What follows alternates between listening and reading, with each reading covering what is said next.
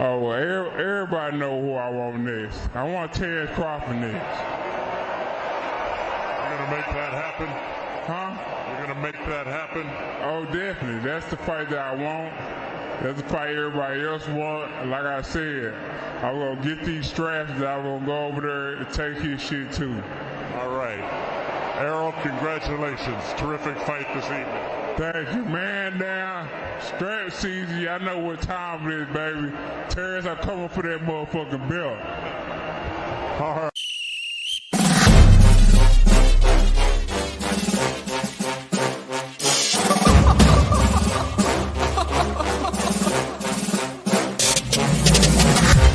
I'm not catching fades anymore. Gotta keep my hands clean when they come for the ball. Keep it smooth like a dawn, making moves in the dark.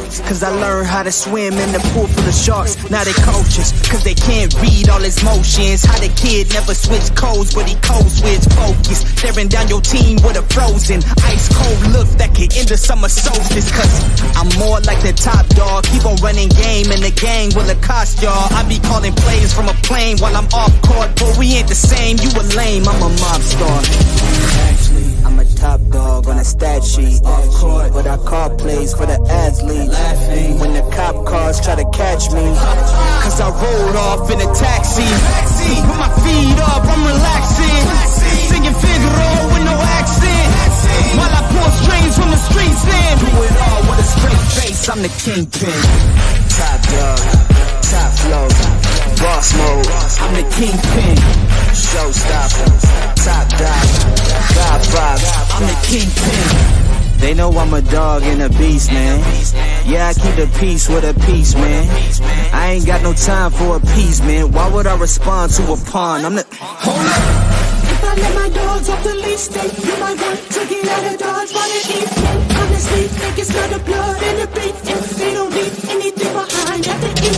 I can see you soft, ever thought about retreating. If you never have, then they'll give you a reason. Better watch your tone, lose your bass when you speaking. Underneath the mask is the wrath of a beast. When you learn how to smile in their face, then go cutthroat. Then they wanna call you a con when the blood cold. I remember starving while y'all had a truckload. Now I'm with the mob with the call and the gusto. I'm a top dog on a stat sheet. Off court, but I call plays for the athletes. Laughing when the cop cars try to catch me. Cause I rolled off in a taxi. Put my feet up, I'm relaxing.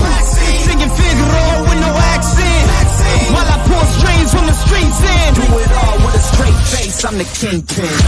Top dog, top flow, boss mode, I'm the kingpin. Showstopper, top dog, God vibe, I'm the kingpin. What's good? What's good? What's happening, my peoples? What's going on, man? You know what I'm saying? This shit is crazy that's going on in boxing today, man. You know what I'm saying? There's a lot of, you know, back dealing. You know what I'm saying? A lot of people got something to say, like Sean Porter talking about the Errol Spence Jr. Terence Crawford fight. You know what I'm saying? It's like, bro, you got all these goddamn skills and you got all this business acumen. You know what I'm saying? And, you know, I'm not fooled for once by Sean Porter. You know what I'm saying, talking shit, you know what I'm saying, about you know what I'm saying, Terence Crawford needing help in negotiation. Well, why didn't you help him, bro? That's your friend. You know what I'm saying? I mean, you got the insight. You fought Errol Spence Jr. Y'all supposed to be buddies, right? Y'all supposed to be buddies. You're supposed to be giving this man, you know what I'm saying, some insight. You know, that's what friends do. You know what I'm saying? If I'm a friend of yours, I'm gonna give you some insight, bro, on how to beat this dude. Or if I'm familiar with a company, you know what I'm saying, I'm on with the company, you know what I'm saying? I'm gonna give you some insight on how you need to, you know what I'm saying, how you need to approach things, how you need to do things, you know what I'm saying? But I get the sense that Terence Crawford ain't that type of dude, bro. He ain't the type of dude that's gonna just take advice from another black man. You're gonna have to be a white man for him to respect, you know what I'm saying, that opinion, that business opinion, right? Even though you can see Sean Porter's he's doing pretty good for himself. You know what I'm saying? So that's something we got a problem with, you know what I'm saying, in our community we got to deal with. We don't really take, you know what I'm saying, we really don't look at our people who's doing well as you know what I'm saying, role models or leaders or people to follow. So, you don't value their advice. And, I think Sean Porter understands that Terence Crawford ain't gonna listen to his ass, especially who's gonna take somebody seriously who wear fucked up suits, you know what I'm saying, that don't match. You know what I'm saying? Your hair is all, you know what I'm saying, you wearing corn rolls in your head every day. You know what I'm saying? When you do like wear your hair loose and afro, what's going on, Yoda Wise? I see you down there, my brother. You know what I'm saying? So why not, you know what I'm saying, try at least to help make this fight happen. You know why? You know why Sean put it up? Because he don't want Bud Crawford to get in that ring with EJ. That's something he don't want to happen. Right. That's something mental slavery. That's right, according to Tom. He do not want, and see, this whole thing is about stopping EJ from getting undisputed, right? You know what I'm saying? You got now, it's almost like all the old guard before EJ got there. See, they're in a fraternity. They're all in a fraternity, right? I'm talking about, Sean Porter, Keith Thurman, Danny Garcia. They all feel like they're in a fraternity. Now, Bud Crawford, right? You know what I'm saying? Some people get jumped in, you know what I'm saying? But see, EJ, he came in on some real raw talent type shit. He came in on some real raw talent, and he came in on his own. He didn't come in rubbing elbows by way of them, right? So he's the outsider. You know what I'm saying? He's the upstart. He's the dude that came in whipping everybody ass, right?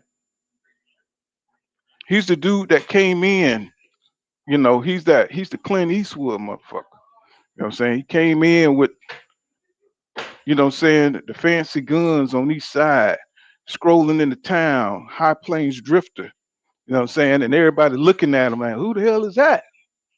Who the hell is this nigga here? You know what I'm saying? So they were looking at him and nobody wanted to let him into the club. Nobody wanted to let him in the club. Yeah. Yeah, they're stalling EJ legacy. Just like Kell Brook tried to go up to, he saw EJ coming. Keith Thurman saw him coming. So what Kell Brook do? He went up to Triple G because he didn't want to face EJ because he knew he was highly motivated. You know what I'm saying? You see that train coming and shit, you're not trying to cross them tracks, right? You're not trying to cross them tracks. He looked up at Keith Thurman seeing EJ coming, you know what I'm saying? So he's tried to prepare and start hauling ass, right? It's the same with Bud. But see, the difference with Bud is putting out this goddamn propaganda, bro. He's putting out these lies and these rumors like he's been chasing EJ for 4 years. How the hell you gonna chase somebody for 4 years and you couldn't get the fight because you at a whole nother promotional company? See, this is what I mean by, everybody pretending and shit. You know what I'm saying? His fans putting out those talking points so they can keep, reiterating that shit. Right? How you gonna be after somebody for 4 years when you locked in a fence, bro? In your yard, right? You couldn't make that fight, right? And Bob Aaron said this. He said that Terence Crawford never asked for the fight. He never pushed for the fight, right? So why is it so important for you to try to make everybody believe when we already know you didn't push for the fight? Your goddamn ex promoter has outed you, bro. That's why he didn't want to deal with you, bro, because you don't push for no damn fights. You don't want to fight nobody. You know what I'm saying? Courtney Thompson says, let me see, he says, Joe Yoda Wise says, he says, Stalin EJ legacy straight hate, bro. Yeah, exactly. You know what I'm saying? Courtney Thompson said, in punishment and shit, he said, laugh out loud. He said, I can't even come out and play. Right. So why are you giving out this damn perception? Like, you know what I'm saying? You've been chasing this man. That's bullshit, bro. That's why nobody respect you. You're a grown man putting out rumors and lies and propaganda, bro. You're a fighter. So we hold you to a different set of standards because, it's almost like lying on your dick. You know what I'm saying? You don't lie on your dick, bro. You know what I'm saying? You're a fighter. All you got is your reputation. You know what I'm saying? And your toughness in the ring as a champion. If you're going to be taken seriously, you got to be serious because you're a gladiator. You can't be no fool out here, you know what I'm saying, lying and shit, and people catch you up in lies. That's the problem with Terence Crawford. He's coming off like a clown, bro, a straight clown. You know what I'm saying? And he's doing it right in front of everybody, like, and he's moving like he's invisible. You know what I'm saying? He's moving like he's invisible. He think he's invisible, like nobody can see him. You know what I'm saying? But I mean, you could see the emperor when he ain't got no clothes on, bro. You could see that nigga fat, fat hanging. You know what I'm saying? You ain't got no robe on, bro. We see what you look like. You know what I'm saying? We see what you look like, bro. He said, Courtney Thompson says, he says, Bob said a few years ago, Terrence doesn't want to fight those guys. Right. You see, and it's obvious. Yoda Wise, what's going on? He said how he been chasing when he's been running the easy route since day one. And see, that's another thing. I mean, you compare to who he fought at 147, you know what I'm saying, and you compare to who EJ fought at 147, and they still come up with that bullshit lies talking about Crawford, like Roy Jones said, he fought the better competition. I was like, bro, y'all need to stop that kind of shit, bro. That's why you don't get no respect at full counter boxing. You know what I'm saying? I'm just giving it to you like, you know what I'm saying, like a real nigga gonna give it to you because it's no use to play them kind of games. Why play them kind of games? We want to see the fight. That's what we want. We're not about winning arguments over here and seeing who can, you know what I'm saying, who can pontificate on different shit, bro. That ain't what we do over here. We real boxing fans. You know what I'm saying? What's going on? King Judah? What's happening with you, bro? Nothing much, man. I was just listening at you all cook about this situation. Honestly, bro, I feel like this my honest opinion. I think this Terence Crawford last fight. I don't see Terence Crawford fighting Avenesyan and then turning around to fight somebody else. Because from what I understand, or didn't they say he might be ordered to fight Ortiz or something like that? Yeah, that's what they say.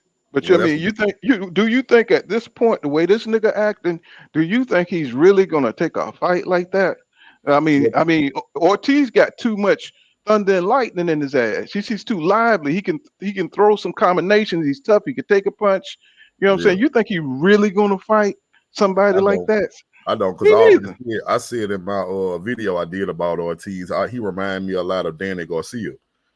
And I don't see Terence Crawford fighting nobody like that. He didn't want to fight Terence. He didn't want to fight Danny Garcia when he was in his own prime. So I know he's not about to fight Ortiz.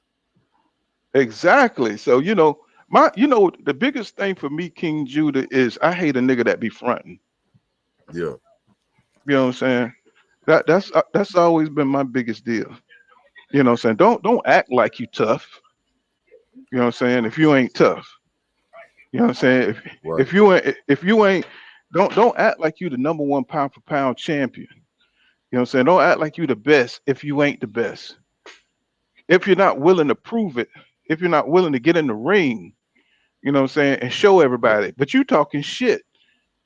Like, I think he's gonna retire, bro. Like, I think after this, the only other option for him is if he start doing stuff like, I'm not saying necessarily just like Floyd Mayweather where he fighting nobodies, but I mean his track record is fighting people that's below his talent level. So I can see him taking fights with people that we don't even know. If he do stay, if he do stay, that's what he gonna do. He gonna fight people that diehard fans don't even know. And I mean, just as a hardcore boxing fan, bro, I would be or if I was a fighter, let's say if I was Terence Crawford, I would be embarrassed to be a ex undisputed champion and so a WBO champion at 147. I move up to 147. I'm on another level, bro. I'm on a whole nother level. I'm up here, bro. I'm up here. I'm fighting dudes with belts. I'm not fighting no interim champions, bro. You know what I'm saying? I'm fighting champions. You know what I'm saying? So how the freak can you go down and justify fighting David Avenesyan for any reason? Right. For any reason. Not just for this. You could have fought. I mean, even Virgil Ortiz is a step down, bro. I mean, but you did worse of the worst, bro. You went and got the bottom of the barrel. You got the rotten apples at the bottom of the barrel, the ones that got the worms in it. How you gonna bypass all this good talent, Boots, everybody you would have got credit for? You keep talking about, Terrence Crawford keeps saying, I don't get credit. I don't get credit. You don't get credit, bro, because you fighting David Avenesyans of the world. That's what's going on with you, bro. You only get credit, champions. You only great when you beat other great fighters, and it's as simple as that. They keep trying to make it like, oh, they don't understand boxing. It ain't about understanding. I've been watching boxing for about 40 years, bro. You know what I'm Yeah, saying? What are you talking about? I always been that type of fan though, bro. I never gave people credit for how many people they beat. It's always about who you beat to me. Right. I mean, it's always been about who you beat. You know what I'm saying? Now, at the beginning of your career, yeah. You know what I'm saying? Oh man, Mike Tyson, he just knocking out all these people.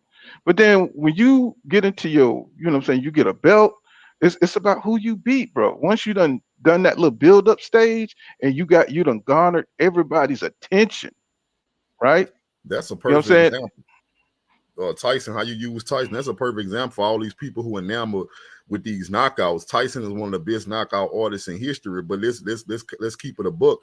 When he fought the best competition of his career, he lost all them fights. Yeah, but he fought them though. Yeah. You see what I'm saying? Win or lose, it don't matter. You know what I'm saying? It don't matter if you win or lose, bro. It's about having the heart to go out there and fighting the best in the business. And Terrence Crawford ain't that dude, bro. You got too many people out here capping for him. And I'm like watching people talking about, how much the ticket sales is. I understand we got to make content. And I'm not talking about no creators. I'm just talking about of my own shit, right? Yeah. Why the fuck do we care about how much that fight's gonna do? You know what I'm saying? Why do we care if it do well or it don't? He's fighting David Avenesyan. That's the problem.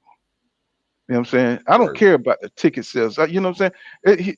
Has Terrence Crawford ever had a successful pay-per-view? I'm just asking. I'm just asking for a friend. Has he I ever know. had a successful pay-per-view? No.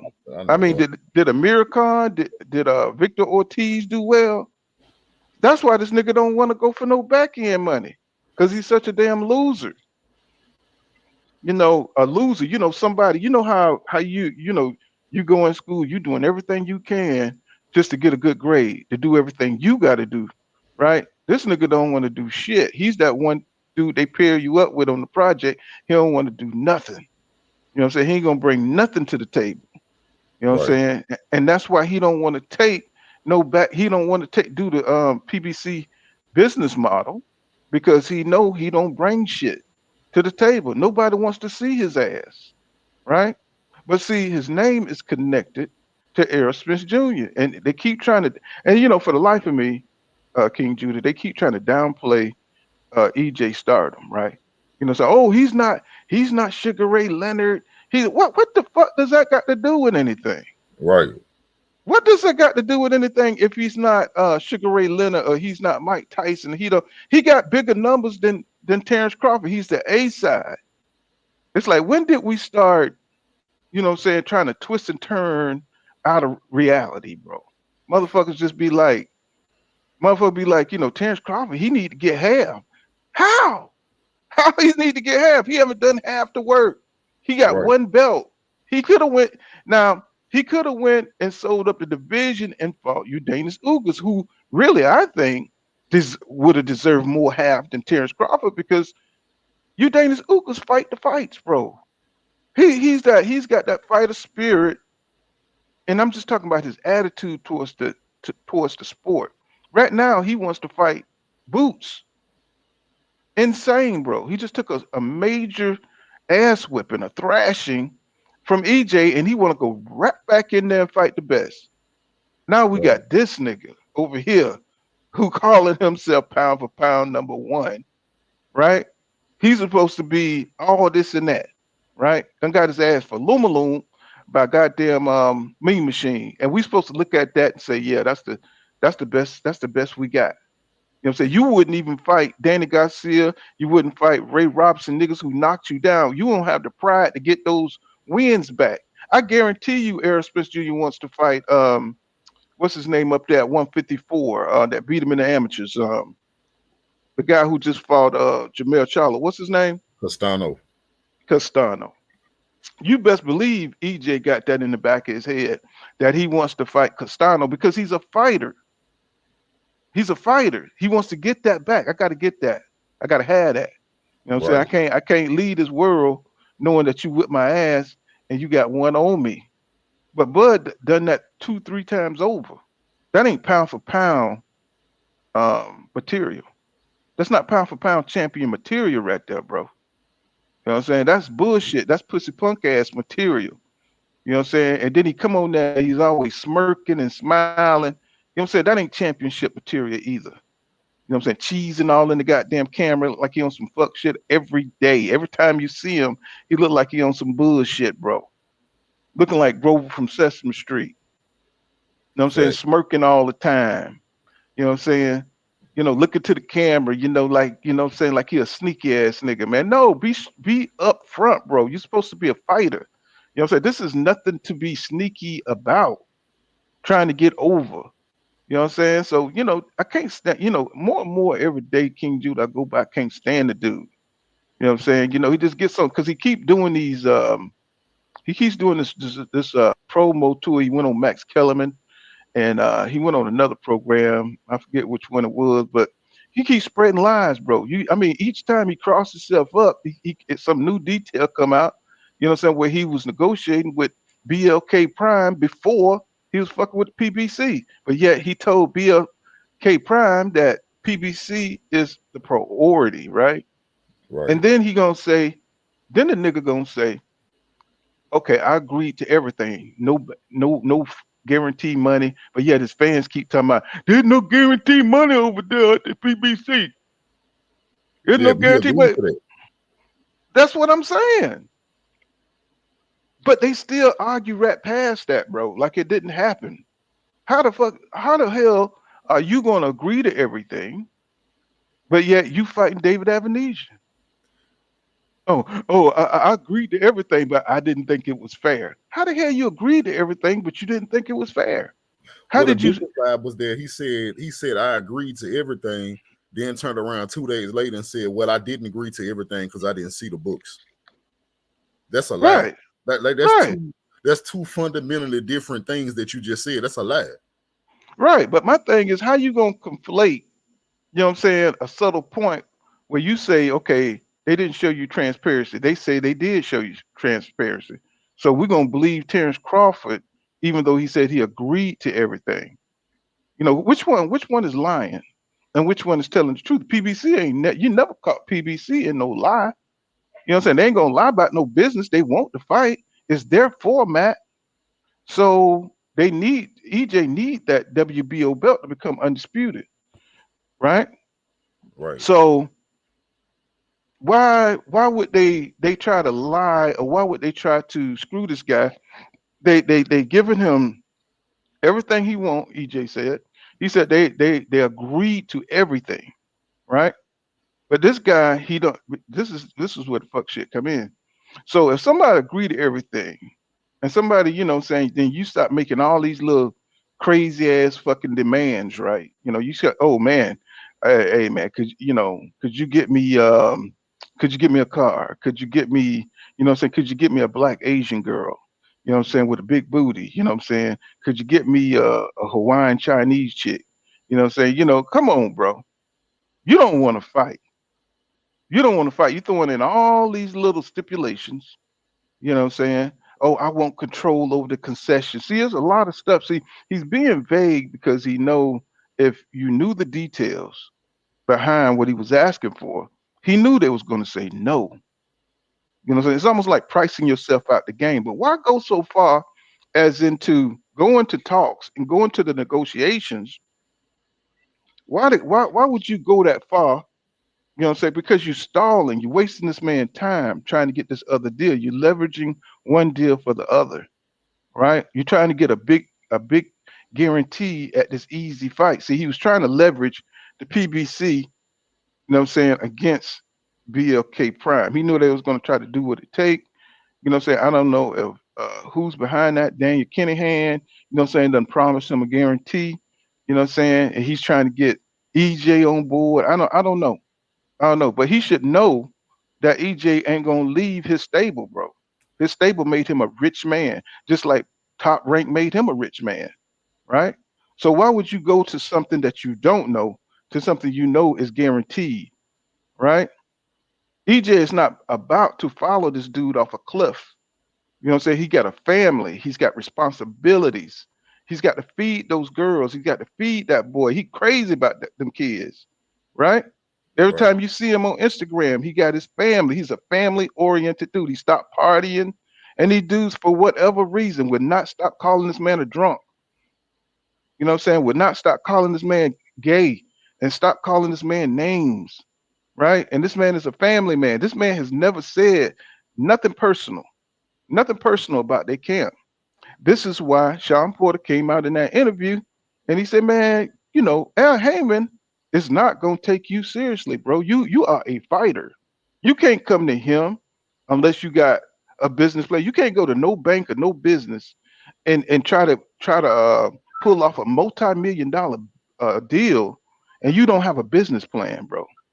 You don't have a lawyer. You don't have a closing lawyer. You don't have a dude that can read the documents that this is what it is. This is what we are going to agree to. You know what I'm saying? And this is how we're going to do it.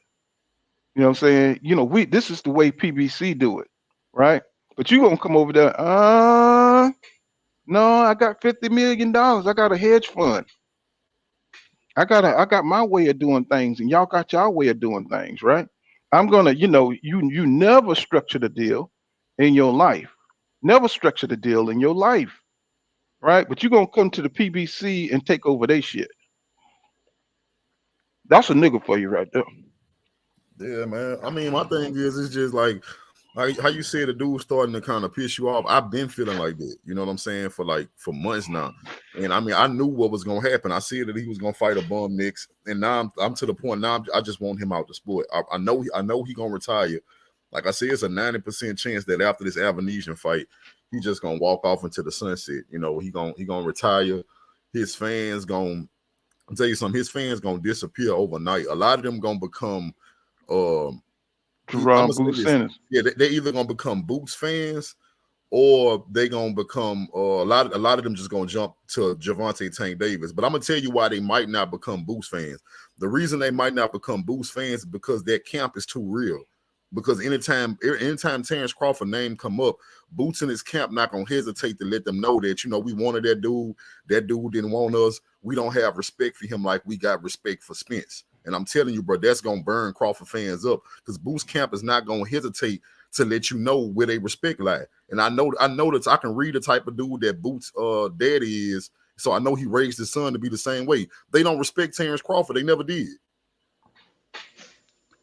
But you know, you know, he got that one video where he talking about, well, it's a street dude. You know, you got to kill him to beat him. I said, you Yeah, know, you can't. I heard him say that, but I mean, I feel what you say. I saw that, but I think that, you know, some people after a while, you know, they view as somebody that can be changed, and I do believe, bro. After because you know what I think really pissed them off was the fact that when they found out that Spence might not, you know, Crawford might not fight Spence, they probably thought that Crawford was that dude, and they thought that they was gonna have a chance. And then when Terence Crawford didn't give them a chance, then turn around and lied on their name. Like, you know, he lied on them, like saying like, oh, their name never came up, or they didn't want this fight. And Boots and them was like, man, I would have took that fight in a heartbeat. And Bozy was like, yeah, man, we would have took that fight. We was ready. So I know how they feel, bro. Because not only he lied on y'all, he used y'all for clout. Right. Like y'all was scared of him. And see that's what makes you look at Terence Crawford like he's a punk, man. Yeah. That's why you treat him like that, because he moved like a punk. He moves like a chump. I got to get into my Mr. T shit, you know what I'm saying? You know, he moves like a chump. You know what I'm saying? When you start putting out lies like that, you know what I'm saying? You start putting out false, fake ass nigga shit, you know what I'm saying? Lies and propaganda and stuff. Yeah. You know, that fight never came across. Man, it's all over social media, bro. This dude want you and EJ. The thing is, EJ will fight that dude. You know what I'm saying? EJ will fight him because he knows that legacy is important. How you look and carry yourself as a champion is very important to your fans, to the boxing community. And Bud don't give a fuck about that. Bob Arum told you a while back that this dude is just about the money. He never pushed for that damn Errol Smith Jr. fight, but yet, long as it was a perception that he was looking for the fight, that's all that mattered to him. You know what I'm Right. So saying? did you catch the lie? How he said that one of the biggest lies he told was when he kept he tried to shit on EJ, man. I'm my own boss now. That's how you talk. I'm my own boss now. EJ's not his own boss. Nobody Mhm. tells me what to do. I sit across from the big wigs. I do the talking. I do this. He kept saying, me. I'm a boss. Then he turned around and asked, well, why you didn't fight Booth? Then he said their name never came up. Nigga, you the fucking boss. What you mean you said you control everything. Nobody name gonna come up, nigga. You choose who you fight next. But see, this is what I'm talking about. He'll say anything, bro. He just be talking. Yeah. He just be talking. It ain't about what's real with him. He'll fake it. That's why I call him fake ass nigga, bro. He'll fake ass nigga. You know what I'm saying? He'll That's what just I'm say saying. Like, anything. their name didn't come up. That was a bold face. Like, their name didn't come up. You said you choosing the fight. You calling the shots. Why would anybody's name come up? Exactly. They name never. Who you was talking to then? You said you run everything. Who was you talking to? Where their name would have came up besides you if you the boss? Yeah, it's like it's like a nigga that driving his mama car. Nigga 31 years old. You know what I'm saying? He driving his mama car. You know what I'm saying? Nigga ain't even got a license. You know what I'm saying? Nigga can't even half drive and shit. But as long as it look like it, as long as he ride by his friends and they see him in the damn car, they think he doing something. That's you? Yeah, that's me, man. That's me. That's Terence Crawford all day, man. He just want to look like he's in charge. He just want to look like he the boss, and he don't know shit. You can see how he talk, motherfucker. He said you listen to Sean Porter talk, and you listen to Terence Crawford. Look like he could get some shit done. You know what I'm saying, on a business professional level, and the other one don't. Even though I don't like Sean the way he dress or his hair. You know what I'm saying? But one thing about Sean, he gonna be him. You know what I'm saying? He gonna be him. You know what I'm saying? And he understands that Terrence is this emotional dude, you know what I'm saying, that want to do shit his way, long as shit look like he's in charge. You know what I'm saying? And that's a big part of why this fight isn't happening, is that EJ is the star. He's the dude that's running shit. And he don't like that. It's all about his ego. It's all about the perception. He want EJ to come in first. Like he the goddamn challenger. See what I'm saying? So all this shit is just pussy punk ass superficial shit. You know what I'm saying? He wants to look like he's the star, you know what I'm saying, of the fight. He want to look like he's in control of everything, that he runs shit, right? Right.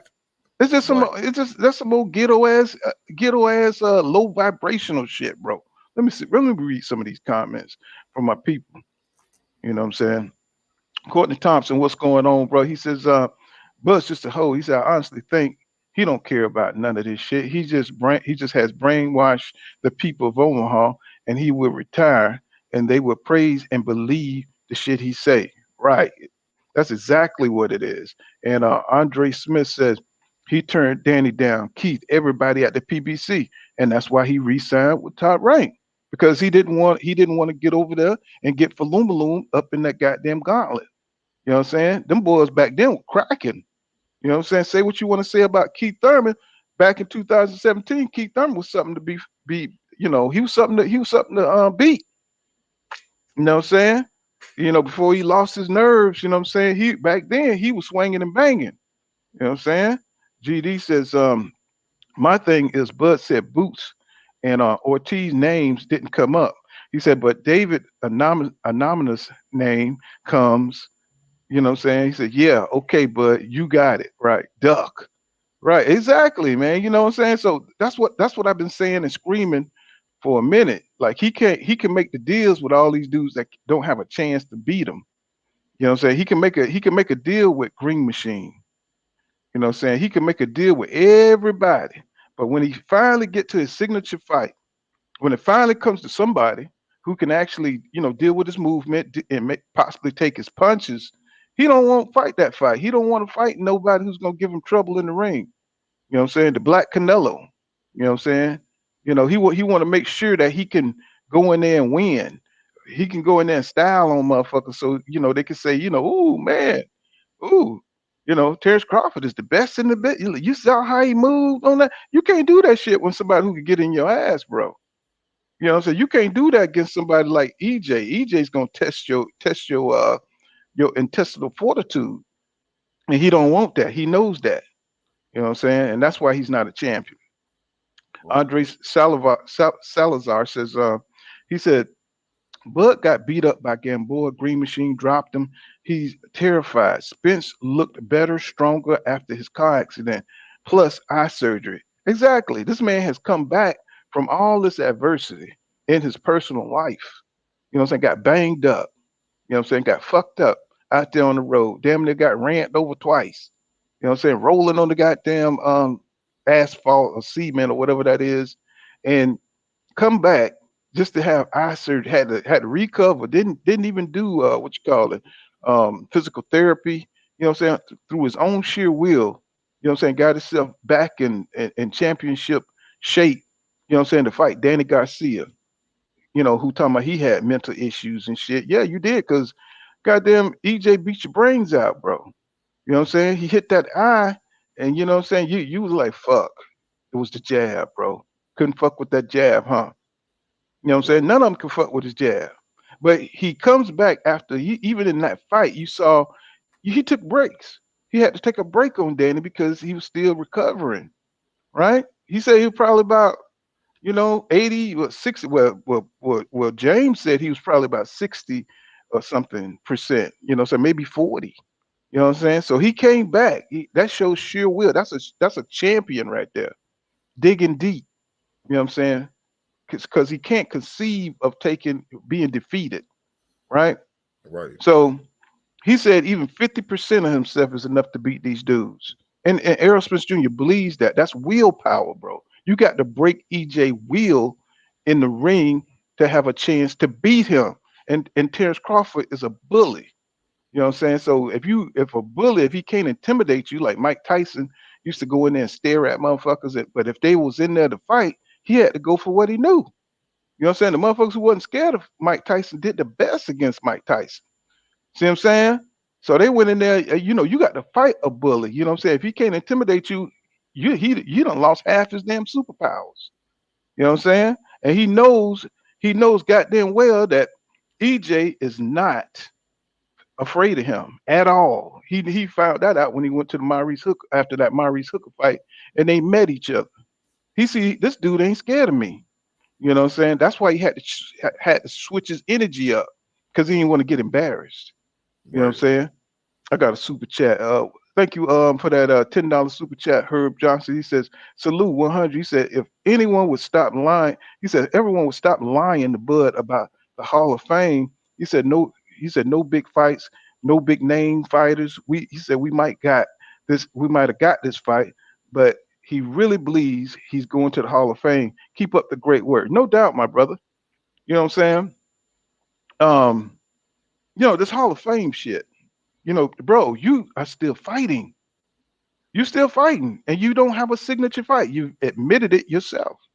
This ain't no hate to Bud. This is about a dude that's perpetrating a fraud. That's what this is about. This is about a dude that's faking the funk in boxing. You can't fake the funk in boxing. You know what I'm saying? You can now, because now you can go to top rank and you can avoid the best in your division.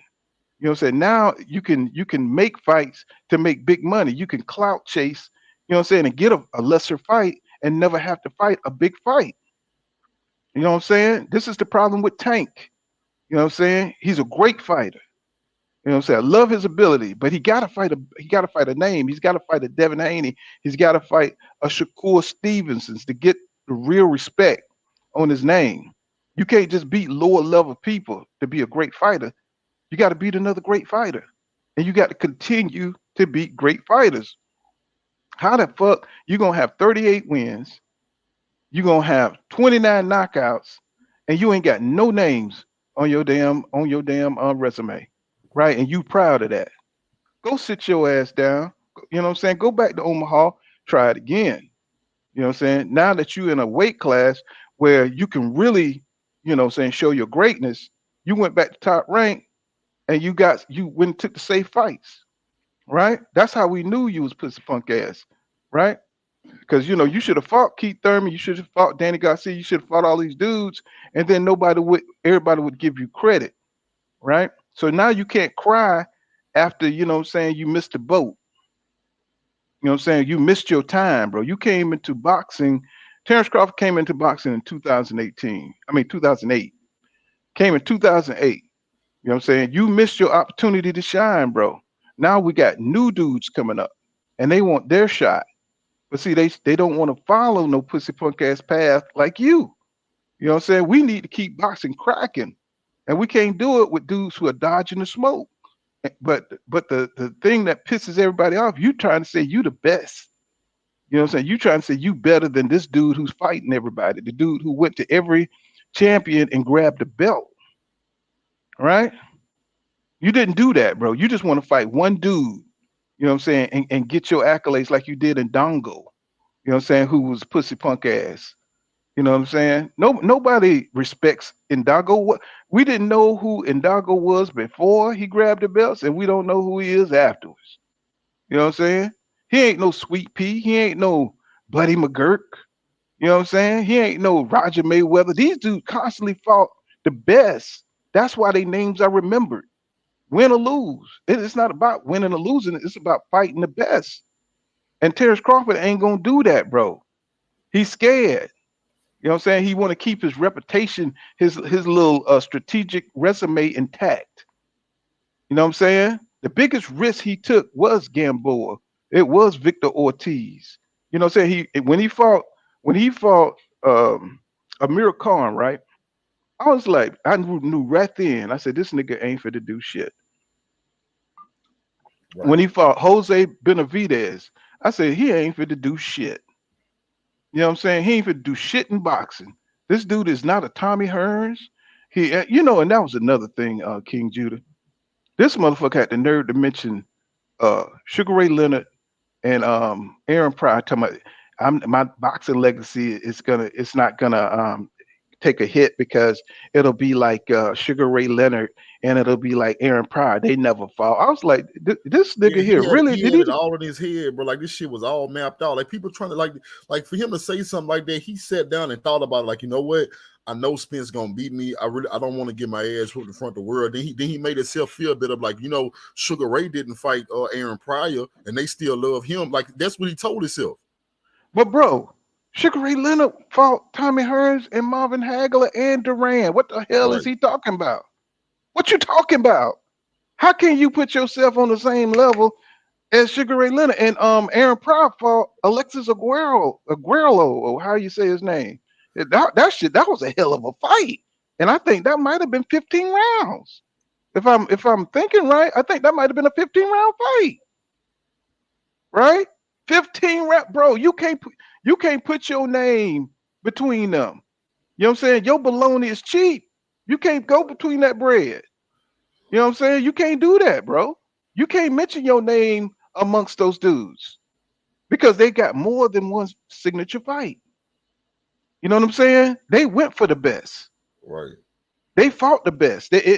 Even that journeyman back then was tough. You see what I'm saying? It wasn't these old pussy punk ass dudes that we had like Jose. Well, I ain't gonna say he was tough, you know what I'm saying? But we don't have enough journeymen, you know what I'm saying? You didn't even fight Sergey Lipinets. You know what I'm saying? You was afraid to fight him. You know what I'm saying? At 140, went up and fought Jeff Horn. They act like Jeff Horn was a beast or some shit. You know what I'm saying? He was food, bro. He was food. Man, you know what I'm saying, Sergey? Food, man. Like, I mean, even when I saw, like, a lot of people, they try to tell me everybody have different standards they hold people to, but people talking about, oh yeah, you fighting Poster. To me, that look like food. Like, who was Poster? Right. You know what I'm saying? So, and then he had the nerve talking about EJ won't fight his mandatory. He's ducking his mandatory, trying to get him off his case. Yeah. You know what I'm saying? Dude, how in the world you gonna have the audacity, the motherfucking audacity to say that this man is ducking his mandatories when you ducked your mandatory, bro. I'm saying you ducked your mandatory and you ducked out the fight. The reason the man ain't fighting his mandatory is because he was trying to fight you. And you turn around and duck this dude and then pick at him about not fighting his mandatories. I said, this dude here, I can't stand him, bro. I can't stand him, bro. The dude is trash to me. You know what I'm saying? Let me read some more of these comments. King says, he said, Bud fight is dead. He said, time for Spence to move on and fight Boots and Thurman. I agree with that. And Courtney Thompson says, he said, it's not even about money with EJ. Bud's not gonna take anything they offer. They can offer him $100 million up front and he will find a way out. You know what I'm saying? And Yoda Wise, what's up, my brother? Over there with the TWT team. Y'all please subscribe to them guys over there. He says Terry Cloth, he said never fought. Terry Cloth never fought a pound for pound opponent. So how the F he end up there?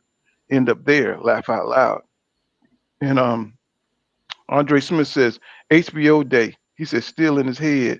Legends on bullshit. Duck, duck, duck. And GD says he's talking to Low Yoda Wise.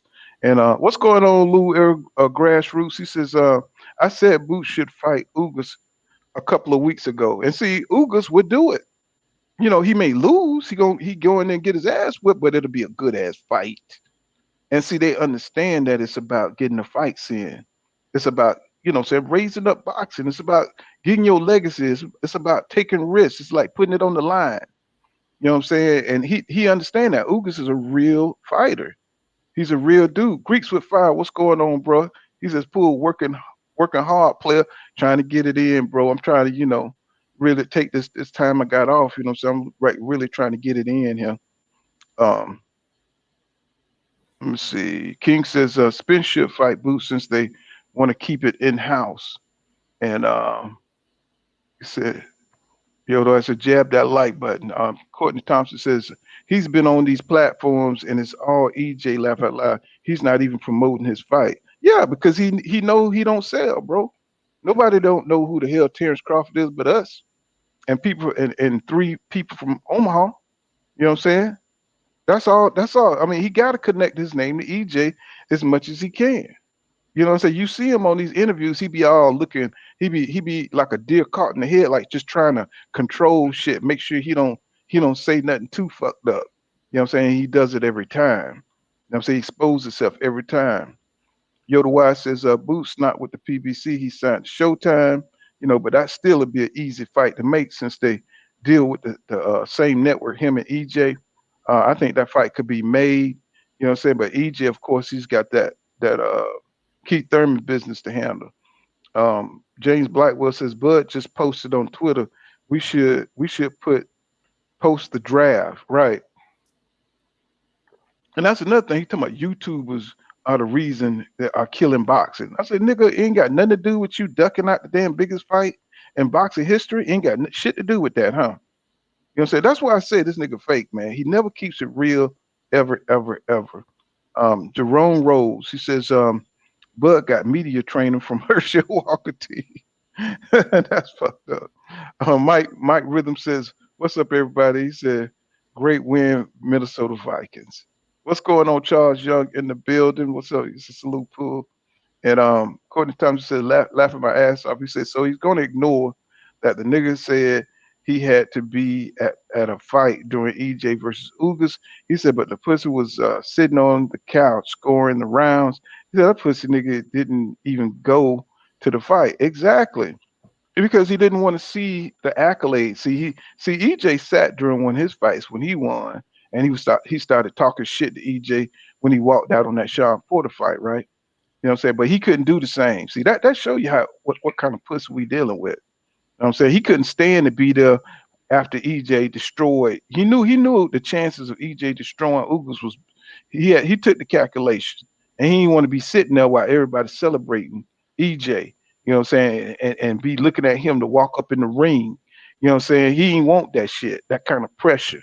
So he you know, you ever notice Terence Crawford, he a bully, bro. He need to be where he got the advantage. You know, he can't be in a space where he got pressure on him. and pressure bust pipes on bullets.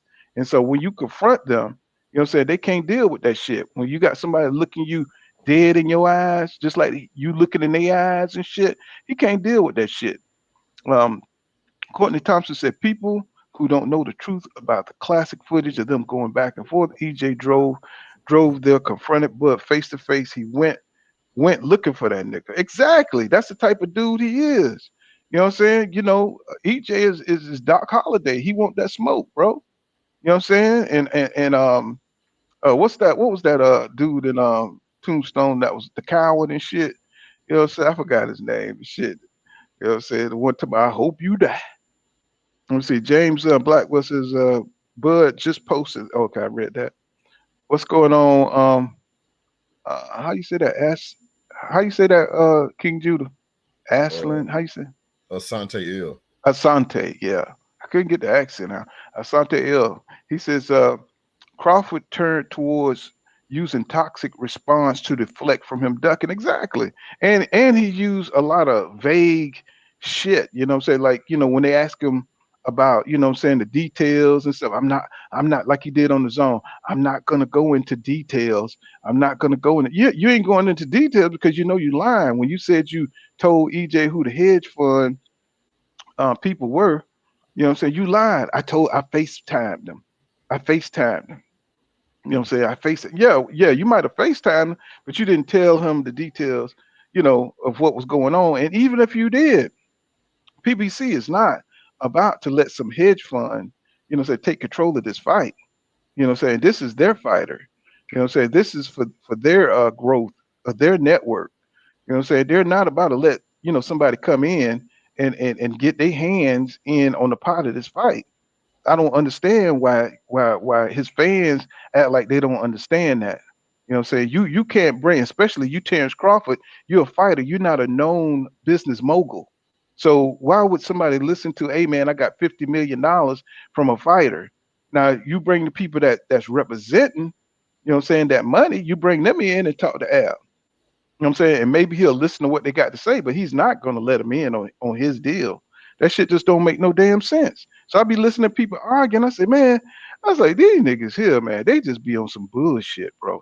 Courtney Thompson, he says every fight he had all Yeah. the advantages. He said he's the biggest 135 40 he already has reached the reach advantage. He said, but EJ, all that shit goes away. Exactly. See, he don't want no. That's the same reason why Canelo don't want to fight Jamal Charlo. The same reason he don't want to fight uh, uh, Benavidez, David Benavidez. You know, he don't want to fight none of. He don't want to fight Demetrius Andrade. You know what I'm saying? Because them dudes, they're not afraid. They can move. They got the experience. They got the talent. You know what I'm saying? To make him look pedestrian, just like your boy Laurie did. Laurie was whipping Canelo. You know what I'm saying? You know what I'm saying? He should have still won that fight. You know what I'm saying? Even though he got hurt or whatever, got dropped or whatever. Same with Trout. You know what I'm saying? But he knew he can't fight them kind of dudes because he's an ordinary average dude. I don't know why people keep saying that the Canelo is this great dude, you know, this great fighter. You know what I'm saying? Because Bivol went in there. You saw how easy Bivol whipped his ass. You think them dudes he ain't avoiding wouldn't whip his ass, right? We know this as boxing fans. We know this. Um, Andre Smith says, he said that young man brought a farm. He said, how much change is that? Is that? He said, strap. He said, strap season, man down. That's what's up, man. And he changed his lifestyle, you know what I'm saying? Because he knew he couldn't be hanging out in them streets, catching all them beefs, you know what I'm saying? Right now, you see how the rappers are taking the L. You just saw, what's his name? Takeoff, just get fucked up, get falumaloom down there in Houston. You know what I'm saying? I sure hate that for that brother. But, you know, when you rich and you famous, you know what I'm saying? You can't be wearing all that jewelry around poor people. You can't be shooting dice with poor people. You know what I'm Right. saying? They're gonna fuck you up. They're gonna plot on you. I mean, they plot on everyday citizens. You're marked once you got money, and you know if you rapping about streetwise shit, and you're supposed to be streetwise. That's 101. That's hood 101. You don't go around fucking with poor people when you rich. You can't be driving What's them cars? What's them fancy cars? King Judah, Floyd Mayweather got. What's that shit called? Bugatti, whatever. You Bugatti. can't be a Bugatti. You can't be riding around and you got 4 or 5 Bugattis just sitting in your damn backyard and your front yard, and you know what I'm saying. You got $1 million around your neck. You got uh, five, $1,000 shades on, and you can't be shooting dice in that shit, bro. You know what I'm saying? You got to have your security together. You know what I'm saying? If you're gonna do some dumb shit like that, you know what I'm saying? I'm not blaming Takeoff. I'm just saying he just you should have used some of his hood knowledge. You know what I'm saying? Use Right. some of your hood, use some of your common sense. You know niggas gonna be plotting on you. You know niggas jealous that messing with all of the finest IG models, whatever. You know what I'm saying? You messing with the baddest shit. They hating on you just for that alone. So especially in Houston, you know your town. You know the town that you in. You know what I'm saying? So, I don't know. Some of these dudes, they just don't use common sense. You know what I'm saying? And, I'm not saying this is fault, but, you gotta cut down on the live, saying saying the chances that you're going to get hit, saying by some of these low lives. You know what I'm saying? So what's going on? See Dewberry in the building. He said, just rolled up. What's up, Pool? What's going on? Three pumps. What's going on, my brother? Welcome back. He says, make sure you got your wrench. He says, Danny had an old shit moment when he found out how strong EJ was. Yeah, you seen him try to push EJ back and he held his ground. He was like, you know how Danny like to push off on niggas, you know what I'm saying, in the fight. And he pushed back on EJ and nothing happened. He was like, oh, god damn. He was backpedaling the whole damn fight. Marvin Bowen says, he said Bud made all those demands believing they wouldn't agree to them. He said, but they did, and he had to jump out the ring. Exactly. Think he would put the blame on EJ for ducking. Bud was selling wolf tickets. Exactly. And that's why he stalled for so long, because he was trying to make that deal with David Avenesyan. You know what I'm saying? I don't know why this is so hard for his fans to believe. And Andre Smith says, go over to PBC. It name speaks for itself. Premier boxing champions. No doubt. You know what I'm saying? That's what that is, bro. What's going on? Let's see. Let's get on down here. What's going on, Phil? I see your body work.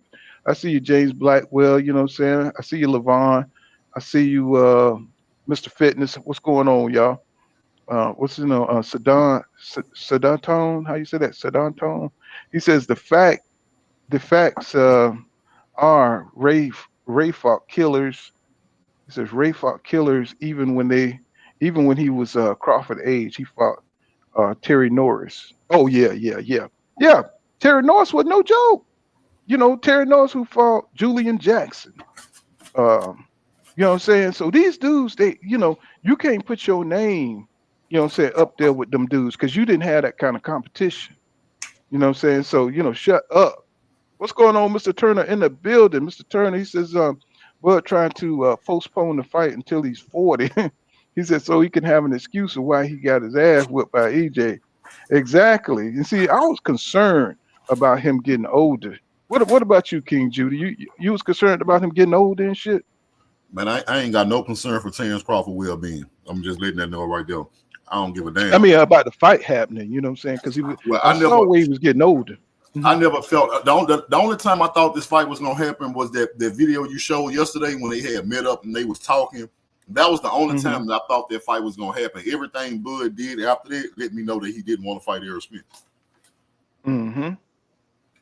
Exactly. You know what I'm saying? Cash Crypto. What's going on, Cash Crypto? I see you right there. You know what I'm saying? What's going on, JV? He says Boots will most likely fight EJ at 154. And Andre Smith says, why did that disappear? He says Bud did not want to fight nobody on the PBC side. Exactly. Says Andre Smith said he had plenty of chances to fight PBC. But see, they keep trying to flip the script every time.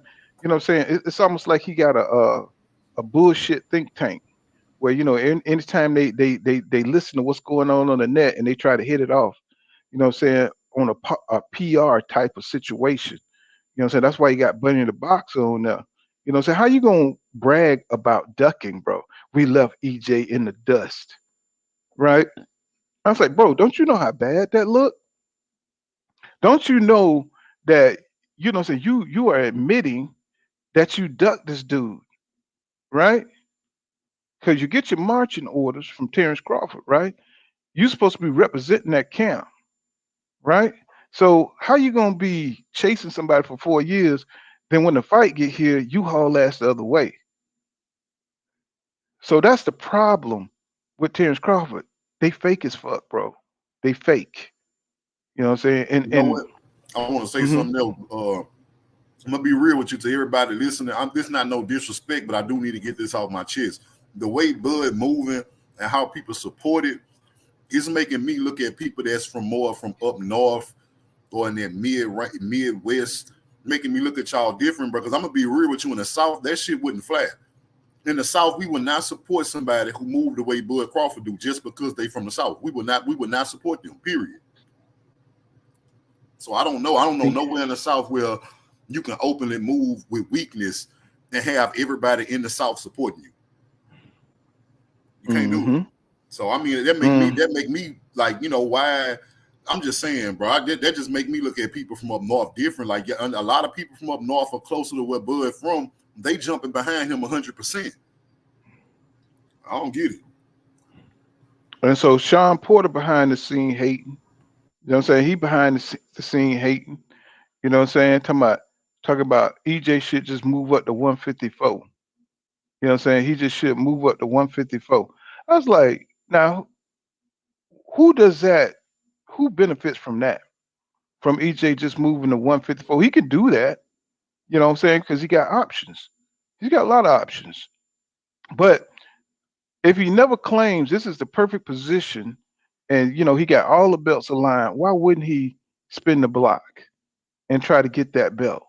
You know what I'm saying? But they don't want him. See, Sean Porter, one thing about Sean Porter, he do not want EJ to become the first full belt, you know what I'm saying, undisputed champion at 147. He wants to deny EJ that. He do not want him to achieve that accolade. He comes up behind Keith Thurman.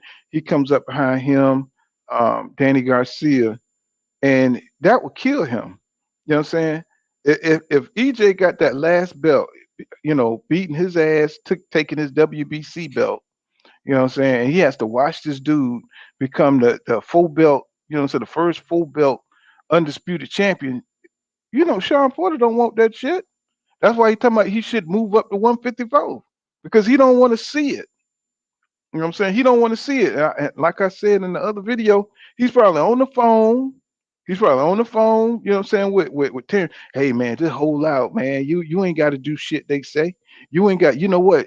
And he said it in the interview. He said that Terence Crawford already got undisputed. He don't need it, right? He don't need it, right? Right. Look. You know how you probably are on the phone talking to him, and I work for Showtime, so I'm gonna make it sound good. You can do whatever you want. I'm gonna make it sound like you're not ducking. Right. Exactly. You know what I'm saying? So they all in it together. They all in it together. I don't know what it is about. You know what I'm saying? EJ Drive. I don't know what it is about. You know what I'm saying? His energy. But when he's coming, you know what I'm saying? All the fuck niggas get together and try to stop him. All the fuck niggas try to get, Keith Thurman, he just wants some money.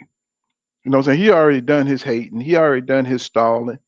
You know what I'm saying? By not fighting EJ, by hauling ass to different parts of the world. You know what I'm saying? Taking the belts with him until he got stripped.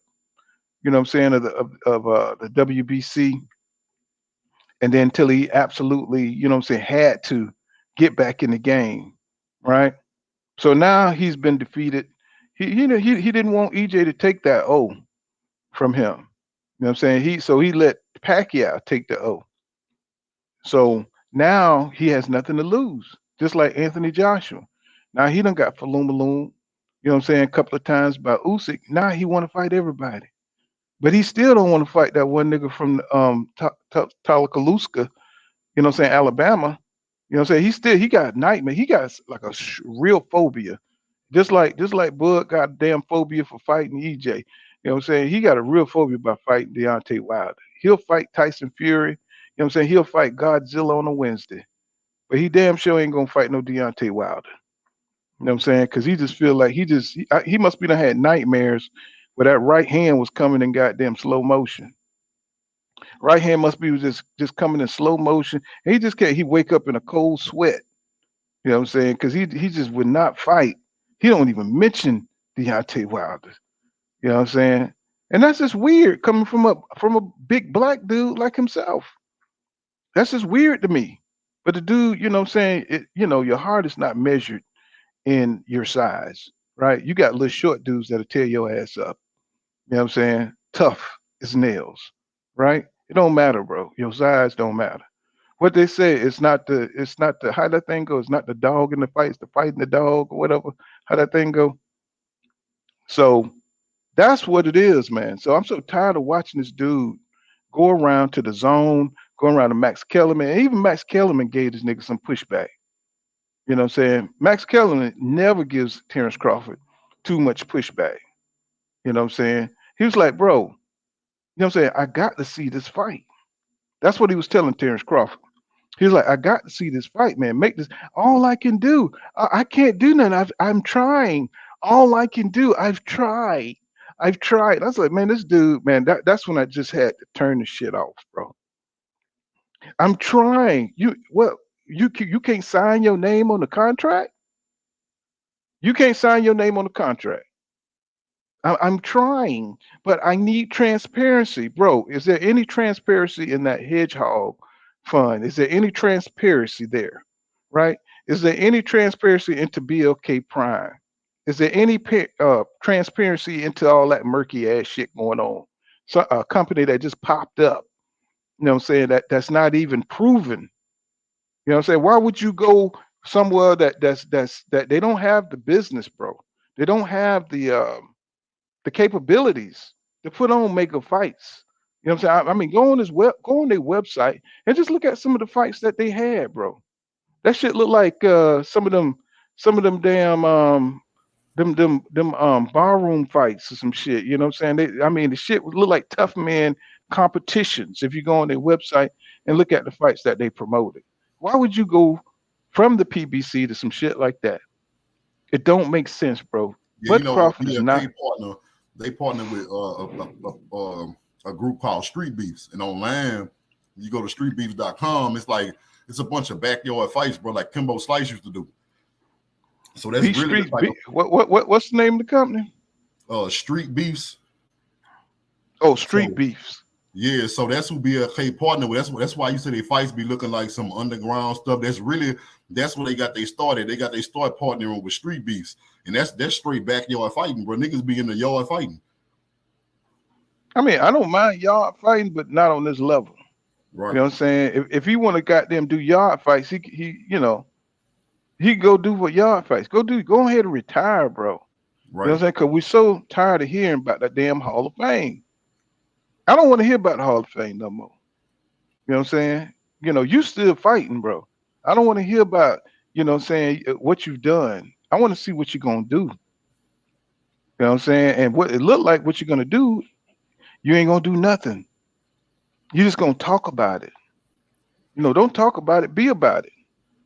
Don't get on these promotional panels, you know what I'm saying? And you know what? I have yet, he talking about some Terence Crawford talking about these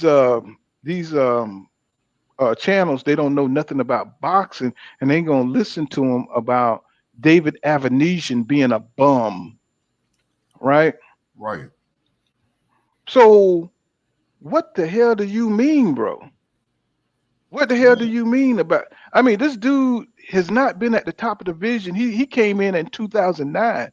David Avenesyan came into boxing in 2009, y'all. Have you heard of him? Have you? What? Can somebody please type? I mean, not the research it. Tell me a signature fight that David Avenesyan had besides getting knocked out by Aegis Kavalauskas, somebody who Terence Crawford beat. You know what I'm saying? Lost to one thing I just thought about. Now tell me this, Pool. Now this is the crap. I'm about to make you think. If EJ do fight Thurman and win, which we most of us think he gonna win, how the hell or they gonna keep EJ behind Terence Crawford in the pound for pound rankings if he beat Keith Thurman? Well, I mean, what they're gonna do is, I feel like they will. you know, That's why I'm asking you that ahead of time, because I feel like even if even if Errol Spence beat Keith Thurman, they would still have Bud above him in the pound for pound rankings. yeah, you know that you know, pound for pound is an imaginary list. You know what I'm saying? It's not real. You know what I'm saying? So it's all about, it's all bias. It's about who you think, you know what I'm saying, who you think is the best. You know what I'm saying? So you see how they play with that list. The shit ain't real. You know what I'm saying? The real is the people who the people say is pound for pound. You know what I'm saying? Who the people really know is pound for pound. Right? It's kind of like when Frazier became the top champion. And Ali said, that's bullshit. I'm the people's champion. Right. You know what I'm saying? And that's what I'm saying. Like EJ is the people's champion. You know, they can put whatever they want on there. That shit don't mean nothing. They don't know boxing. I just feel We know like boxing. when I'm saying that, that's another reason why when we had the other talk about who we should fight next, that's another reason why I feel like he need to fight Keith Thurman. Because I mean, it speak for itself. Even though I do think they're gonna try to keep him under Bud. And I told you, I believe that's because they don't want a black fighter that's also from the PBC to be the number one fighter in the world. They don't want that. So I believe they're gonna try to keep Bud over him. But I do believe with pressure, because I see, bro, like a lot of people, they don't believe it, but the pressure we as fans and YouTube content creators put out there, a lot of time it do put them in their place, bro, and make them correct themselves or check themselves. Because I'm telling you, bro, I do feel like a lot of times when we have a lot of pushback on their decisions, you will see them backtracking and changing shit up. You know what I'm saying? Right. I mean, think about it. We the reason we promoting they shit. We follow boxing. Boxing lives on YouTube, bro. They know that. You know what I'm saying? That's why they got people that be listening to this shit every day, so they know, you know, the pulse of the people. Right? So let's say this is what's gonna happen. This is what's gonna happen. He's gonna beat David Avenesyan, right? But then where does he go after that, right? So he's gonna have to promote the next fight. He's gonna have to try to use EJ, the publicity behind a possible another EJ fight, to promote a fight with Adrian Bronner. Ain't that some shit? Right. That's what he's gonna go for, y'all. And I know y'all don't believe that shit. But his next fight, either he's gonna retire or he's gonna fight Adrian Bronner. Either you're gonna see if he can step back to that table with Errol Spence Jr., right? If he can step back to that table and he's gonna use the publicity around that to promote, he's gonna step off again and he's gonna fight Adrian Bronner because that's a guaranteed win for him. Don't y'all see how he move? This shit is not rocket science. Right. You know what I'm saying? And he ain't gonna give a damn. Just like he don't care about what we saying about him making an about face and fighting this low level, no name dude. He's gonna do the same thing next year. He's gonna get into those negotiations. Oh man, the contract ain't right, man. They trying to screw me. You know what I'm saying? At the last minute, you know what I'm saying? And he gonna have that. He gonna have that deal being written up with Adrian Bronner. Whatever guarantee money he can collect off that, he's gonna leverage that goddamn PBC fight with EJ, and EJ gonna be waiting around for this nigga. You know what I'm saying? He's gonna be waiting around, see what this nigga gonna do. Oh, this time it's transparency. Next time it's gonna be, you know what I'm saying? The deal ain't fair. I'm not gonna go into details. I'm not gonna go into details about it. They're just trying to screw me. You know what I'm saying? And that's what's gonna happen. And he's gonna fight Adrian Bronner, and all this shit is about him fighting an easy fight to make some damn money, right? Legacy is nowhere in this man's vocabulary. It's nowhere in his heart. This dude is done with boxing. You know what I'm saying? It was a interview he did with Andre Ward. I think it was Relentless. They called it Relentless or Unrelentless, some shit like that he did with Andre Ward. And he said he would have been retired if it wasn't for the people that depended on him. He would have been done with boxing. You know what I'm saying? Let me read some of these comments. Mr. Turner, what's going on, sir? He says, how you going to talk shit about a fighter in your weight class when then when he sends you the contract, you have the most excuses on why not to sign it? Because he was stalling, Mr. Turner. He was stalling. He said that nigga said Bud is scared to lose, plain and simple. Exactly. You know what I'm saying? He's just going through all this shit, wiggling and turning and talking shit, and what I'm saying, just so he could promote this shitty fight. And that's why I say, why people care about how that fight does. So how do they care about how, that fight is going to crash? All his fights crash. It wouldn't be nothing new. It wouldn't even be an embarrassment because the nigga don't sell. You know what I'm saying? Courtney Thompson said it's funny. He said when you really think about it, for EJ, it's about the belt. He said that's what he needs and wants, and for Bud, he needs EJ. Yeah, he needs EJ just to use his name. He's not fit to get in the ring with that animal. You know what I'm saying? EJ is a beast, bro. You know what I'm saying? He saw Ugas getting hit in the neck, bro. Go back and watch the fight. He was hitting Ugas in the neck, in the armpit, in the stomach. EJ be breaking your ass up in that ring. Can you see Terence Crawford? It's not going to be pretty. It's not going to be a pretty fight for him. It's not one of them fights where he could just cruise around, half, half fight, just stay away from his opponent. No, EJ coming. He's coming to you. He's going to walk through your fire. If he can deflect it, he'll deflect it. But 9 times out of 10, he's going to go straight to your ass. And at some point in the fight, you're going to slow down and he's going to keep going. You know what I'm saying? Ed 1050 says, salute. He says, salute Pool. He said, Bud just uses names. When he first hit 147, he tried to mention, Thurman first. Yeah, he tried to clout chase Thurman. You know what I'm saying? When Stephen A told him, no, EJ looked like the man. He said, no, your eyes deceive you. He said, Thurman is the man to beat, right? So he was on some bullshit then. He said Thurman kept doing BS, so it went to EJ. Then if he go to 154, he got Charlo. He's not fighting neither of them. Of course. The nigga is instead of saying Canelo, he's the damn black Ryan Garcia. You know what I'm saying? That's who he is. Courtney Thompson said pound for pound is ESPN, and that's why Bud is number one. That nigga ain't number one. Not even over there. I mean, they may say that shit. I know what you mean, though, Courtney Thompson. I know what you mean. What's going on, JV? He said Bud knows YouTube was matters. That's right.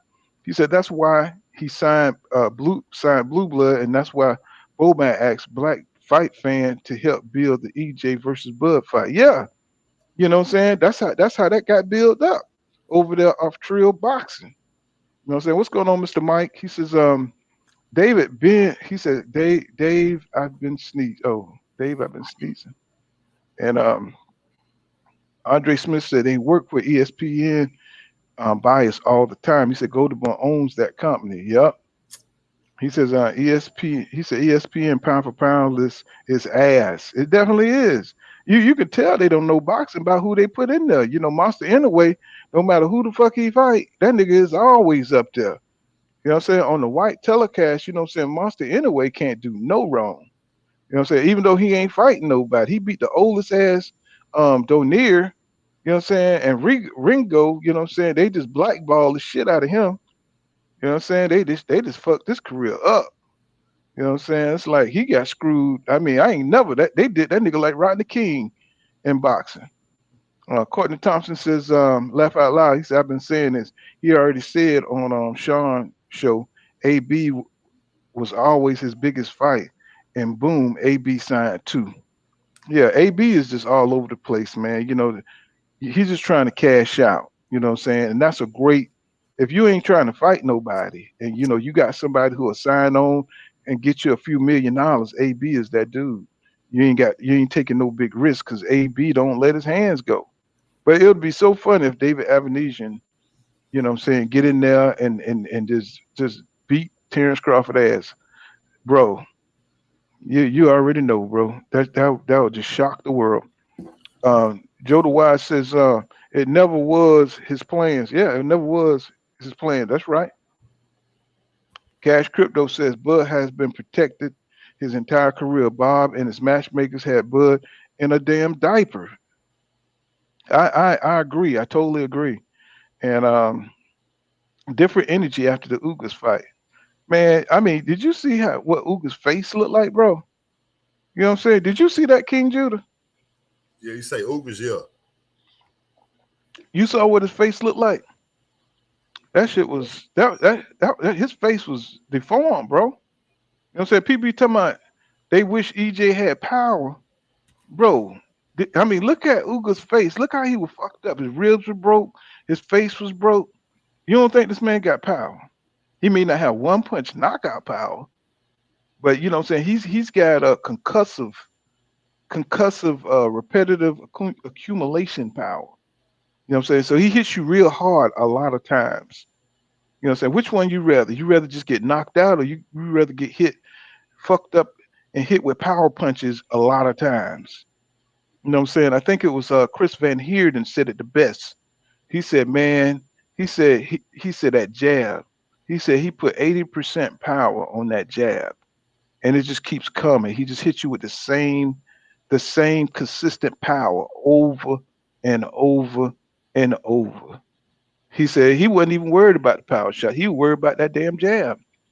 You know what I'm saying? So that tells you a lot about how EJ, you know, how he fights. You know what I'm saying?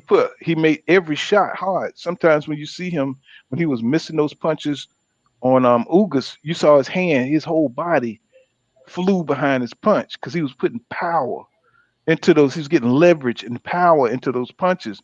When EJ miss a punch, that shit like the nigga be switching all over and shit because he be putting leverage on that shit. He be putting some sting on that damn punch.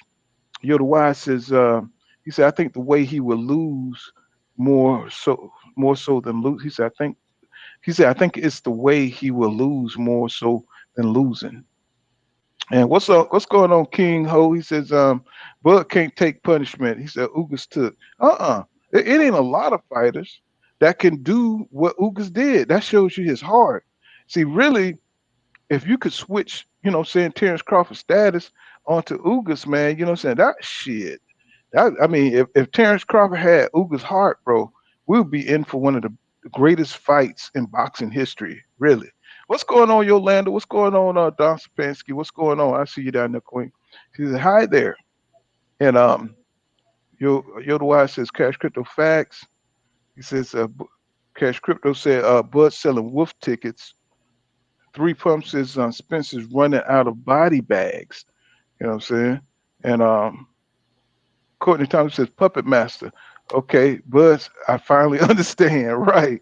You know what I'm saying? Yeah, he's on that bullshit, bro. He's on that bullshit. And see, he thinks people are stupid. You know what I'm saying? If you're going to go to BLK Prime, they don't have but a few fighters, bro. I think Brian Norman just left them because the shit was janky promotion. They just lost, you know, one of their best prospects. So why would he left them because they had events that were failing. And I think a few of his events didn't come through. So he had to get the hell up out of there. Dave Skates all day. What's going on, my brother? He says, man, look like Cyclops before the IMAX mask dead. And Dave Skates all day said, and Ugas was respectful. He said, Bud might die if EJ get in the ring with him after that disrespect for years. And I'm trying to tell you, that's how you know somebody's not gonna fight you, right?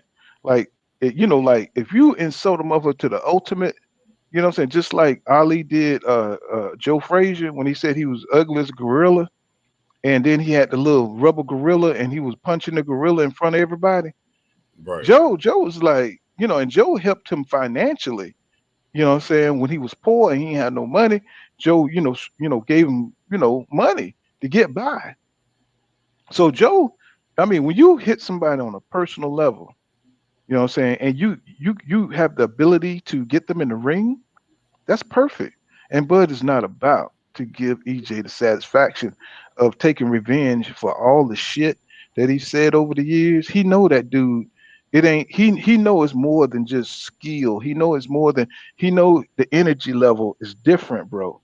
You know You know what I'm saying? He knows that this shit is times 12 on EJ side. This dude can get this dude can do 8 rounds just on anger alone. You know what I'm saying? Or he could do 12 rounds on just anger alone before he can even tap in to his skills and all that shit. He could just go through um Terence Crawford because he's put this man through a lot of shit.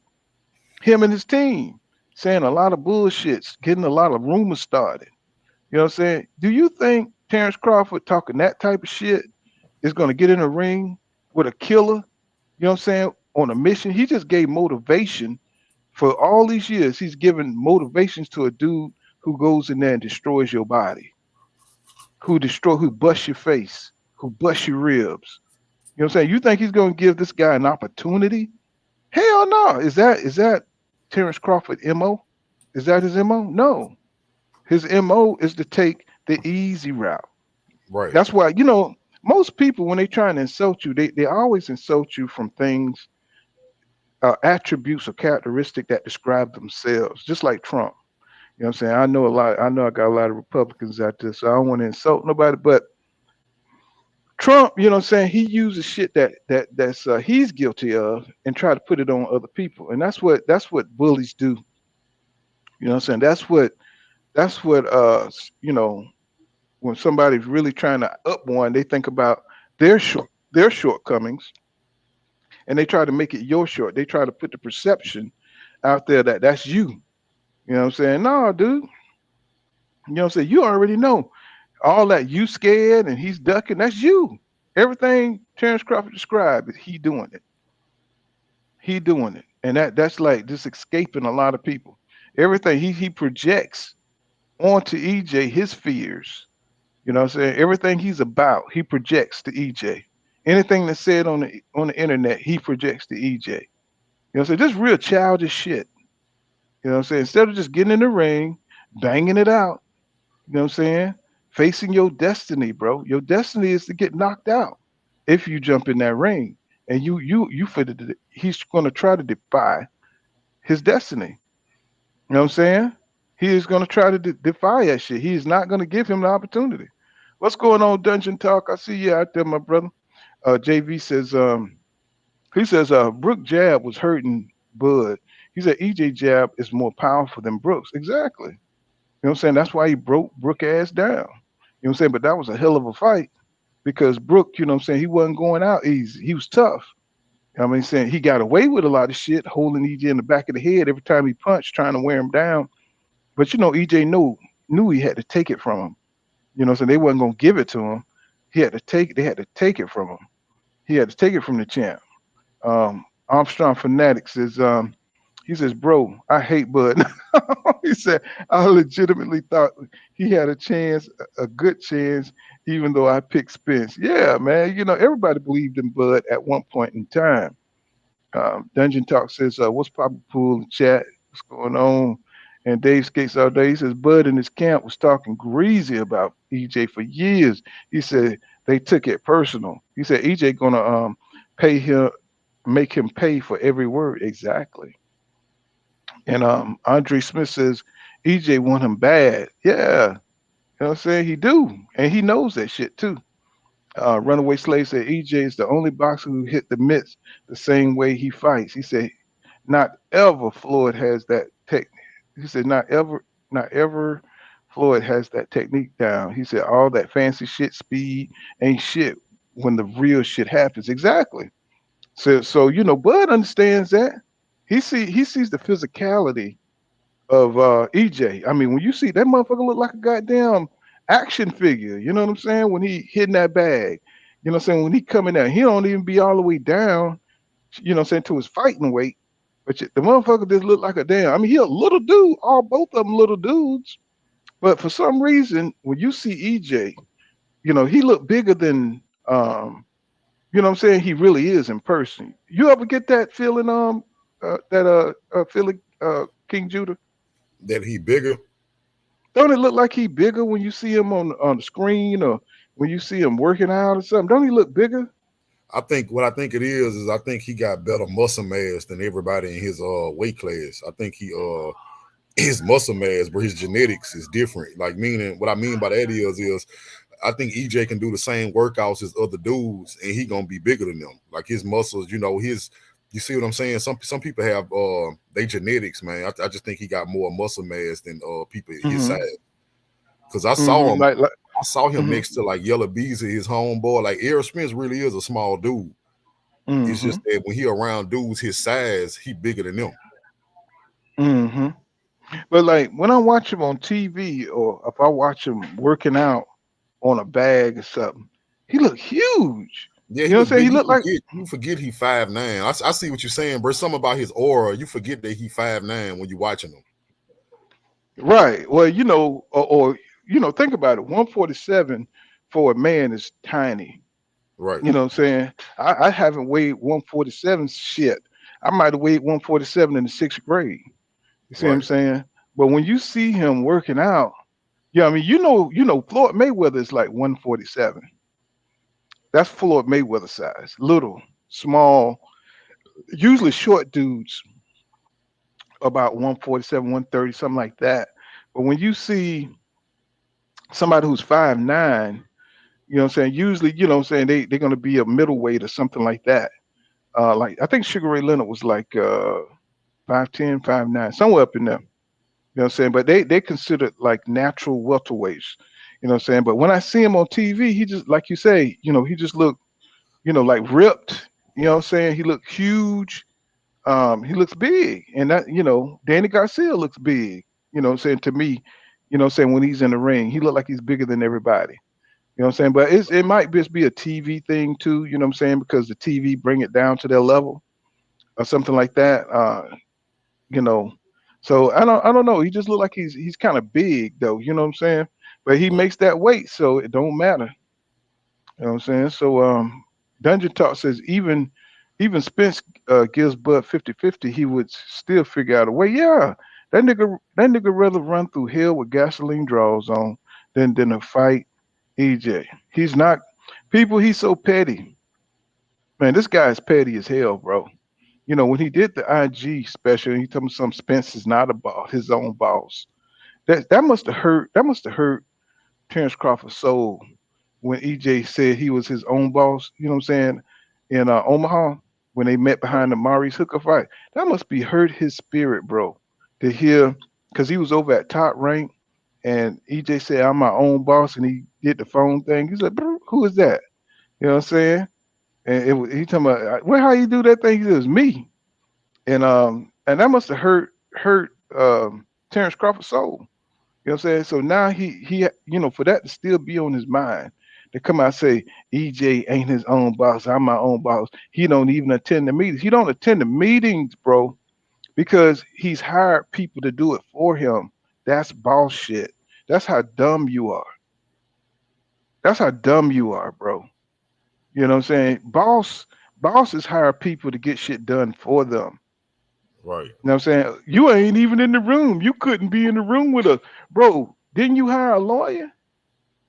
Didn't you hire a lawyer? Why in the hell you hire somebody you didn't trust? That don't make no damn sense. And why isn't Bomac acting as his manager? You know what I'm saying? He talking about Al Heyman. You got Bomac. Isn't that his manager? You know what I'm saying? Why didn't you send Bernie? Why you send Bernie and one of them to help you out? You know what I'm saying? EJ been hired Al Heyman to handle his money, right? To handle his business, right? Why I mean, why Bomac ain't willing and dealing for you? I guess Bomac got you Black Prime, huh? Right. Bomac got you Black Prime. Is that what he did? Bomac, the reason why you didn't sign for the Manny Pacquiao fight, that was a big money deal, bro. You know what I'm saying? Is Manny, you talking about the money. We need to find out if the money was real, bro. Terence Crawford is so backwards.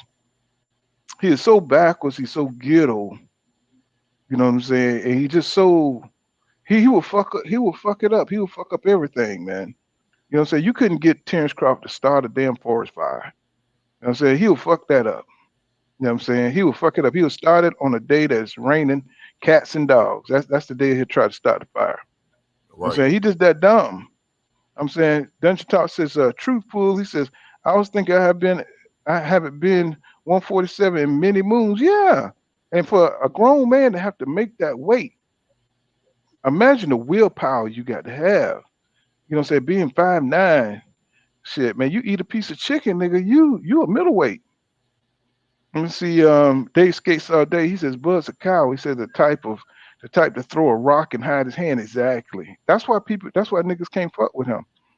Um, Dungeon Talk says Spence probably work out with lightweight, with a lot of reps. He said that'll keep up the cuts and the swole. Yeah, I mean, he's an athlete. I mean, he get in the best shape. Shit like that. I seen him working out on the videos and Instagram. You know what I'm saying, with the little thick chick. You know what I'm saying. He working out. See, he's an athlete now. He's just not fucking with other athletes. You know what I'm saying, of the same caliber. Zacharias Zach B. He says, "Damn." He said, "You missed a notification. What did I miss?" He says, "Salute to the guys." Yeah. Dave Skates all day said Bomac is the manager at Bill Miller's barbecue. and and Cash Crypto says, Bud, that lame, he said that will call you and talk shit but never meet up and fight. Yeah, that's what's going on. Jay Cooley in the building. He said, "What's up, fam?" But yeah, man, did y'all catch that damn? Did y'all catch that the zone fight, man? Did you catch that the zone fight, King Judah? You say the zone?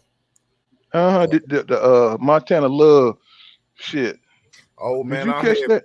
I missed I watched everything but the Love fight, man. I missed the Love fight. Shit. My zone went out. You know what I'm saying? When I watched a part of it. Yeah, I heard he pushed him out the ring or something. Like, what happened? He was losing? Like, what was going on? Why the hell he pushed him out the ring? Well, for the first few rounds, he was tapping the boy up. You know what I'm saying? He was athletic. You know what I'm saying? He was using his reflexes and he was doing good. But then, what I'm saying, round 4, the dude started, cutting him off. You know what I'm saying? He seen what he could do and he watched his movement and he caught on to what he was doing. He started cutting him off and he started landing some heavy shit. And Montana Love started freaking out. And if you ever watched any other Montana Love fight, you can tell this dude can't take. He don't react well to getting hit. You know what I'm saying? He started panicking, and that's what he did. He panicked. He knew he was on his way to getting his ass whipped, and he panicked. And when the dude overcommitted on the punch, he went ahead and what I'm saying, scooped him and pushed him over the ropes, right? So he knew he was on his way to an ass whipping. You know what I'm saying? And he got disqualified. You know what I'm saying? So, all this trying to act like Adrian Bronner and trying to act brash and shit, you got to get your skills up first. You know what I'm saying? You got to put the work in to become a star, right? Before you get out here and start doing all that other flashy shit. You know what I'm saying? Comrade Vasily. What's going on? What's going on, comrade? Oh, okay. Let's see. Anthony Jones. He said, "Hell nah. I watched the UFC." You know what I'm saying? And that Janabek dude also, he won his shit. You know what I'm saying? But dude, that Denzel Bentley dude gave him hell though. And, it went to a 12-round unanimous decision.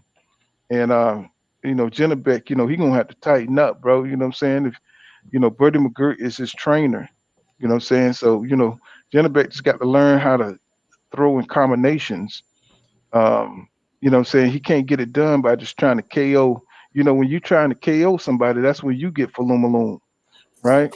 Right. Throwing single shots. So, Bertie McGirt said, he got to learn how to throw, he got to know when to make those adjustments earlier instead of waiting for the last few rounds. You know what I'm saying? He fighting, if he step up in competition, or if that was Boo Boo or that was Demetrius Andrade, he would have got fucked up. You know what I'm saying? So, but that was them that the zone don't have like no great fights and shit like that. So, what I'm saying, I was kind of half watching the shit too. No, I didn't watch that. To my Hatton Son versus Barrera. No, I didn't watch that. You know what I'm saying? I think Hatton Son. I haven't been watching. I've seen a few of Hatton Son's fights. You know what I'm saying? He's a chip off the old block. He's a chip off the old block. I just don't know about his intangibles. You know what I'm saying? I gotta see more of him. But I've seen a couple of Hatton fights. You know what I'm saying? You know, he's fast. You know what I'm saying? I know. I remember that he's fast and shit. You know what I'm saying? But I don't know. You know what I'm saying? I gotta watch him some more.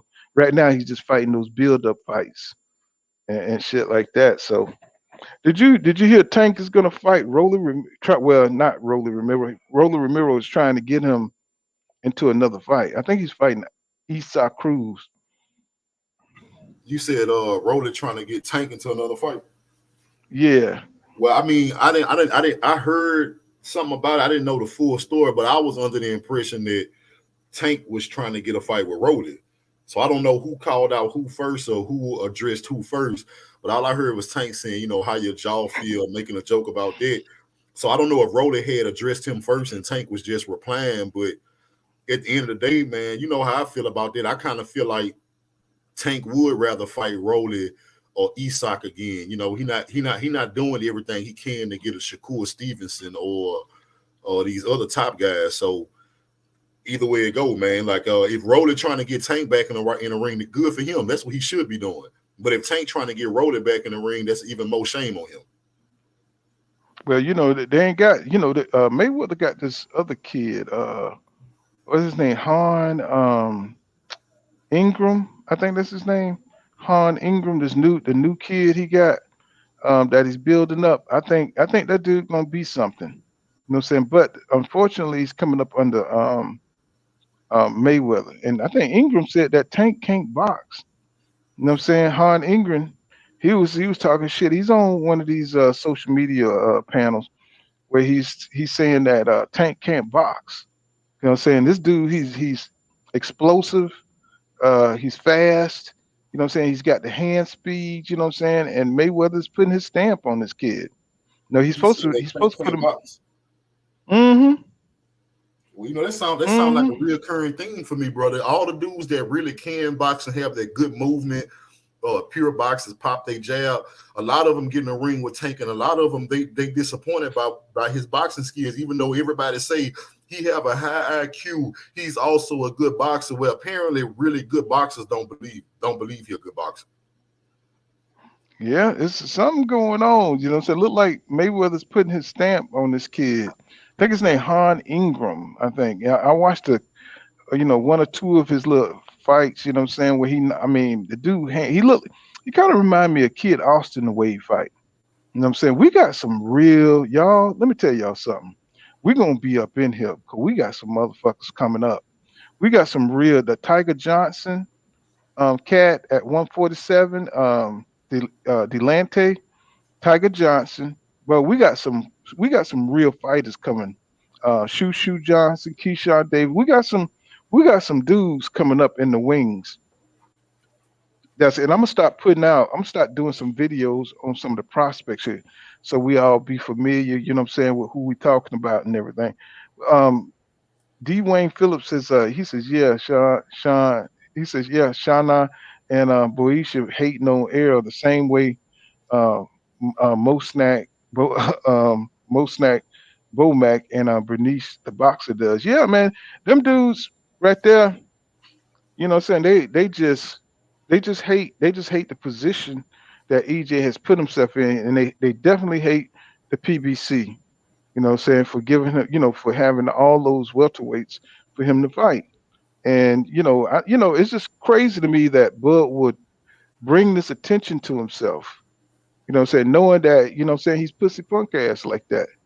You know what I'm saying? It's just amazing to me that he would bring himself into the limelight just to get it exposed.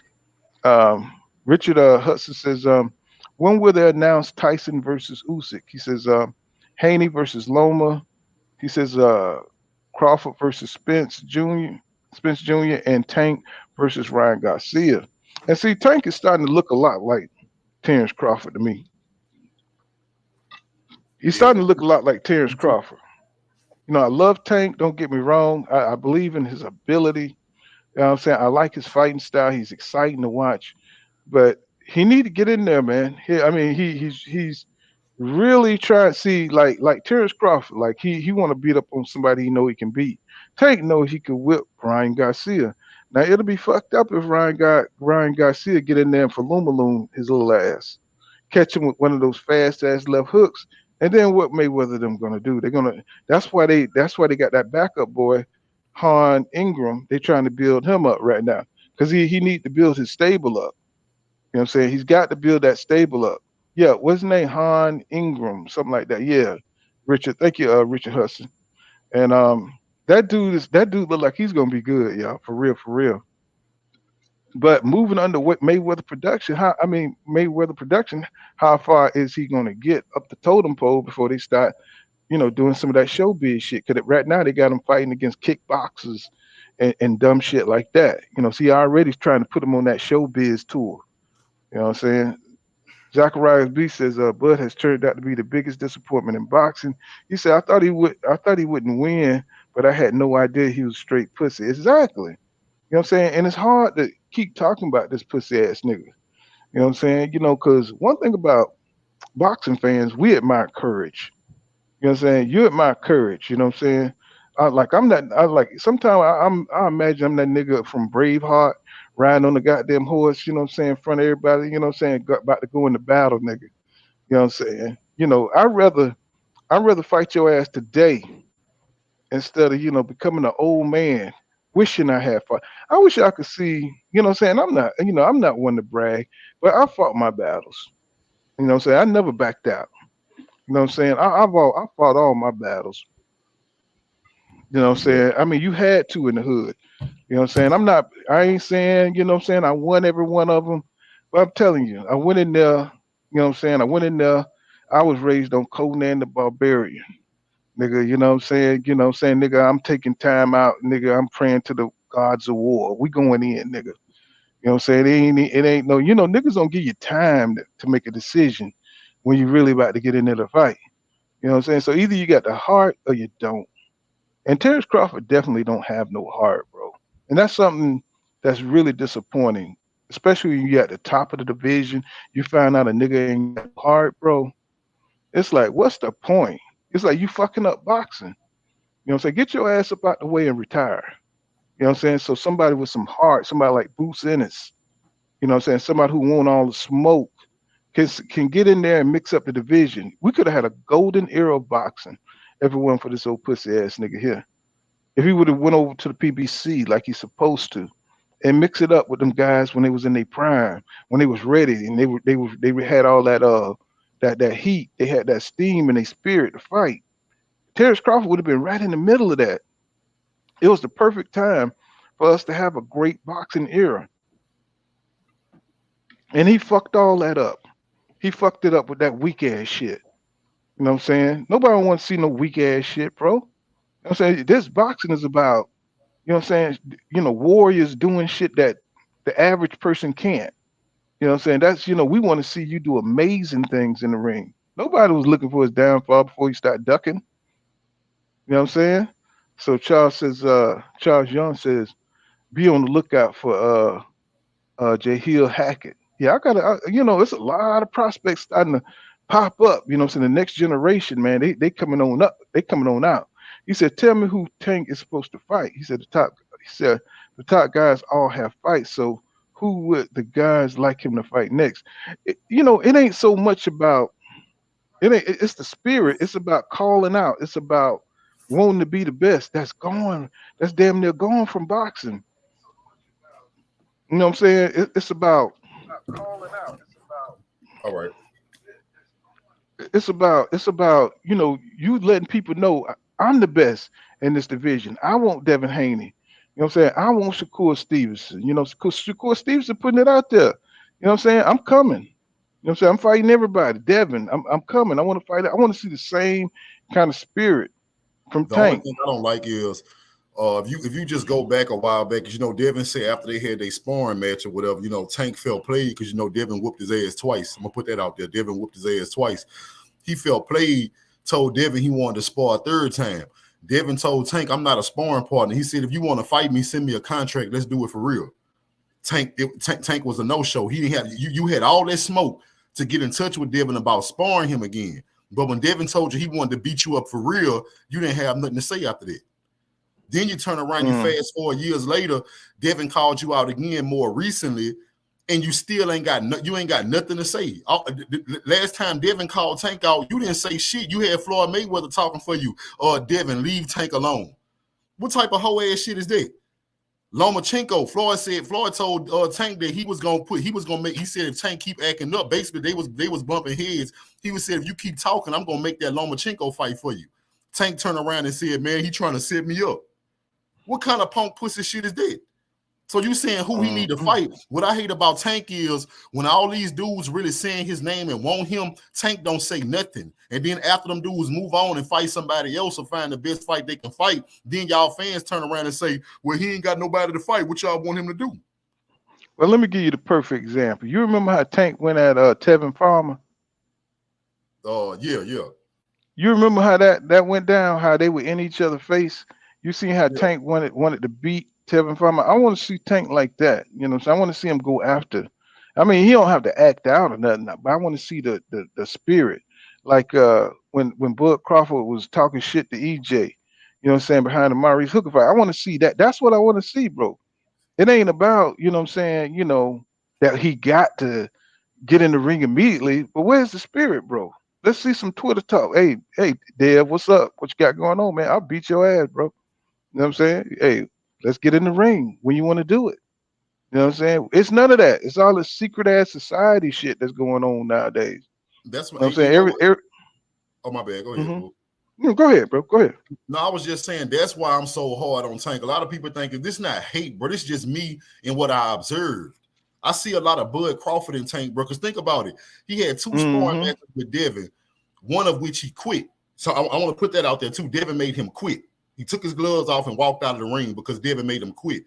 And then you called him because you wanted to fight him a third time. And Devin told you, no, let's do it for real. Then you went silent. So what that told me is Devin fought you twice. Devin know you and Devin know he got your number. And you know Devin got your number too. Well, that's why you don't want to fight him. You know, I think Tank needs to get used to fighting top competition because he's going to dull his skills. You know what I'm saying? If you don't stay, if you don't, I was just about to say, Zach B. Nah, it ain't no beef, brother. The reason I got, you know, I'm not mad at you or what you said. I'm mad at the situation and, you know, the way it's being perceived. You know what I mean? Like Tank get a lot of passes, bro. I don't like niggas getting passes because first of all, this a combat sport. This a man sport. None of these fighters should be getting passes when they show weakness. Let me tell you, Richard Hudson, that's a good question, man. I would love to see that fight, but Dillian White, sorry, y'all. Dillian White, sorry as hell, y'all. You know what I'm saying? He ain't gonna fight nobody, you know, unless he gonna make a lot of money, unless he gets some of the top competition. So if he lose, you know what I'm saying, it's no shame in losing the top competition. He'll lose to Tyson Fury, he'll lose to Anthony Joshua, but he don't want to fight nobody under that. Because he go out there and get his ass tore up, you know what I'm saying? Then, you know what I'm saying, he fall in the rankings. You know what I'm saying? I would watch that fight, you know, just to see Dillian White, you know what I'm saying, get his ass whipped. You know what I'm saying? If Andy Ruiz could stay his ass in shape. You know, he need to stay away from the goddamn tacos, bro. There's a Taco Bell on every goddamn corner. You know what I'm saying? That nigga is gonna roll into every Taco Bell. He ain't gonna miss one of them some bitch. You know what I'm saying? He gonna be right in there. You know what I'm saying? That's his damn problem. You know, nigga fat. He got that fat nigga syndrome and he ain't gonna stay in shape. Now, I know when he was hanging with Canelo and shit, he tried to change his swag. The nigga walking like Canelo. You know what I'm saying? Nigga had, you know, tried to wear his hair like Canelo. That nigga thought he was Canelo.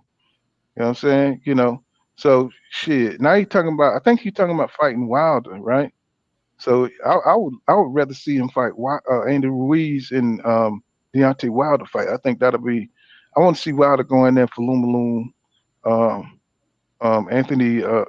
Andy Ruiz. You know what I'm saying? I want to see that. You know, see Wilder get back. That'll be a good little get back. You know, Robert Helenius, that was just a little appetizer. You know what I'm saying? That was his sparring partner.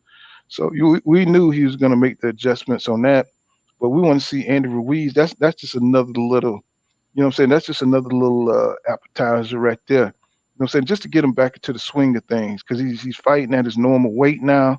He's not trying to gain that goddamn weight. You know what I'm saying? That he's not used to carrying.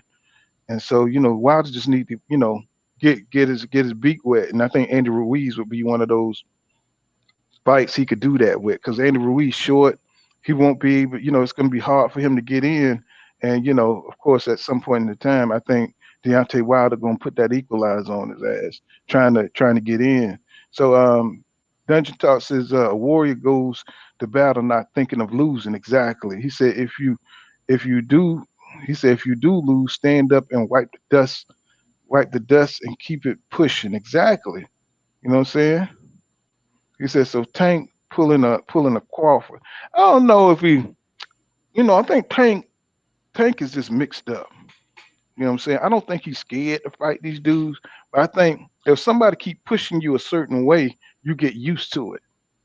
You know what I'm saying? If you were a company like Terence Crawford, he got used to fighting easy competition. And see, you can't stay in that kind of environment if you're going to be the best. If you're going to push yourself, you got to get used to pushing yourself against the best.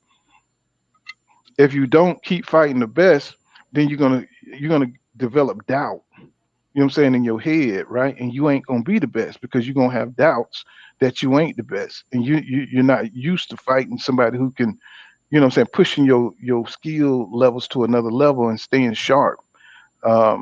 Iron sharpen iron. You know what I'm saying? And Tank right now, if you fighting dudes like Isak Cruz and you fighting, Mario Burris was a good little push to me because of the dimensions and the weight.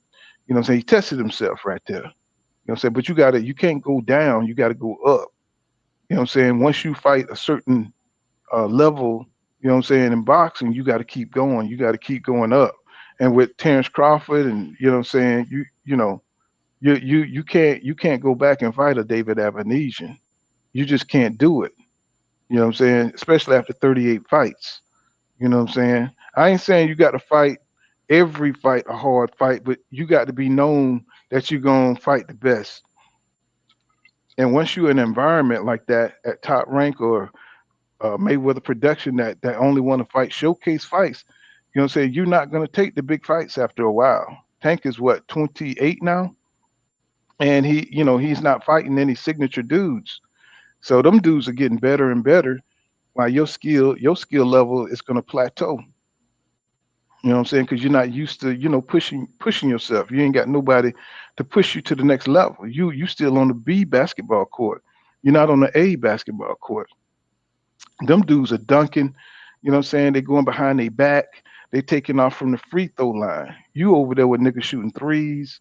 You know what I'm saying? Niggas not trying to bang to get in the in the hole. You know what I'm saying? What I'm saying, the paint. You know what I'm saying? You over there bullshitting. You know what I'm saying? You're gonna get soft. You're gonna get dull, and that's what's gonna happen, Tank, if you keep on. You know what I'm saying? I don't know if he's Terence Crawford or it's just the way Mayweather got him used to fighting. And you fighting safe fights, that's not good for your career. You know what I'm saying? Zach B says I feel y'all. He said, so no beef. He said, I'm truly asking if I'm not defending him, so no need to get pissed off. Oh no, man. Ain't nothing never that, bro. I like Tank.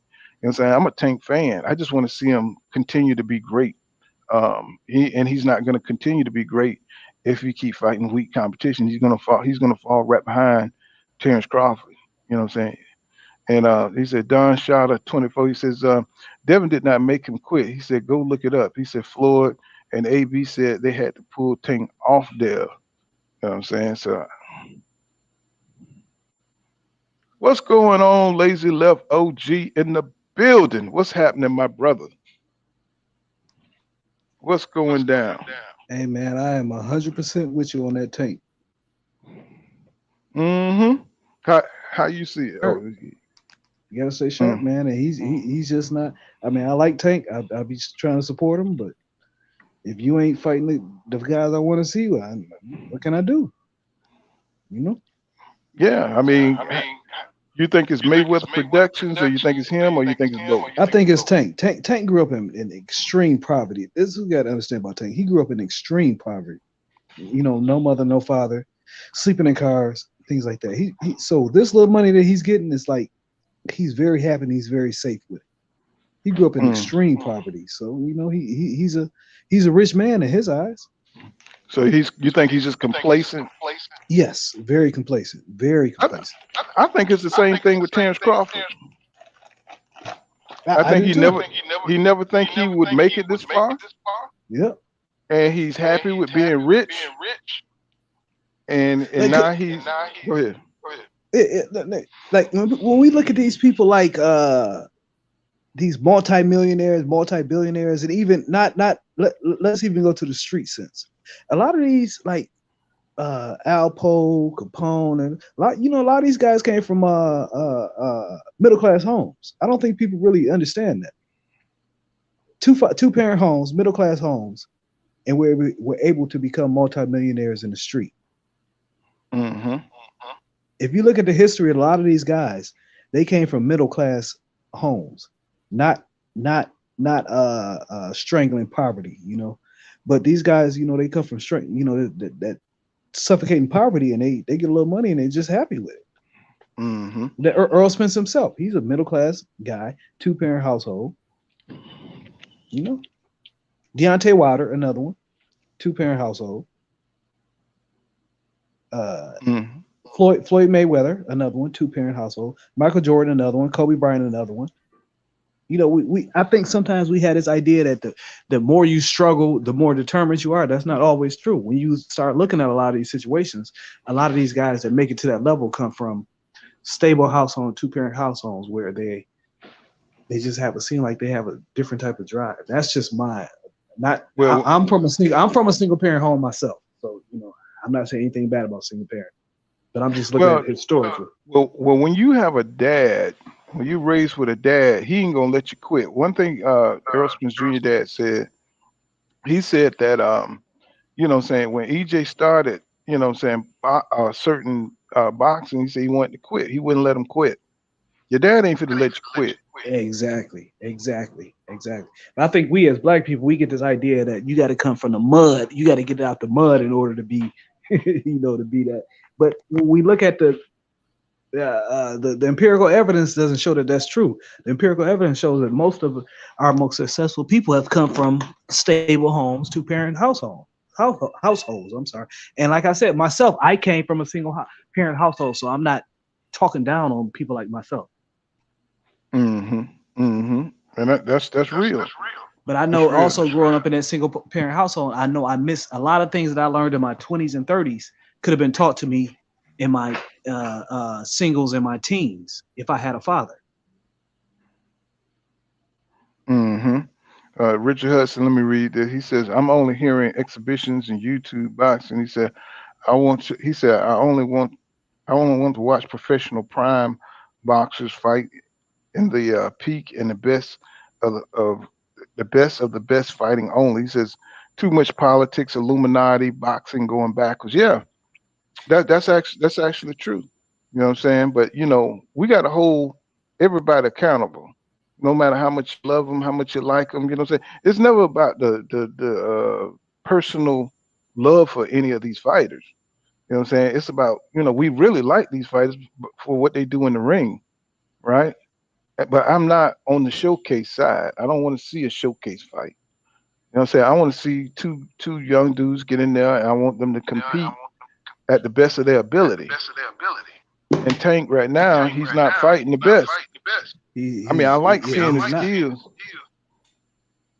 I want to see him go to Devin. I love the Ryan Garcia fight because I'm one of the few that actually rate Ryan pretty high.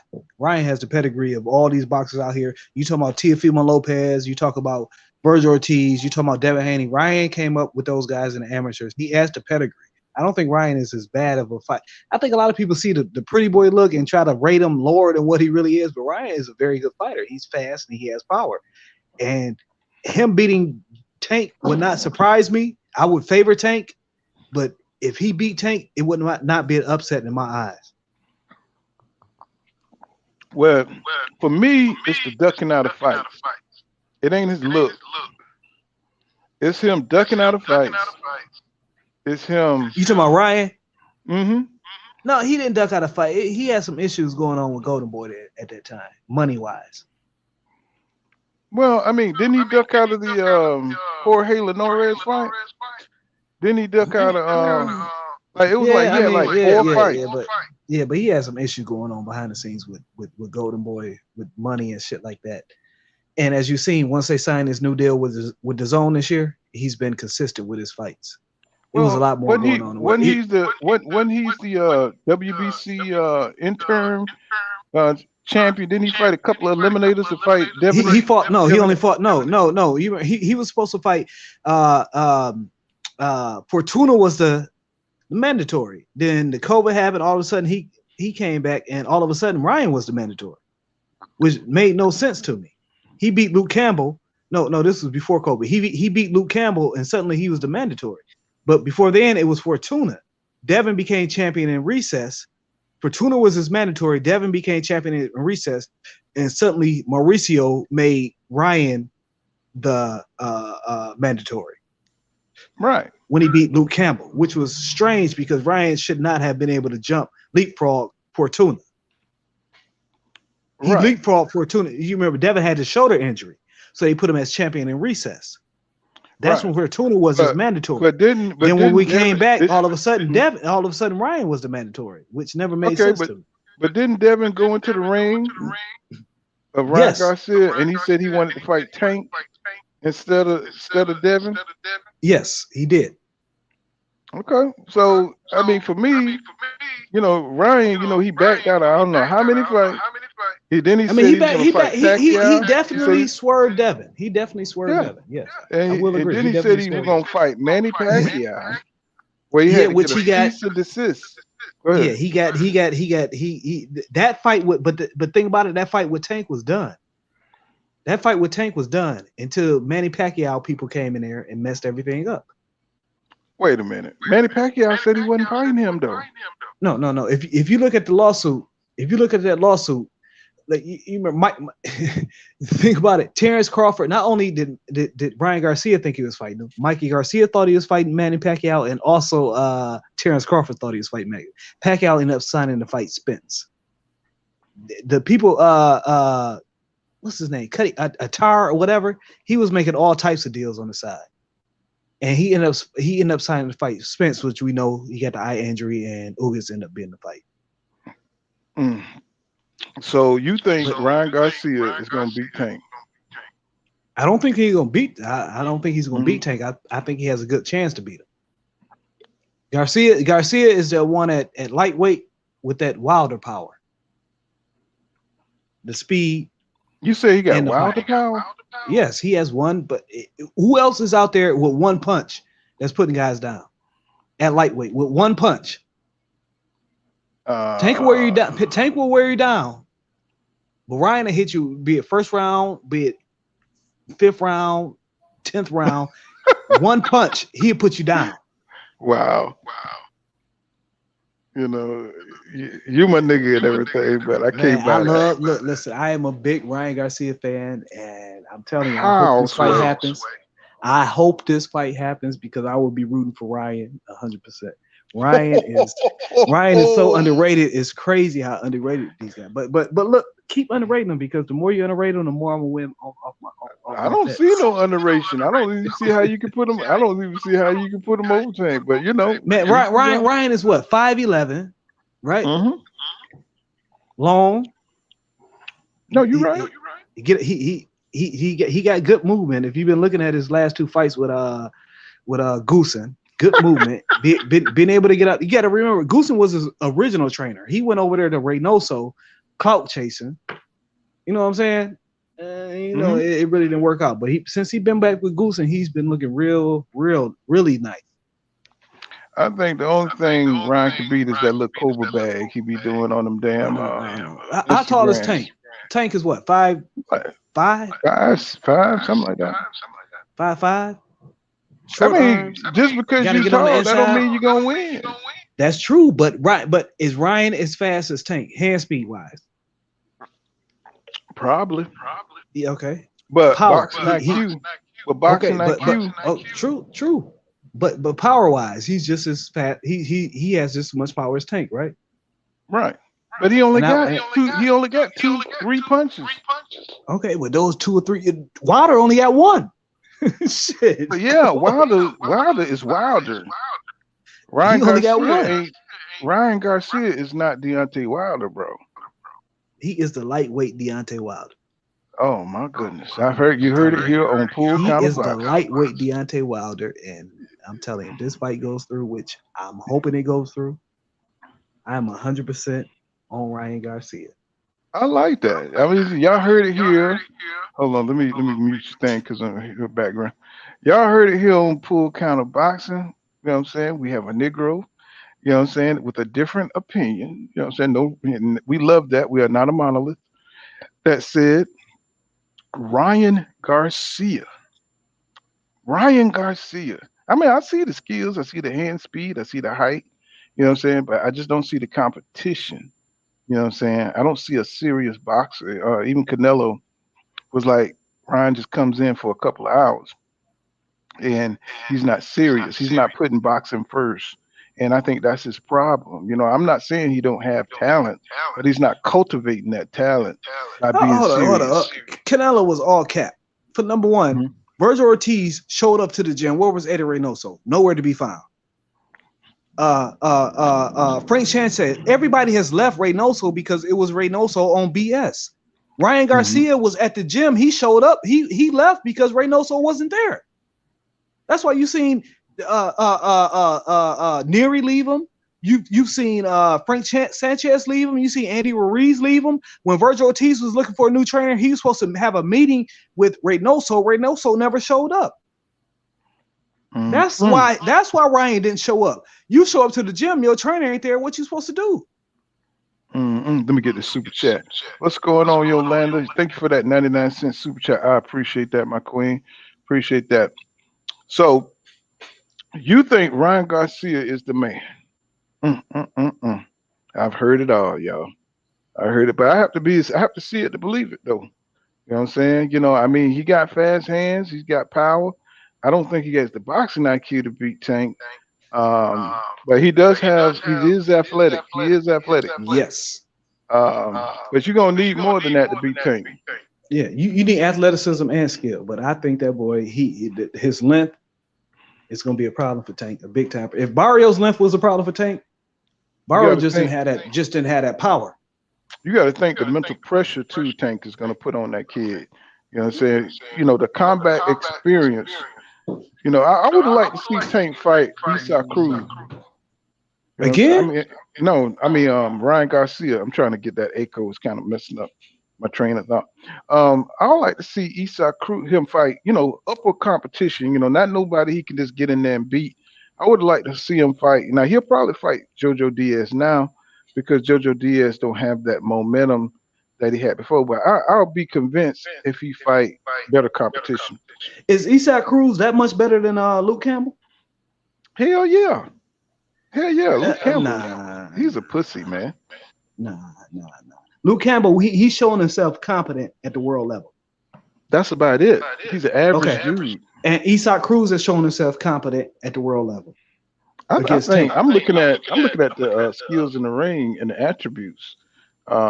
I think he would give. I think Ryan might be able to eke out a win, but I want to see him in with tough competition. Man, Ryan will just like Tank. Ryan would knock Isaac Cruz dick string loose. I would love to see it. I would love to see it also, but Isaac Cruz and Sean Gibbons did not want to see it.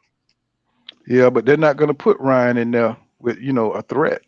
You know what I'm saying? They're going to put him in there with overweight dudes like Harvey Fortuna. But why is it Ryan's fault that Fortuna couldn't make the weight? I didn't say it was his problem. Why is he fighting Harvey Fortuna anyway? I mean, Javier Fortuna is not a bad, it's not a bad fight. After you coming off, I'm telling you, I'm cutting out OG. Lefty. You there? Kind of cutting out, bro.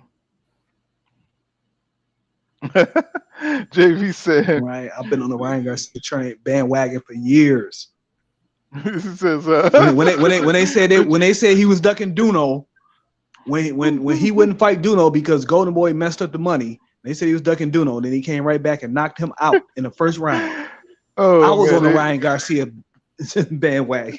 Yeah, you read these comments, man, they tripping on you.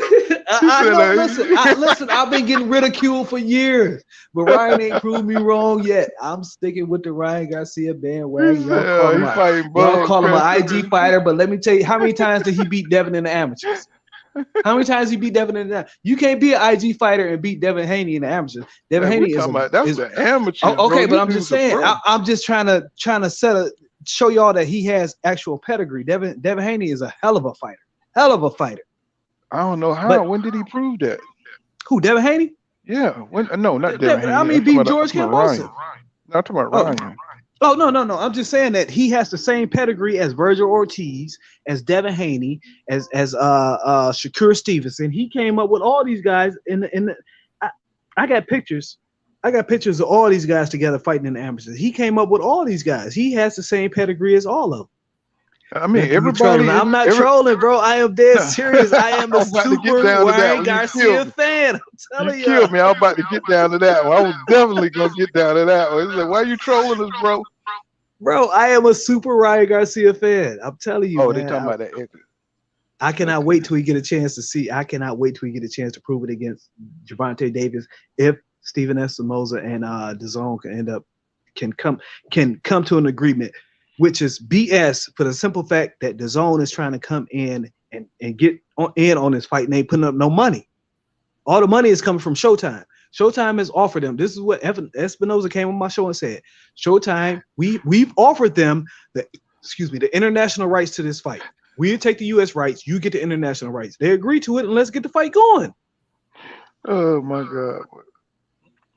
Oh. So we can end this, Devin. So we can end this Gervonta Davis hype train. let me mute you. So, oh man, boy, this boy here tripping, man. He said, "What's in the methamphetamine is going on here?" Oh my God, bro. I'm glad you brought that perspective. That's very, very cool perspective. You know what I'm saying? That's way out the norm. You know what I'm saying? But I mean, shit, we got to see it, to happen. Maybe, you know what I'm saying? Because if Tank keep fighting weak competition, he definitely gonna plateau. And I think Ryan, he's gonna have more of a chance the more Tank, keep fucking around fighting lesser competition. He's not gonna grow. His skills are not gonna improve if he keep fighting, the the lower dudes in the rankings and stuff. So buckle up boxing talk. He says Ryan proved he was a great fighter. He said when he got dropped by B levels like Luke Campbell, who dropped Ryan, and Deontay Hall says he said Haney Tank and Ryan ain't none of them fought nobody. And he says Ryan doesn't have Richard Hudson says Ryan Garcia doesn't have a chin. He said Luke Campbell touched his chin. And what's going on, Bowler Bowler? He says the reality is, he said Ryan Garcia has never been on pay-per-view. And I don't think that matters much when it comes down to real, who's the real in that ring. I don't think that matters much about the pay-per-view sales. They keep trying to make him a pay-per-view star, so I don't care about none of that stuff. You know what I'm saying? If Ryan fight the right person, it's gonna sell. If he fight Tank, I think that's gonna sell big. If he fight Tank or somebody, you get you a good dance partner, and you're always gonna make some money. You know what I'm saying? So, they're gonna always big up Ryan Garcia. He's he just got that Oscar De La Hoya shit going on. He's a good looking guy, and they're gonna promote him and all that shit. Buckle up boxing says Gervonta Davis definitely ain't shown me no more than Ryan has. And I think Tank fought better competition than him. No, he's speaking facts. You know what I'm saying? But he does have to step it up. Bully says, and Ryan Garcia hasn't won a title yet. DAZN is delusional. And I think they see the potential in Ryan. He's marketable. I think that's more of what it is. You know, he's marketable, but they're trying to move him safely. Just like Tank, you know, saying he's moving safely. And that Bully, he said it matters when the zone wants a piece of the pay-per-view production, you know, and that's weird because you know the zone they were the one with Eddie Hearn. They were the ones saying pay-per-view was dead, just to go to a damn pay-per-view model, business model, which is insane. You know what I'm saying? Let's see. Buckle Up Boxer Talk. He says right. He said pay-per-view ain't got nothing to do with what you're doing in that ring. So you know they need to go ahead and get it in because the next young crop is coming up in the lightweight division. Which includes Devin Haney. Ryan is 1 year older than Haney. Tank is what? He just turned 29. So Tank is the old man out of the division. Shakur is what? 2 years older than Haney. I think so. Yeah, but they got to get it in. Yeah, Tank is the old man in the division. You know, he's got to do something.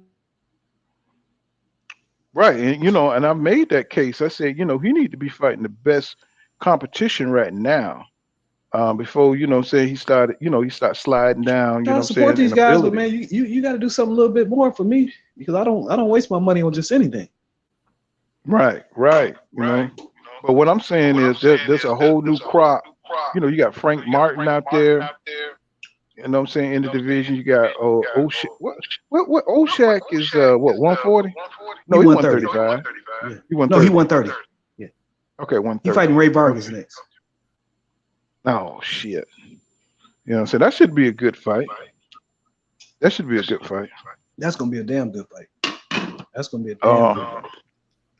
Let me get this comment in. No, I didn't say Tank needs, man. I mean, he could keep fighting the Esox Cruz, which is a good decent fight. He could fight. I love the Mario Barrios fight. I love that fight. That was a great win for Tank. But you got to fight somebody, my guy.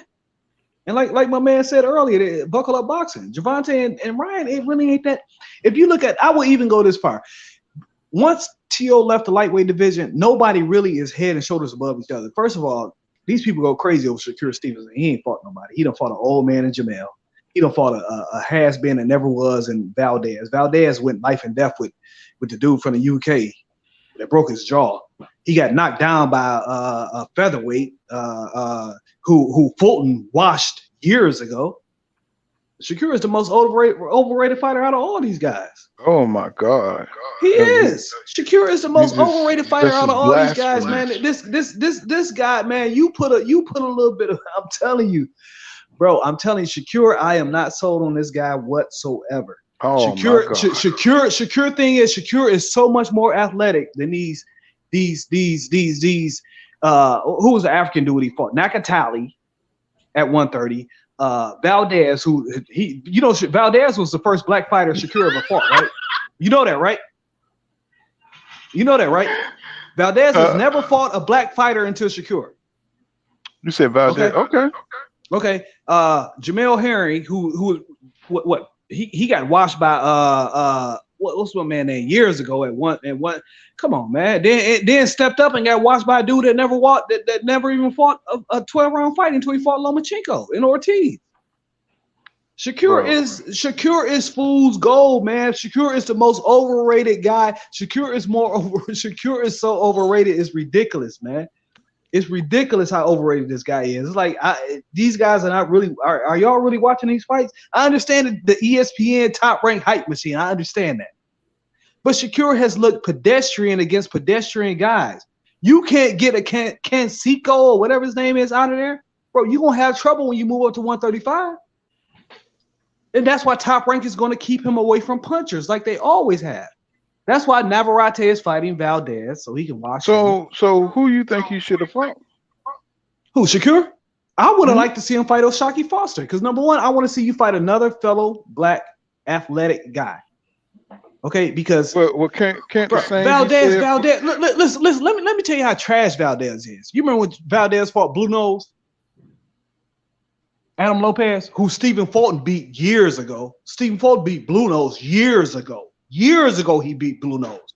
They came in. Valdez's opponent weighed like 11 pounds over. Blue Nose was fighting featherweight, 126. Blue Nose weighed in at 126. He made his weight, whatever. Then Valdez came up to weigh in. He made his weight 130. And then his opponent came in at like 140 something. So they took Blue Nose at 126 and put him in the ring and told him we'll pay you more to fight Valdez. Now, Valdez was already weighed in at 130. Blue Nose had already weighed in at 126. So you were fighting a featherweight. He still went in and knocked your ass down. You remember that, right?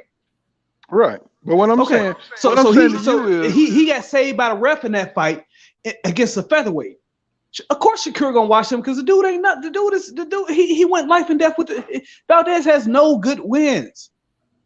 Shakur has beat nobody. His record is worse. His resume is worse than Tank's. Who had what belts did Valdez have? Valdez had the WBO. When was the last time he had a W? He had the 126 WBO. Right. Anybody in the chat or you name me the last time the 126-pound WBO titleist had a good fight. I know what it is myself, but tell me the last time. Come on, 126? Yes, the 126 WBO titleist. When was the last good fight there? The WBO. I said the best fight that was at 126 was against Gary Jr. and Valdez. No, that was a vacant. That was vacant? Yeah. It was Salido versus Juanma.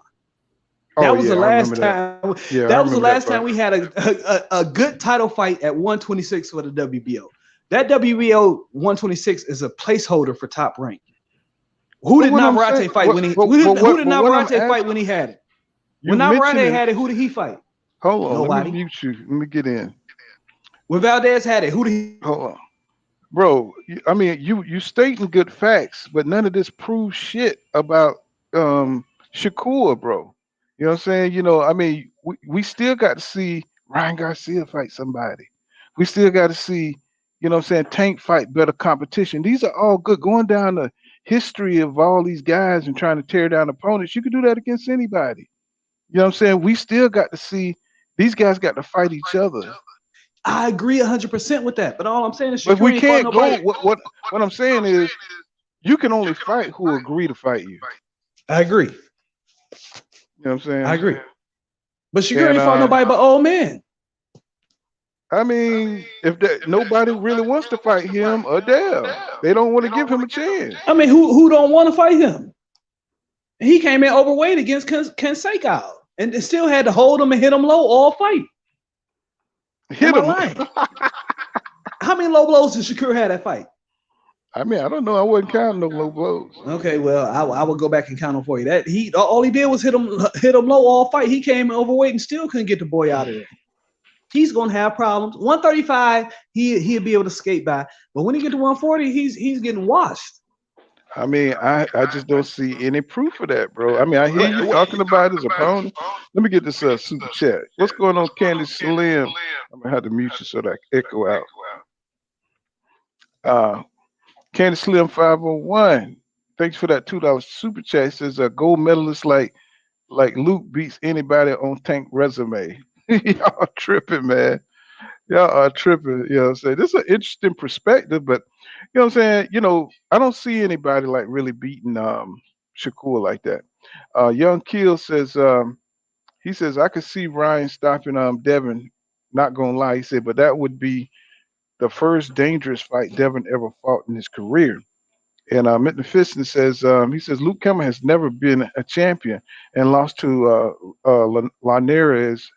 And Harvey Fortuna just got beat by Jojo Diaz.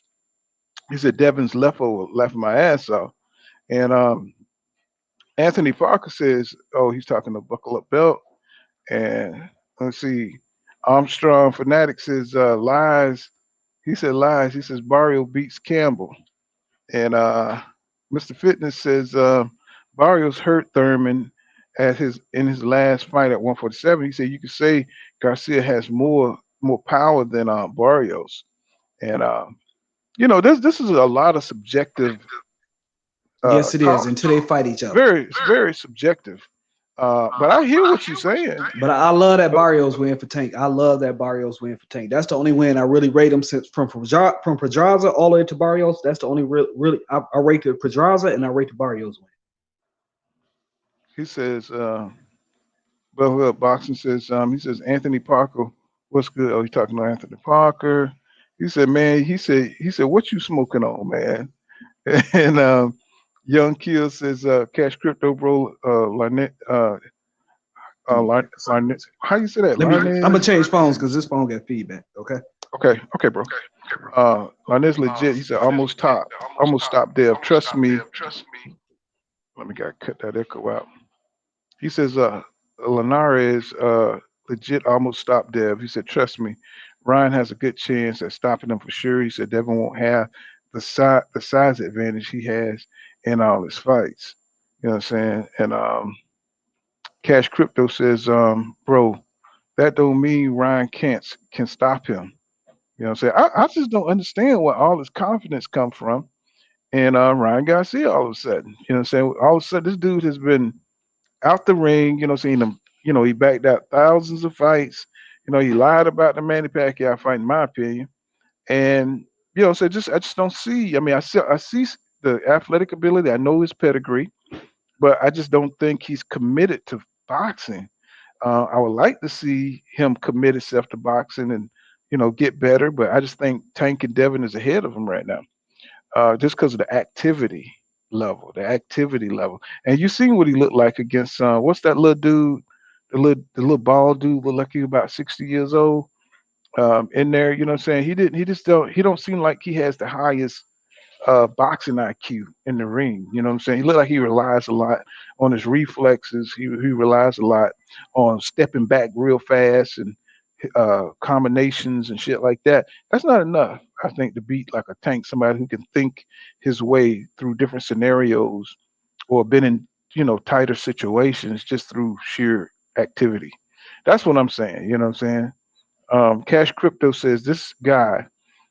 He said. This guy did this, so this guy would do that. Ain't how it goes. And JV says Shakur is a smaller Roy Jones without power. That's interesting way of looking at it. He said Cash Crypto. He said it doesn't mean that he can't stop him, but not that he will. But I'm saying that 50-50 fight. Trust me, don't sleep on Ryan. I see the athletic ability. I definitely see the athletic ability. But I just don't think he has the boxing IQ. He's never been put in a situation where he really had to think his way out of. You know, he's a pressure fighter. So you know what I'm saying. He's going to be pressing Tank, and I can see he throws with his chin up in the air. That's perfect for Tank. Yo, you know what I'm saying? I think, yeah. I was about to say, man, I was at the store, but I've been listening to the bullshit the whole time. I couldn't wait to get back.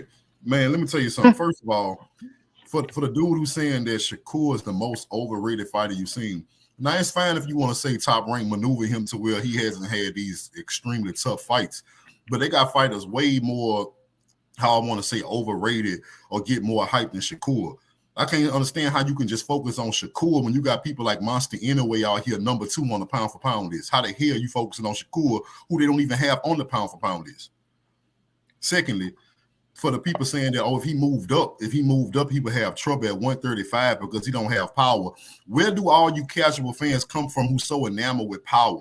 I don't understand what generation you're from, because historically, if you really watch this sport like you said you do, you will realize that the best fighters in history are not known for their power. They are all known for their skill. The best fight, you can go through however you want to line them up. The best fighters in history, they are not known for power. And historically, when a fighter gets in the ring who has a lot of power, steps in the ring with a pure boxer who is hard to hit, the advantage goes to the pure boxer historically. So what make you think that Shakur moving up and not having as much power as 135ers or 140s would mean all of a sudden he gonna start losing because he don't have power? I just thought that the point of view was just so, you know what I'm saying, it was so unique that, you know, I was just interested to hear it. You know, so you don't hear nobody saying that about Shakur. I mean, you know, if he's talking about athletic ability, how you can look at Ryan Garcia athletic ability, you could take one look at Shakur Stevenson, and you could just tell, you know what I'm saying, nobody's going to be able to really touch that kid like that. But, you know, I mean, I like to hear opposite opinions. You know what I'm saying? I'm just saying that don't make no sense, bro. I mean, the angle that they coming from, because a lot of these people come up here and they claim, we all claim it. I know it's one thing you can't help it. We all claim to know a lot about this sport, because you wouldn't be here talking about it if you didn't think you knew a lot about it. But how can you say you know so much about this sport, but you can make a statement saying that, oh, he gonna lose because he don't have power? That shit never meant nothing in boxing ever. Power has never been a determining factor winning a fight at no point in boxing history. Power alone will not win you a fight. I'm sorry. It's a, you know, it depends on what you like in the ring. It's a point of view. Some people like power and they think that gives them an advantage. And, you know, I'm trying to look at everything when I look at a fight. Some people can look at that and hey, maybe they just don't like that fighter. You know what I'm saying? They're just going to take the worst attribute that they have and try to, you know, prove a point. But for me, you know what I'm saying, I try to stay open-minded. You know what I'm saying? Even with Ryan Garcia, you know, I don't really think he's shit, but, you know what I'm saying, I see he got skills. You know what I'm saying? I see he got athletic ability. I mean, does he have a chance to catch a Devin or Tank? You know what I'm saying? We have to see how he progressed. That's why I said I want to see him fight somebody who's, you know, up and coming, somebody who's, you know, somebody who got some skill, either Tank, Devin, I don't care. I just want to see him step up, not fight somebody who's half dead or who's half up out the division. You know what I'm saying? So, you know, I could give him his flowers if he beats somebody solid, like a JoJo Diaz or somebody, you know what I'm saying, who knows how to throw their hands, somebody who got some skills. You know what I'm saying? Not these dudes that's can't make weight, these dudes that, you know what I'm saying, that's you never heard of. They look like frogs from Lord in the Rings and shit type fighters, you know what I'm saying? I want to see him fight some, you know what I'm saying, some up and coming dudes, some dudes that's dangerous. That's saying my bad, bro. I was about to say another thing I want to address that I heard when he was saying that somebody said that Devin almost got stopped by Linares. Let me tell y'all something. Getting buzzed in a fight one time in a fight is that is not evidence till you almost got stopped. If that's the case, Maidana almost stopped Floyd Mayweather and Pacquiao almost stopped Floyd Mayweather because they both hurt Floyd Mayweather in the fight. So if you can say Devin almost got stopped by Linares, then Floyd almost got stopped by Sugar Shane Mosley. He almost got stopped by Manny Pacquiao, and he almost got stopped by Marcos Maidana. Right. It just don't make sense what y'all be saying. Well, you know, like I said, when you have a certain point of view, you know what I'm saying, you get myopic in proving your point, you know what I'm saying, and you know, you're not looking at the full scope of what you're trying to prove, you know what I'm saying, because in other cases, it don't match well with boxing. Like you say, a boxer 9 times out of 10 going to beat a puncher. You know what I'm saying? But, you know, sometimes you have a boxer puncher, you know what I'm saying? Somebody like a Jamel Charlo who can mix it up. Right. You know what I'm saying? You know what I'm saying? So it's just, people just be looking at it, you know, from their agenda and their own point of view. You know what I'm saying? I don't knock them against it. You know what I'm saying? It's just a very interesting way of looking at Shakur Stevenson and Tank. You know what I'm saying? So a lot of people don't think much of those guys. You know, it's not like the division back when Duran was at 135. You know what I'm saying? When you had, you know, all these tough dudes. You know, 147 ain't the same division as when you had the Buddy McGirts and the Sweet Peas, you know, and you had the, you know, Roger Mayweathers and shit like that. You know, you just had a whole gang full of dangerous dudes, you know what I'm saying, that you had to fight Chavez and, you know what I'm saying, moving up and, you know, coming through the rankings. You had to go through some tough dudes, so you knew they was legit. Now we got to kind of guess at it because, you know, these dudes ain't really fighting. You know, so no great competition in the ring. So we got to guess and we got to look at their abilities and we got to, you know, just see how they kind of move or fight other lesser competition. And that's not a good measuring stick for me. You know what I'm saying? Well, another thing is that a lot of people talking about power, because I'm reading the comments, they saying that if a fight don't have enough power, the other guy would take 2 just to get 1. But one thing you leaving out, since you know so much about boxing, you leaving out, because one attribute you leaving out is chin. What if the guy you fighting who don't have power has an amazing chin? So that one punch that you give him don't stop him, or you able to drop him, and he's actually able to get up and continue beating you up for the rest of the fight. Where does that leave you? That leave you with a loss. Your power did not save you if you're fighting somebody that you can't stop, or somebody that'll go down and get right back up and continue to beat you up. Because that's what happened to Ruslan Provodnikov when he fought Chris Algieri. because his power, his so-called power, was supposed to get Chris Algieri out of there. He was able to knock Chris Algieri down in the first round. Chris Algieri got up and beat him up every round after that. So yeah, your power is not. Look at Muhammad Ali. Muhammad Ali wasn't always the most powerful guy in the ring, but one thing about it, they power wasn't able to stop him, because anytime he did go down, he got right back up and he continued to whoop their ass. So your power is not an end all beat all. And Bully, he just mentioned the name Winky Wright. You know, he didn't have power like that, but he had all them skills. He had all the skills in the world to outpoint you and to beat you. Let's see. Mr. Fitness says he's talking to Candy Slim. He says JV said, if I'm casual, then everyone here is casual. Well, you casual if you think that Shakur Stevenson gonna start losing because he don't have as much power as somebody else. So Cash Crypto said power does does you no good when you can't hit your opponent. Bully says, well, if a fighter doesn't respect your power, they'll take two to kill. Oh, you read that? And let me see. Zach B says, I think all of them are hyped up. He said, it seems everyone make their call on whichever fighter is like. He said they all good, but until they fight each other, then we'll see who's the best. The eye test don't work. Yeah, that's the frustrating thing, Zach, about that division. You know what I'm saying? They ain't mixing it up like they need to, and that's what's killing boxing right now. You got the fans arguing about who they think could be who, but that don't mean nothing. What really counts is them getting in the ring and proving it. You know what I'm saying? That we just in a generation, and where the business of boxing is the problem. Chicken Talk says, thank you for that $2 super chat, my brother. He says, post the StreamYard link again. This is okay.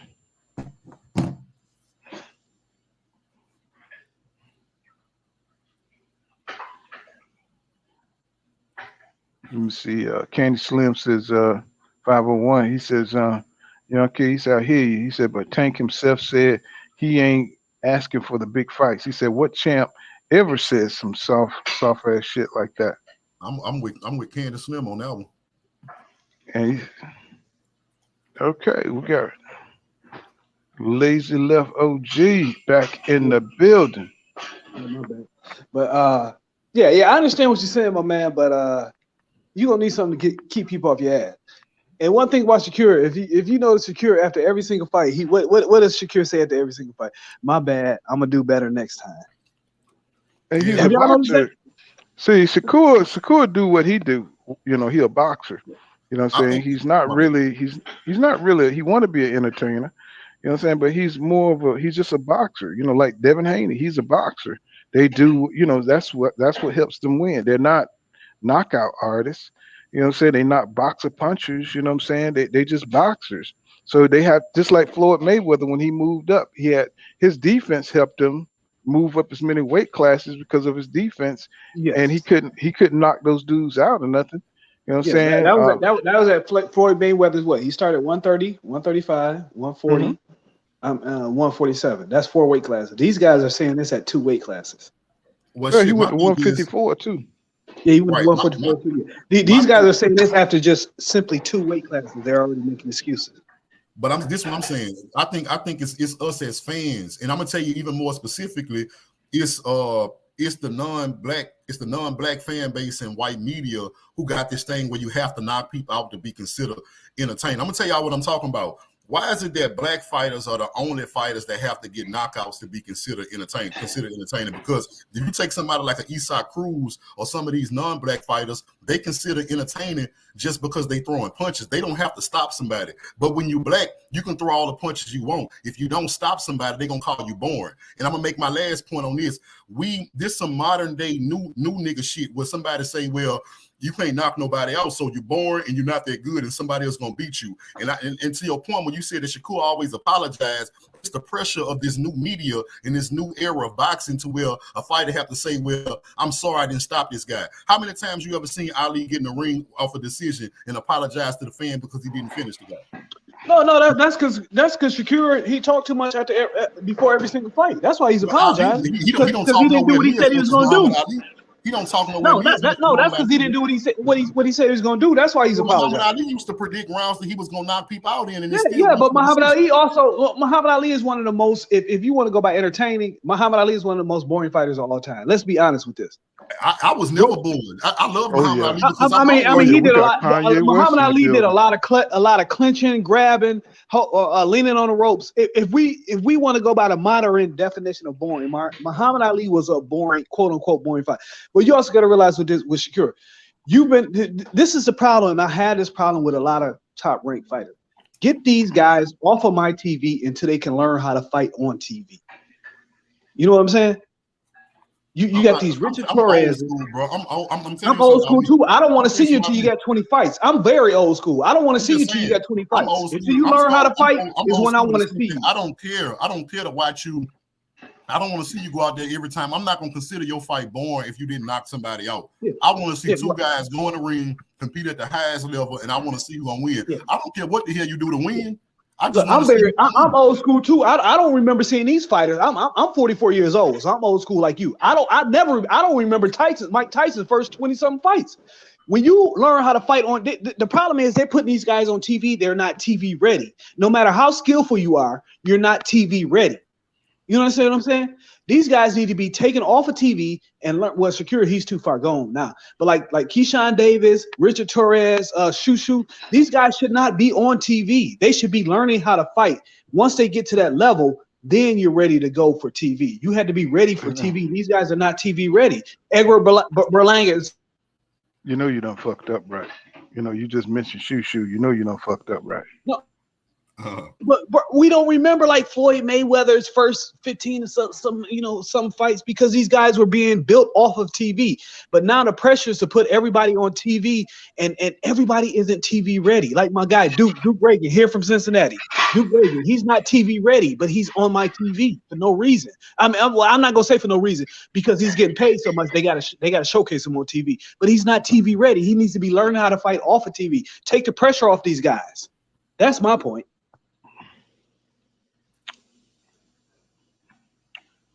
Well, Kanye West in the building. Right, but my thing is about this, and I'm going back to this knockout shit. Why is nobody dragging Dimitri Bivol through the ring because he didn't stop Canelo or he didn't stop Zerto? Why he not getting drilled? Why he not being called boring because he don't have knockout power? Why is only black fighters that have to stop somebody to be considered entertaining? Look, let me tell you. I've been watching Bivol for a long time. Bivol is a long time amateur. He's also in his 30s, and he only had 16 fights. But like I said, he's also in his 30s. I won like $1,700 on that Canelo fight. I was like one of the only people telling y'all that Canelo is not on it. Telling people Canelo is not on this dude's level. He's going to beat him. Bivol is a masterful boxer. Okay, now. Do you think Bivol had more power? They called him Andre Ward. Andre, you remember he was the mandatory for Andre Ward, right? Yeah. Ward retired. Nobody was trying to give Bivol no shots. Bivol whole thing is he beat Canelo, and now he's at that level where everybody's talking about. Before Canelo won, nobody talking about. They gave Beterbiev more props for beating Joe Smith than they did Bivol. Bivol beat him years ago. Bivol beat Sullivan. UD. He beat Sullivan Barrera years ago when Barrera only had a loss to Andre Ward. Bivol beat a lot of these guys years ago. Nobody gave Bivol no props until he beat Canelo. But the lightweight division. I've been following his career for years. He's been called boring. The lightweight division hasn't been hot since the Crusher and Andre Ward, was in there. One thing about boxing is you got to be a star, to draw the crowds. When Andre Ward, we thought Badu Jack was going to be, he vacated, and that's when Bivol came in. So, you got to be a star. Badu Jack couldn't do it. He wasn't a star. Bivol wasn't a star. I would say Arthur Beterbiev, has a chance. You know what I'm saying, to pick up the division. You know what I'm saying, more so than He's Bivol old. because He's old. He's another one. He's old. He's another one he about that 40. he didn't get avoided. He ducked. I say he about 40. Yeah, years he's about old. 40 because when he had his chance to fight Kovalev before Ward, he didn't take the fight. He was when he had a chance to take Stevenson, when Stevenson was in his prime, he didn't take the fight. Bivol was out here. Bivol had beat Pascal before Pascal beat Marcus Brown and Drew Badujak. Bivol had beat Joe Smith. Bivol had beat Barrera. Bivol is a very good fighter. Nah, I believe that. My thing is, with all due respect, brother, I never said it. My question to you was, it was about. But Bivol was called boring up until he beat Canelo. Nobody cared about Bivol. No, listen, I was asking you if power was so important. Why was Bivol able to completely dominate Canelo Alvarez and Zerto, both of which have more power than Bivol? Because both of them are. Canelo is not a 175-pounder, but Zerto was bigger than him. Zerto was bigger than Bivol. Zerto was bigger than him, but this was his 45th fight, and we didn't. But Zerto had squeaked past Jesse Hart at 168. Then they both moved up to 175 and had a tougher fight with him at 165 than he had at 168. Zerto was never really that guy. I don't understand. But what you said was that if you don't have enough power, you're not going to keep the off of it. But Bivol has that Floyd Mayweather power at 147, where he's so accurate you can't counter. And Shakur don't have that kind of. No, if you look at his last fight against Canseco, he's got hit more than he ever been hit in the fight. That's fine, but he won the fight. Yeah, he won. Yeah, exactly. He won the fight. I don't rate Canseco that highly. Bro, all I'm trying to tell you is that as human beings, if somebody is accurate and they faster than you to the punch and they keep hitting you, it don't matter how much power they have. That is gonna make you hesitate. That is gonna make you hesitate. When you're fighting the Cansecos, when you're fighting the Bivols, but when you get in there with somebody just as athletic as you, because really, if you look at it, boxing is really turning into athletic plus skills. That's I'm not gonna say what I really want to say. Go ahead. Say it, Kanye. That's why you're gonna see. That's why you're gonna see in 3 years the pound for pound is gonna be all black, because these other fighters, they're skillful, but they don't have the athleticism to match the skill level that our fighters have. We have the athleticism and the skill level. I think it should already be black. I don't think you have no Puerto Ricans coming up. You have no Mexicans coming up that can match our athleticism and our skill level. That's what I'm saying. They don't have to do, brother. They don't have to do as much. That's what I'm trying. I feel where you coming from. We should already, the pound for pound, they should already be all black. They're not gonna let that happen because a non-black fighter don't have to do what you have to do to get on the list. He can win one fight against nobody, and he's number 5. That's true. Like Lomachenko. Yeah, that's true. Like he struggled with Ortiz, his sparring partner, that has never fought a 12-round fight before that fight. You know, but that also sparring partner also beat Jamel Herring, who Shakur beat. You see what I'm saying? And when you start looking at the fights, you got to look at like not only who did they beat, but what happened after they beat him. Valdez, he hasn't fought since Shakur beat him, but Herring, he ended up losing. Since Valdez beat Berchot, he ended up losing to Nakatani, which if you remember that Nakatani fight, Shakur said, I felt his power and I didn't want to stay, and I got away from it because he's so much more athletic than the African. That's why he said Nakatani? Wait a minute. Nakatila, whatever his name is. Oh, yeah. I got you. I'm like, damn. He's so much more athletic that this is what I'm saying. When athleticism meets athleticism is really when we're going to see it. And we're going to see it at 140 because them guys at 140, the Gary Antoine Russells, you know, I even go with Hector Luis. Hit a lot too. Gary Antoine Russell hit a lot too. Yeah, he does get hit a lot. But he's like I said, when these boys start going up against each other, then we're gonna see who the cream of the crop really is. Bro, I'm not impressed by these dudes fighting old dudes and these come forward face first Mexicans. I'm not impressed by that's why I'm tripping on why you so impressed by Ryan Garcia. You know what I'm saying? I don't understand why you so impressed by him. Because he has that speed and that power, and he's long. He's gonna always possess something that's. Don't you think Devin is long? Don't you think he has got speed? Yeah. Devin is long. Devin is long. Devin has speed, but you got a guy like Ryan who matches all those attributes with power. Ryan, you don't have the footwork. You don't have the footwork or the boxing IQ. Versus Devin Garcia. Ryan Garcia do not have the boxing IQ. I mean, he does not have the boxing IQ, or I don't think he. You don't think Ryan Garcia could beat? Man, Ryan Garcia would have detonated George Kambosos. I'm not. Look, I'm not. See, now you're doing triangle theories. No, I'm I said that I don't Ryan think he could beat Garcia would not Devin. he would not win 3 rounds against Devin Haney. I don't think he would beat Devin, bro. That's what I'm saying. I don't know. I don't know. I mean, at but 140, but see, at 140, I am taking Ryan Garcia confidently. Ryan Garcia I already said mean, he but don't we want no got part that. of But Devin I'm Haney. just saying, He based don't want on no part what of Devin his Haney. win of Luke Campbell, or based on that win alone. I mean, he don't have any. Luke Campbell had fought. Oh, wait. Hold on. Hear what I'm Luke saying. Campbell disrespect is crazy to me because Campbell there's nobody on Devin's resume. Hold on, Luke Campbell wins are not Ryan Garcia wins, bro. That's what I'm agree, saying. but at that point, Luke Campbell had faced world-class competition. At that point, was he a champion? No, he was never a champion. I mean, you going to count? Was he a threat? Okay, you going to count vacant belt Linares, who picked up vacant belts everywhere he could find? Linares what I'm trying to ask you, Linares has never won a belt in the ring. Hold on. You keep going down rabbit holes, bro. What does this have to do with Ryan proving to be up there with Dev? I mean, you know what I'm saying? What does this? How does this prove that Ryan is the best? I don't see much space between any of them. That's my point. I don't see much space between Tank, Devin, Ryan, Shakur. I don't see much space. The only one I seen put space in between them was Tio. That's all I'm saying. Wait a minute. What? By getting whooped by Cambosis? No. He got whooped by Cambosis. I'm talking about at 135. I'm talking about like a fucking dog. At 135. T.O. motherfucking father was drunk in the motherfucking crowd. This nigga didn't have no training. His father was drunk in the crowd.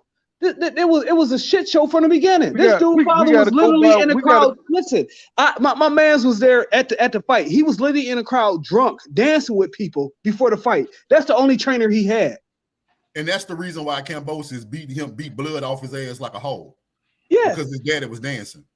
Yeah, no, because his daddy was drunk and he didn't train for the whole fucking fight. They was there looking for a check. I don't, bro. That's excuses. I mean, bro. It's the truth, though. But it's the truth. He said he was ready. He hopped in that ring because he said he was ready for Teo, and he got. Ready for listen, Cambosis. I don't like Teo. I don't like Teo. Personally, I don't like the shit out of him. Matter of fact, Cambosis beat his ass so bad. I was worried for Devin Haney. I said that nigga might be something. The way he did Teofimo Lopez, I thought Cambosis had something coming with him. Anybody that's trained and that's actually serious about the fight is gonna beat Cambosa. I already no.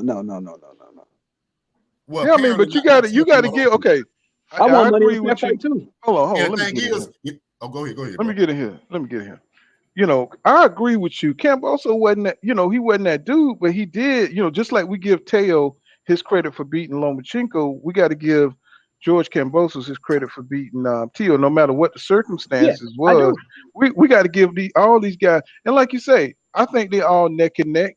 And the whole point of all this is that we got to see them fight each other. Exactly. And see, and this is the problem. Exactly.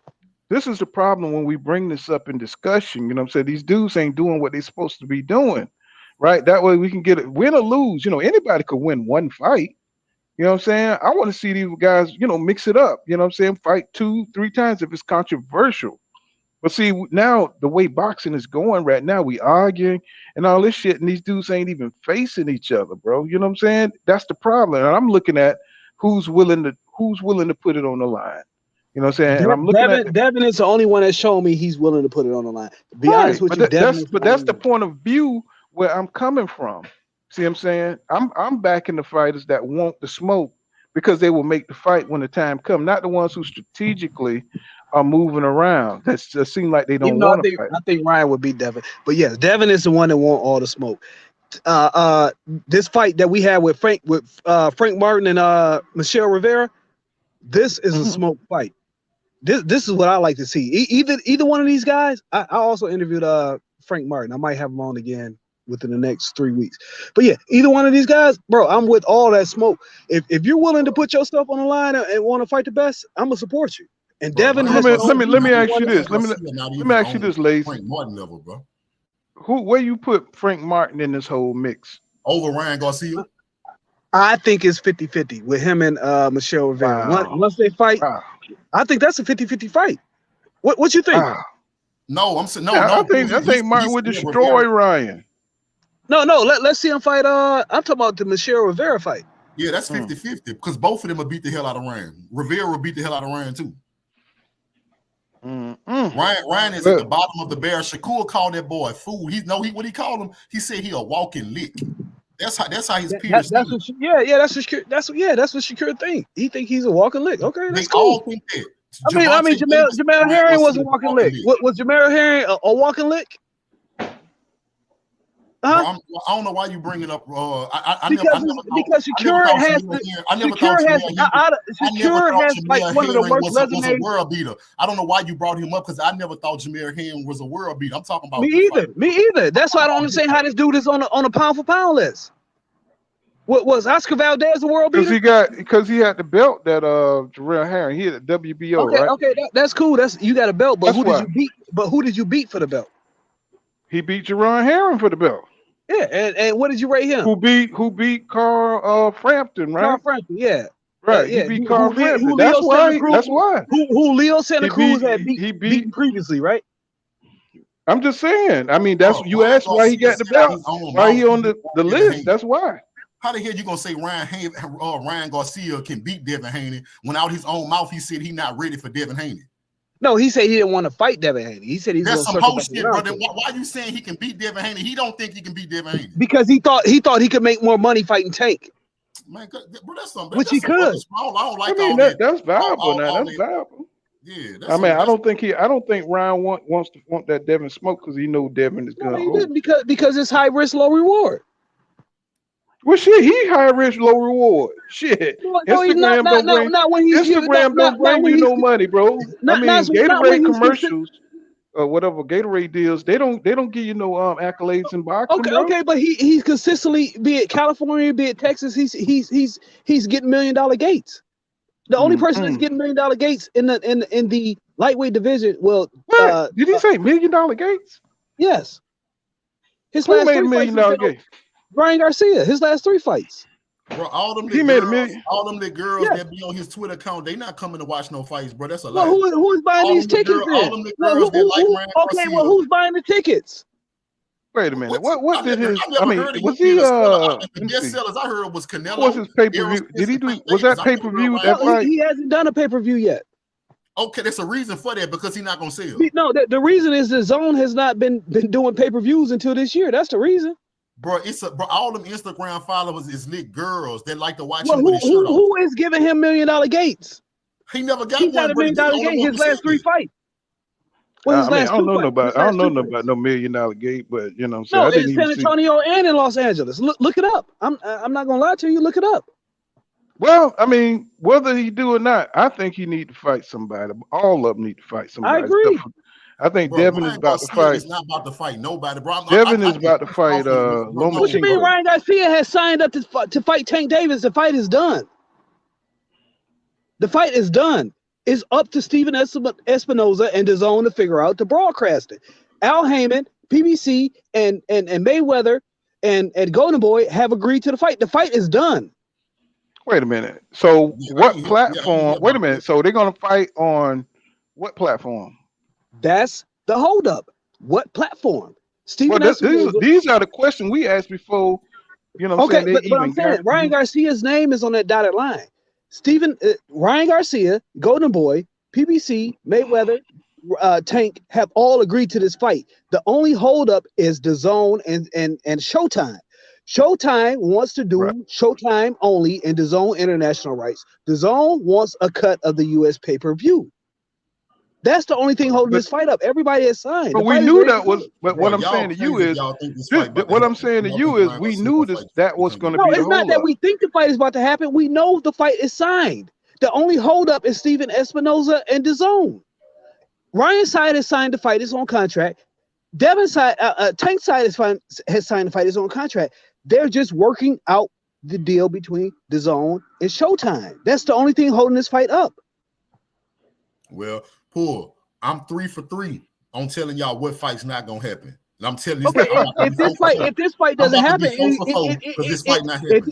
if this fight doesn't happen, Steven Espinoza, Showtime, and DAZN needs to be blamed because Ryan's signature is on the contract, Tank's signature is on the contract, and the fight is already signed. I'm not into blaming. I'm just telling you the fight not happening. That's all I know. Okay, well, if it don't happen, it's neither one of the fighters' fault. It's the network's fault. I don't The think fight all is I'm done. saying is that whoever stopped the fight, because I told you that's why I respect camps. I don't just respect fighters, I respect camps also. Because whoever not gonna let this fight happen is gonna either be the fighter who wasn't confident or his camp wasn't confident. No, both fighters have signed the contract. Where's their camps then? The camps have signed the contract. De La Hoya, Al Heyman, Ryan Garcia, Tank Davis, their names are on the contract. What's holding up the fight now is that DAZN wants a piece of the pay-per-view. Stephen Espinoza wants them only to take international rights because they're putting up all the money for the fight. But DAZN feels that they're entitled to a cut of the U.S. pay-per-view. They want to do a joint pay-per-view even though they put up no money. All I'm saying is if this fight don't happen, Ryan Garcia never gonna get his chain back from Tank. He never gonna get what? This is the second time they agreed to a fight. He ain't gonna never get that gold chain back he snatched off. Then, all right, this is the second time he agreed to a fight with him. Like, why they ain't fight yet? Okay, because like I said, Stephen Espinoza and DAZN, Joe McCarthy at DAZN are working out the broadcast rights. The fight is signed and done with. If anybody don't follow me, go to Twitter at lazylefty.com. I do a show with Jake Donovan, the boxer from the writer from Boxing Scene, every Saturday at 11 a.m. We talk about all this stuff every Saturday at 11 a.m. The fight is signed. The holdup is DAZN and Showtime. DAZN wants a part of the U.S. pay-per-view cut. Showtime doesn't want to give them part of that. They tell them we'll give you the international rights and we will take the U.S. That's what's holding up the fight. Everybody is signed for this fight. It's done. So my thing is this: didn't Ryan out his own mouth said that he be capping and he need to stop capping because he called people out knowing he don't want to fight them? Okay, that's what Ryan saying out his mouth. I'm telling you what I know for a fact. No, I don't. Like I told you, I don't care about this stupid ass fight because I don't think it's happening. I'm just telling you that Ryan ain't that dude that you're saying he is. I'm telling you, Ryan's signature is on a contract. I'm telling you, I know this for a fact. His signature on the contract. That's cool. That's cool. That Tank's signature is on the contract. That's cool. Al Heyman, go to boy PBC, TGB, Mayweather Promotion. Everybody's signature is on the contract. The only thing holding this up is Showtime. So what weight? They're gonna fight at 135? No, 136. 140? 136. Oh, they're gonna do a catch weight. Yeah, 136 is the contracted weight. The fight is done. The only thing holding this fight up is Stephen Espinoza and DAZN. They're figuring out which one is going to do the broadcast. The fight is signed. Well, I will upload. I'm gonna upload my last 2 episodes where we talked about this the last 2 times. Me and Jake have talked about this last 2 times. The fight is signed. There's nothing holding it up except the network. That's gonna be a hell of a fight. That's gonna be a hell of a fight. You know what I'm saying? That is gonna be a hell of a fight. I just see Ryan getting stopped or beat up, even if Tank don't stop. But see, it's who he is though. You know what I'm saying? You know, everybody been trying to get that fight from Ryan Garcia. That's because Ryan about to be done after this. He done did all he could. He done collected all his money. Ryan is not a fighter like the rest of them. He don't want to take fight after fight like with somebody like a Tank Davis. Hold on. This guy, this guy said, I'm repeating things that De La Hoya has tweeted. No, I'm not repeating things De La Hoya has tweeted. Okay, I'm repeating things I know for that are a fact. Follow me on my Twitter. I have had me and Jake Donovan, writer from Boxing Scene, do these shows every Saturday morning at 11 a.m. Okay, that's what's cool. going on, Educated Jab. I see you out there, my brother. I respect your mind. You said who said the fight is signed? Stephen Espinoza told me on my show himself the fight is signed. They're just trying to go through the details of the broadcast. The fight is signed. Okay, I'll be honest with you. I didn't know these people didn't know the fight was already done. Well, I mean, you probably got inside connects that we don't, but I don't have inside. No, I don't have inside connects. I don't. The fight is done. I've had Stephen Espinoza, I had Leonard Ellaby, I've had Deontay Wilder, I've had I'd have had everybody on my I don't do YouTube. I don't upload my shows from Twitter to YouTube, so maybe that's why people not really believe me. But I'm gonna start uploading my shows from Twitter to YouTube so y'all can see that what I'm saying is what people have already told me. I mean, I believe you. But like you said, everything could be in alignment. But in these kind of fights, everything just like Bud. You know what I'm saying? Say he signed the contract, but he ain't fighting EJ, is he? You know what I'm saying? He fighting David Avenesyan. Same shit can But happen Bud here. never signed the contract. Bud never signed. I'm gonna give y'all a No, little. no, no, no. That's not the point I'm making. Yeah. The point I'm making is you could be close to making a fight, but it's still not happening. You see what I'm saying? True. But I'm saying both of these, the difference between Bud and Ryan Garcia is Ryan Garcia signed.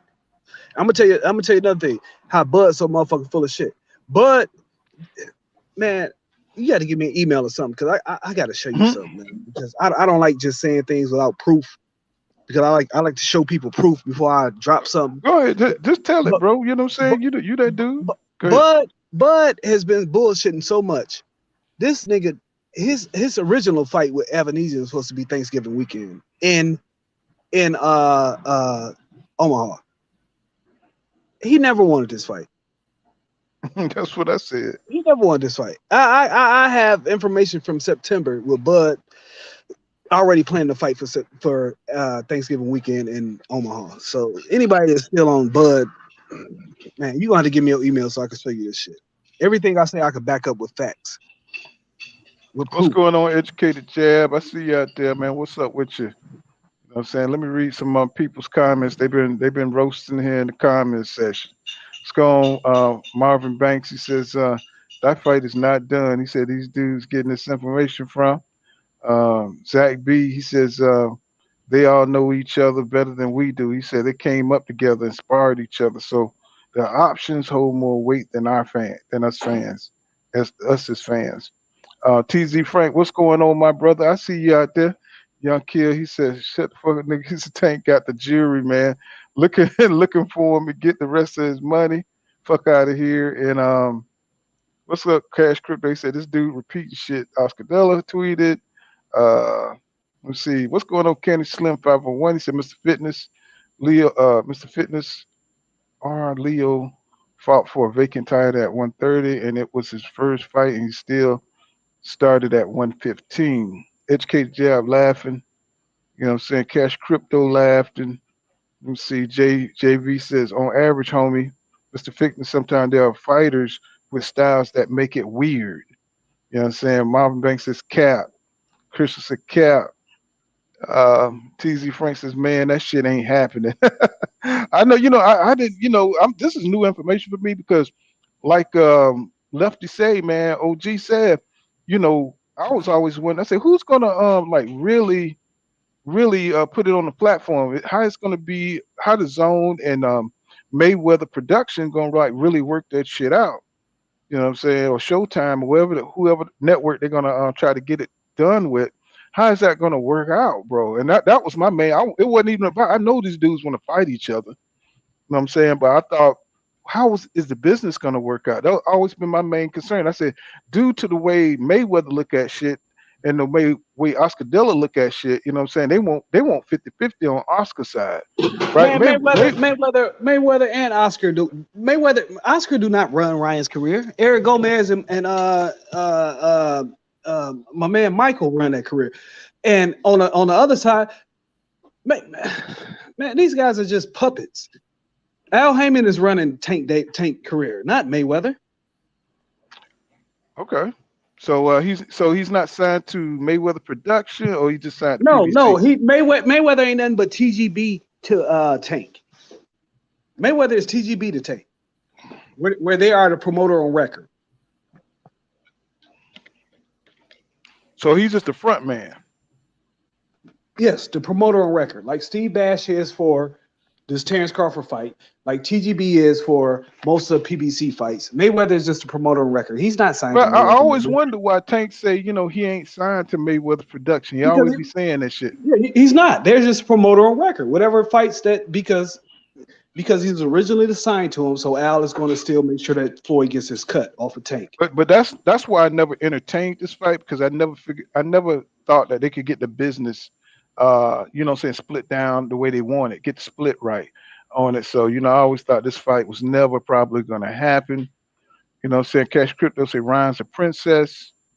Educated Jab says Ryan got got a 5-inch height advantage and a 5-inch reach advantage. And let me see. Anthony Jones says this fight about what? He said, "What's up, pool bro? What's going on with you?" He said, "This fight ain't happening." You know what I'm saying? He said, "I got Tank beating just about everybody." He said, "But Tank versus Shakur and Frank is a close fight." He said, "Mr. Fitness says, he says JV had nothing to do with Styles." Laughing my ass off. He says Abraham simply didn't respect Ward's power. Neither did Kovalo, who was taken out by body shots due to having low stamina. What's going on, King KO? What's going on, my brother? And Marvin Banks, he says Ryan been capping. And Karen Battle says Tank's not losing a fight. Marvin Banks says nobody thought Bud signed the contract. No, you know what I'm saying he never wanted that fight, bro. And Cash Cryptos, he's calling out. He said they've been cooking good. Education, they've been cooking good. He says Courtney Thomas says he's already had that David fight for Thanksgiving. And Zach B says he's legit, y'all. And let me see, Skid Sopal says, what's good, bro? He says, where can I see that info about Thanksgiving weekend? If you got Twitter, follow me on Twitter at Lazy Lefty OG. I will send you the motherfucking info. I will send you the motherfucking text message that I got September 28th. And JV said Kovalev did respect Ward power. Mr. Fitness, he says, but if Kovalev didn't, his power, like you said, Ward wasn't running like Shakur be running. And Educated Jazz said, I hope it happens. That's a great fight for both men. And JV says Ward was never a runner. Shakur he should be riding that bike, huh? And Mr. Fitness says JV Kovalev was immediately going for the stoppage in the first half, which is how he got tired. He said Sergey never respected Ward power, which was why he was following the jab to the body repeatedly. And let me see, am I caught up? Let's see. Yeah, I'm all caught up. I'm saying, Skid says, appreciate you, bro. Yo, no doubt, bro. You know what I'm saying? So shit, yeah, that's one fight I'm willing to, to pay to see. It's done. The fight is done. You're just waiting on what Espinoza and DAZN is going to do. So do you think Errol Spence Jr. and Bud Crawford going to fight next year? No. Bud don't want that fight. The fight is that has passed and gone. Mm-hmm. You see how Boots said the reason that we didn't fight this year was because we was waiting on this fight. Boots had an undercard fight on that fight. He was the co-main event on that fight. So everybody's waiting around to see what they're going to do. You not going to get these guys after what Bud pulled. These guys are not going to wait around because they know he's full of shit. That's what I said, bro. I said the same thing. That's what I said. I think he burned the bridges on purpose. He did. He burned the bridges on. You only burn a bridge when you don't plan on going back over it. He burned the bridge on purpose. Mm-hmm. And Marvin says, I'm trying to understand the logic, fam. And Mr. Fitness says, Candy Slim, he says, 501, he said, all four sanctioned body recognized the WBA regular as a belt, meaning Barrios was a champion. Whether you like it or not, who has Fortuna or Campbell beat? You know what I'm saying? So, they're going back and forth.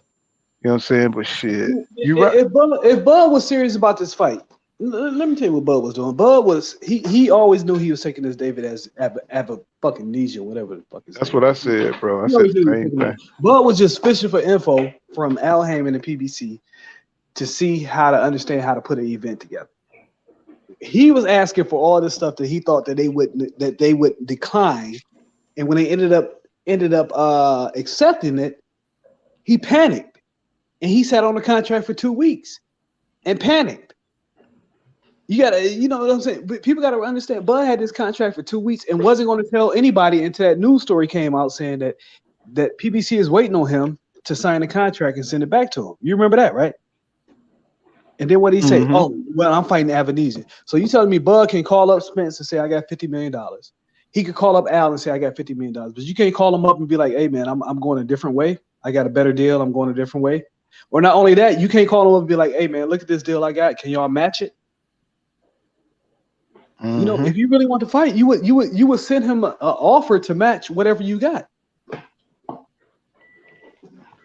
I agree. I mean, saying that was a bullshit counter after that $50 million hedge funds bullshit. That shit sound like bullshit. Man, it is bullshit. You know what it was? Bud didn't know. Bud thought it was bullshit, but he wanted to know for sure. So Bud whole thing, he was trying to get Al to do some free work.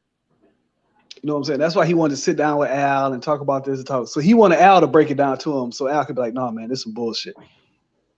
He wanted basically what he wanted was a free work. If you notice everything, he always go, "Well, Al is Spencer's guy, Cool and this guy."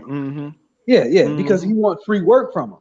That's why he was so itching to sit down in front of Al Heyman with him and with them two. He said, "Well, Earl was nowhere to be found."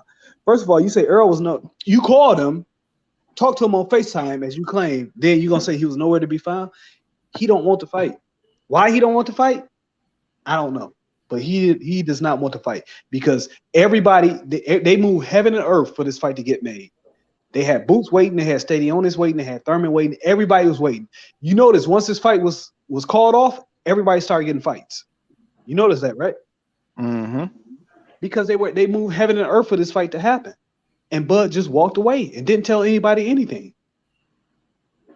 Go ahead. He told what? No, so you said the reason what? I said the reason he didn't want to fight because he was gonna get Falumaloon. And that's what it was. You know, he was going to get his ass destroyed. You know what I'm saying? That's what that was. Tweets. Sopal says, he says, Bud has a tweet. Let me see. I'm trying to drop this link for, what's the name? He keep falling off. There you go.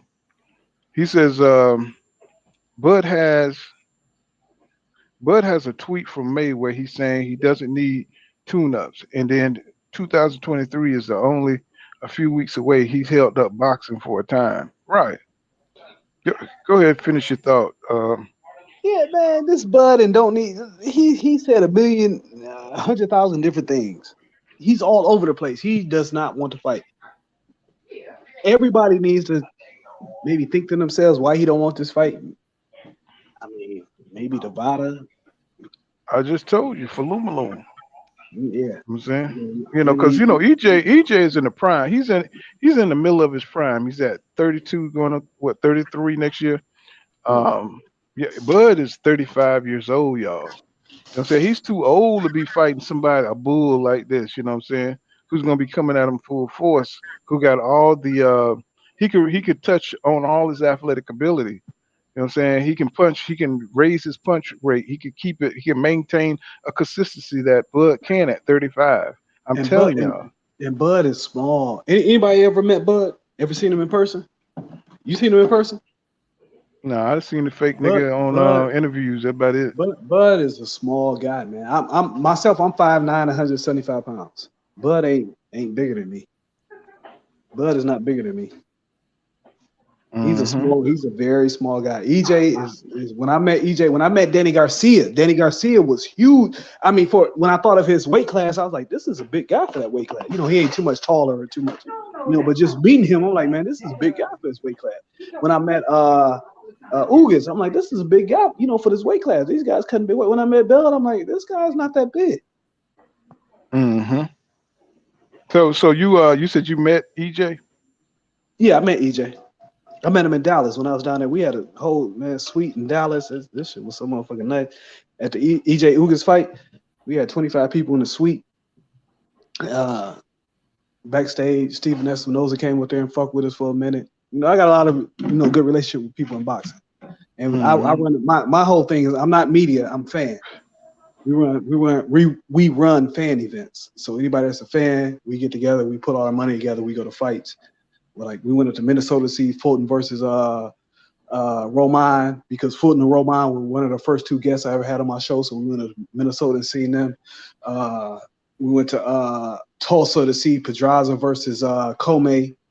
We went to New York to see Wilder versus. We just do a lot of fan events. We are fans. I'm not media. We are, even though we interview a lot of people in boxing, we are fans.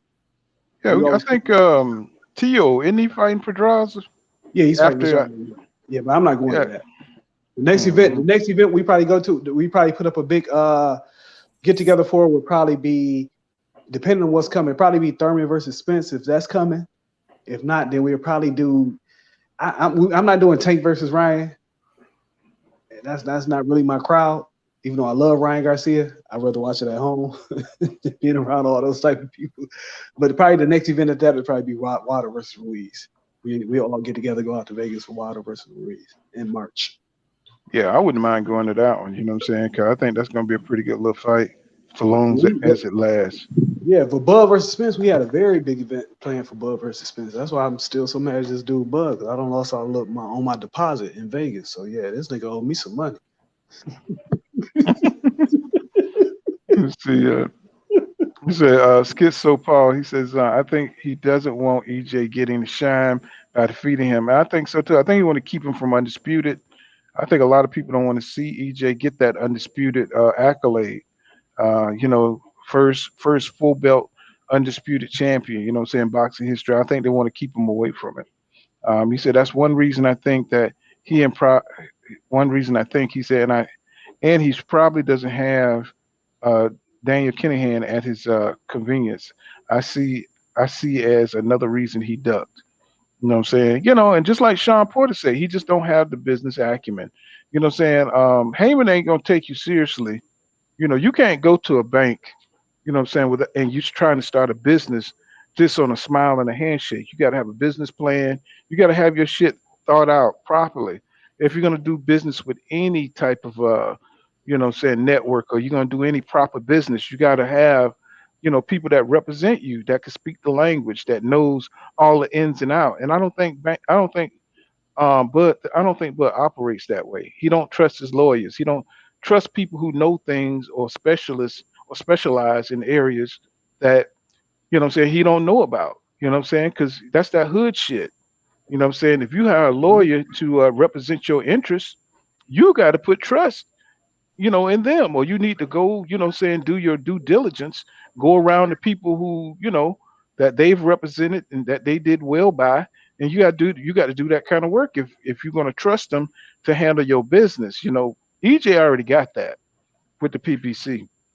He got that in Al Heyman, and if Bud would have came over years ago, he would have had that in Al Heyman too. He probably would even got a better split. You know what I'm saying? Probably would have got a 60-40 split instead of, 65-35 split. You know what I'm saying? So to me, Bud just went about this shit like you say. I don't think he ever wanted it. You know what I'm saying? I think he just played with it just to touch on it for the publicity. You know what I'm saying? To get the energy off the fight, to get the publicity out there, to get the notoriety off the fight, so he can promote this David Avenesyan fight. Even him saying that he's going to fight him next year, or look forward to Errol Spence Jr. spinning the block. That's just going to help Terence, promote this fight with AB. You know what I'm saying? I think that's his next fight. Then I think he's gonna walk out of boxing. I think he's gonna walk out of boxing after he fight AB. Yep. You know what I'm saying? Third Eye, he says, you have to understand, Bud, if you follow his career, you know what I'm saying, he didn't use his voice once he got to being compared to Spence. He said he had to start speaking out. Now he's comfortable. He's just having fun with his voice. like a little baby or some shit. That's just be cooing. Cash Crypto said ducking undisputed is straight pussy. I agree with that. Mr. Fitness R, he says, Candy Slim, the WBA belt has existed for decades. It's how Pacquiao was able to challenge Thurman, and for Ugas to challenge Pacquiao, Lamont was literally stripped of the regular for fighting EJ. Yeah, he vacated that shit to fight EJ. To fight EJ after he washed David Avenesyan here in Cincinnati, right, where I'm currently at, where I had front row seats to see Lamont Peterson wash David Avenesyan. So these guys. And Bud, he knows. This was 2017 when he when he beat this guy. Then Earl went on to beat Peterson, and people said it wasn't a good win. But Bud is fighting a guy that Earl already, a guy that Earl beat the guy that he beat, and also a guy that you beat the guy he beat. You already beat me in this machine. Why are you spinning the block on Avenesyan? Isn't that shit crazy? Man, this dude is all over the place, and the thing about it, when you call it out, like I said, me, I've always had a good relationship with his trainer, with Red, but we kind of off, right? Because I'm not buying the bullshit, man. You're selling me some bullshit, and I'm not buying it. You know what I'm saying? Now you starting to insult me because you expect me to buy your bullshit. No, I feel insulted. Candy Slim 501, Bud did not call out EJ. You know what I'm saying? He called out Thurman. He called out Danny Garcia. You know what I'm saying? He called out Pacquiao. Those are the fights that he said he wanted to pursue. You know, EJ wasn't on the radar yet. You know what I'm saying? He wasn't that dude yet. You know what I'm saying? Yeah, Earl was fighting on walkout bouts on NBCSN when Crawford, Thurman, Porter were all fighting main events on NBC, on Fox, on Showtime, and HBO. Earl was nobody back then. Earl could pass this guy, and he's so jealous of him. It's crazy. Well, I mean, he came in. You know, Bud came in 2008, and you know, what I'm saying his career was still stagnant. And EJ came in, just made the right decisions, and he blew up. You know what I'm saying? In half the time. So yeah, he's pissed. You know what I'm saying? He's pissed. That's like watching. You know what I'm saying? That's like watching. You know what I'm saying? Some nigga. You've been playing basketball your whole life. You get signed to $4 million contract, and then he comes in, he get $10 million, and you just like, God damn, how the fuck he do that? You know what I'm saying? You more popular. He got fans. You know what I'm saying? Got better looking hoes and everything. You know what I'm saying? You pissed off. You know what I'm saying? Look at Bud. Like Bud said, YouTubers are killing boxing. First of all, Bud, when I want to understand boxing news or want to hear an interview or want to hear a take, I go to YouTube. I don't go to New York Times. I don't go to Washington Post. I don't go to LA Times because they don't cover it. You got YouTube guys. You got guys like yourself. You got a full-time job, right? Okay. We are 3 hours and 31 minutes into this live. If you taking time out of your day after working a full-time job to talk about boxing, you got guys who are spending their last dime to go to events to interview boxers and cover your event. You don't have guys from the New York Times there, Washington Post, New York Daily News, Detroit Free Press. These are guys taking money out of their own pocket without no credentials, buying their own tickets, going to cover your fights. When you talk about YouTube is killing boxing, YouTube has kept boxing alive. This is where boxing live, my brother. 20 years. YouTube has kept boxing alive. Let me read this super chat. Thank you, Sean T, for that $5 super chat. He said Crawford is like one of those inexperienced people who want to represent themselves in criminal court. Yeah. You know what I'm saying? What's going on, DJ Black Charm Music? What's going on, bro? You know what I'm saying? Up in the building. I dropped the link, Candy Slim 501. GD says, they all arguing with Candy Slim 501. He said when Bud, GD says Slim 501, when Bud first moved up to 154, he was calling out Thurman, Pacquiao. Then they asked Bud about EJ. Bud downplayed it multiple times, but never wanted Spence. Bottom line, we all know that. I mean, you can't come into a hardcore boxing forum and say we know the history. You know what I'm saying? You can't just say that, bro. I mean, we all been here. We watched Bud career just like you. You know what I'm saying? We followed him. We thought he was the shit back then until we figured out he was pussy punk ass. You know what I'm saying? So we followed Bud too, bro. Educated Jab says he says Cash. He said the way we still talking about it shows how big the fight really is. No doubt. This is why the fight is huge. You know what I'm saying? We're promoting the fight right here. These are the dudes that we're talking to right here who's going to buy the fights. The dudes who are coming to the fights. You know what I'm saying? The dude who's going to pay for the pay-per-views are right here in the chat. You know what I'm saying? So, what the hell they talking about? You know what I'm saying? He talking about killing. All of y'all, you, everybody that make the upload content and comment on and like on these posts are are pushing boxing forward. Because the New York Times, the LA Times, the New York Post, nobody is covering boxing but YouTube, Instagram, and Twitter. We, the fans, push this shit forward. So for him to say, to try to downplay YouTubers, it's a slap in the face to fans. It's a slap in the face to us. Bro, y'all matter. This is what I'm saying. Everybody in these comment section, everybody that's listening that's not commenting, y'all matter. Everything that y'all do to push this sport forward matters. Don't let this nigga tell y'all don't matter and y'all killing the sport. Y'all have kept the sport alive.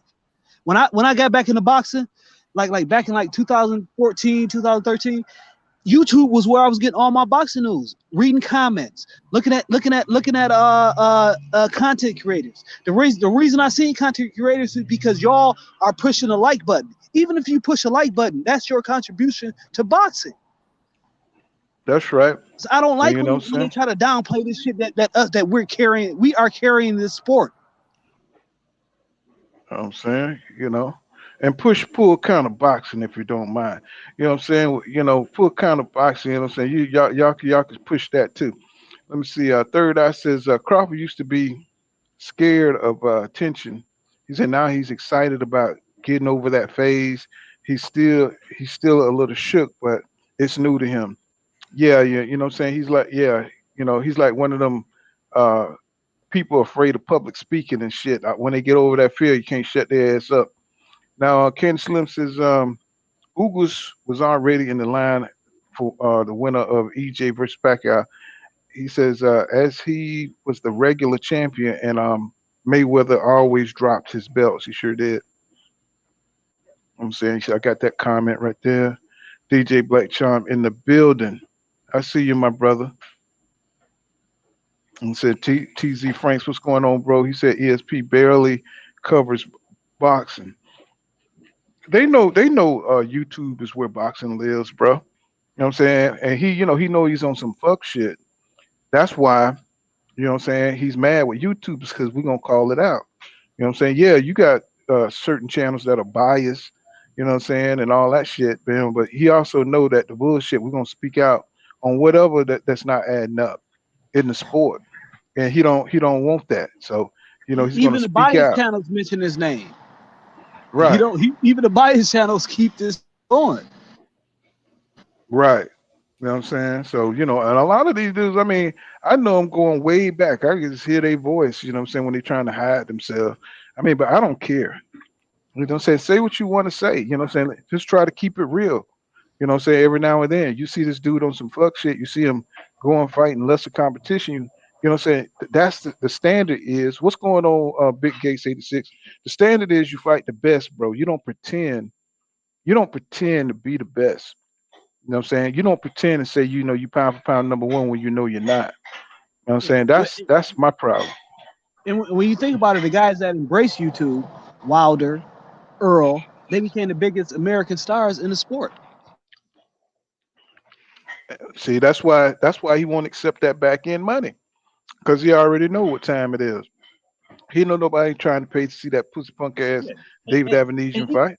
And even though Blue Blood got him the deal, he still hasn't done an interview with Blue Blood. He ran to Max Kellerman, who's a nobody, Akin Barak, and Brian Custer. I mean, the dude got you the deal. You can't even run to him. He got 200,000 subscribers. Blue Blood go live, you gonna get maybe up to 1,000 people in there listening. And then every 1,000 person probably tell somebody else, or tell somebody else, and tell somebody else. You know what I'm saying? He I don't know, man. To me, he don't respect the black dollar. I mean, to be frank, he don't respect the black dollar. He was raised in Omaha. What you expect? Ain't no damn black people in Omaha. You know what I'm saying? You know what I'm saying? He was raised in Omaha. Now I've been up there. There's a few of them up there, but they all, so they all revere white folk. You know what I'm saying? It's cornfields. I ain't never been there, but I would take your word for that. That seems like what it is. The roads toe back, shit. The roads go circles and shit. It's like, Candy Slim, you got to connect your device, Candy. I mean, because every black boxer on here, that's Devin Haney, right? He embraced. I'm gonna drop another link so you can get on. See if you can get on. Yeah, because your device not connected. Every Go black ahead, bro. boxer that has embraced YouTube channels have built their following up to a point to where they're respectable. Like Wilder, he's done far and beyond. Earl, he's done far and beyond. Every black boxer, like I said, as black boxing fans, we trying to show you, bro, you don't have to wear a sombrero into the ring. You have fans. You don't need to wear a sombrero or Mexican color. It's plenty of us out here. You know what I'm saying? Respect us and respect our dollar. Hold Like on, you respect hold on. This is a monumental event on Pool Counter Boxing. Candy Slim finally coming up, but it says your device not connected. So something you ain't got connected over there. So I can bring you up. Something on your side you don't got connected. This is it's authenticated with YouTube. Okay. Okay, you got to connect your device or something. Yeah, something to connect. Go ahead, my brother. I was trying to get him up in That's here. right, GD. He said everybody, us in the chats, everybody keeps boxing alive. You cannot. You go to ESPN right now, ESPN.com right now. Where you gonna have to go through about 4, 5, 6, 7 different pages to find boxing. LA Times, you ain't gonna find it. New York Times, you ain't gonna find it. Washington Post, you ain't gonna find it. New York Post, you ain't gonna find it. Detroit News, you ain't gonna find it. Cron.com, you ain't gonna find it. We are keeping boxing alive. So to take a jab at YouTubers is taking a jab at boxing itself, in my opinion. I didn't like that. I did not like that at all. Yeah, he always doing that. You know, like when he was talking about the British fans got the best fans. You know, he always passive aggressive like that.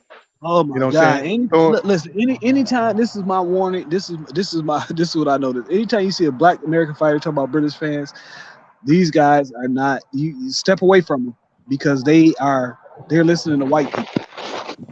You know what I'm saying? When Wilder went over there, he went over there to show that British fans are my fans. He didn't say they're better than American fans. Okay, but you got Andrade. He think British fans are better, right? Look at his career. Mm-hmm. Bud, he think British fans are better, right? Look at his career. Michael Hunter, he think British fans are better, right? Look at his career. Anytime a black fighter, American black fighter, start getting on this British shit, they're lost. They don't understand the spending dollar that American blacks have, and studies have shown that we are the highest participators in this sport, higher than any other demographic, Mexican, white, any other. Those are fucking facts. That's not my opinion. Those are facts. We participate in this sport more than any other demographic in the United States. The third, that says he said Nebraska has 1.5 million, 10% black. He said that's just in 2 cities, Omaha, Lincoln, and in Lincoln, it's the state penitentiary. It's responsible for 3% of the black community that's there. You know what I'm saying? Another one, Anthony Sims. Anthony Sims. He thought the UK crowd was better, right? Where is he at now? Where is he at now? Hell if I know. Yeah, exactly. Black fight fans in the United States are the biggest participants of this sport, period. These are studies. This is not my opinion. These are studies. Zach B said Bud is on that juice. He said he's on that juice. He deflecting it to EJ. That's what they do. Anytime motherfucker be bringing up the subject and shit, they be on that shit. Just like damn Tyson Fury ass.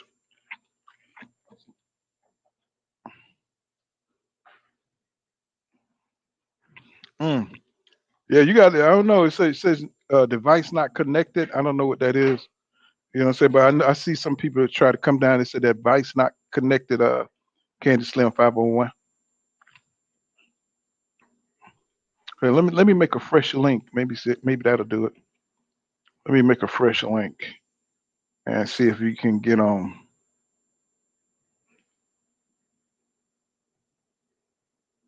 This dude, he been at Pool Counter Boxing a long time, but he never come up on the panel. So yeah, I'm excited to see. It just bothers me when these boxers go at YouTubers. When I know for a fact that when I start coming back to really paying attention to boxing, you know, when I start running the streets and doing my shit, whatever, and I start paying attention to boxing, I always came to YouTube. I don't even have a YouTube. I got one video posted on my YouTube channel, but I always knew I could come to YouTube to get the latest boxing news. So YouTube has kept YouTube has kept boxing alive. Don't let this guy tell you that anything other than that. Yeah. YouTube is the best platform to get your boxing news, opinions, interviews. Yeah, JV, just like you said, Jake Paul and Logan Paul has proved that YouTube matters. And y'all, hey, subscribe to Renee Box Young, man. Y'all, you know what I'm saying? He got really great content. You know what I'm saying? He's an even down the middle type of channel. Third out of six. You know what I'm saying? Y'all subscribe to Renee Box Young, you know what I'm saying? Him and LeVar Cooper be over there chopping it up, you know what I'm saying? Really solid ass content. You know, he has a very versatile on boxing where he talk about everything in boxing. So check out Renee Box Young. That's my nigga right there. Yeah, I'll follow him on Twitter. Let me see. GD said, funny part is when Bud went to Scotland and fought Ricky Burns and they booed the shit out of him. He said, matter of fact, at 140, Bud was booed a few times with his punk ass. Yep. Yeah. You know what I'm saying? Read third eye post because that is facts. I know that for a motherfucking fact. Third Eye says, as far as not drinking and smoking, he's not lying about that. But on the other stuff, he's a manipulator. Yeah. You know what I'm saying? I say that too. Renee Bosch Young, what's going on, my brother? He says, yeah, a fighter in his emotions when he lashes out in you at YouTubers, man. Yeah. I mean, you know, it just brings more attention to the YouTube community, really. I mean, but nobody don't know who he is, really, so nobody cares. You know what I'm saying? You know, only people in Omaha not gonna listen. You know what I'm saying? They can't help themselves because they think you're saying something bad about Bud. They're gonna listen in anyway. And Renee Bosch Young says, yeah, fighter in his. Okay, I read that and said there's his link. If y'all want to check out Renee Bosch Young, y'all check him out. My brother be cooking over there for sure. And Cash Crypto said Bud would rather fight the YouTubers. Yeah, that's what I said, bro. Exactly. They do fight everybody except Earl. That's what I said. Why are you attacking fans, bro? Because they won't buy your pay-per-views?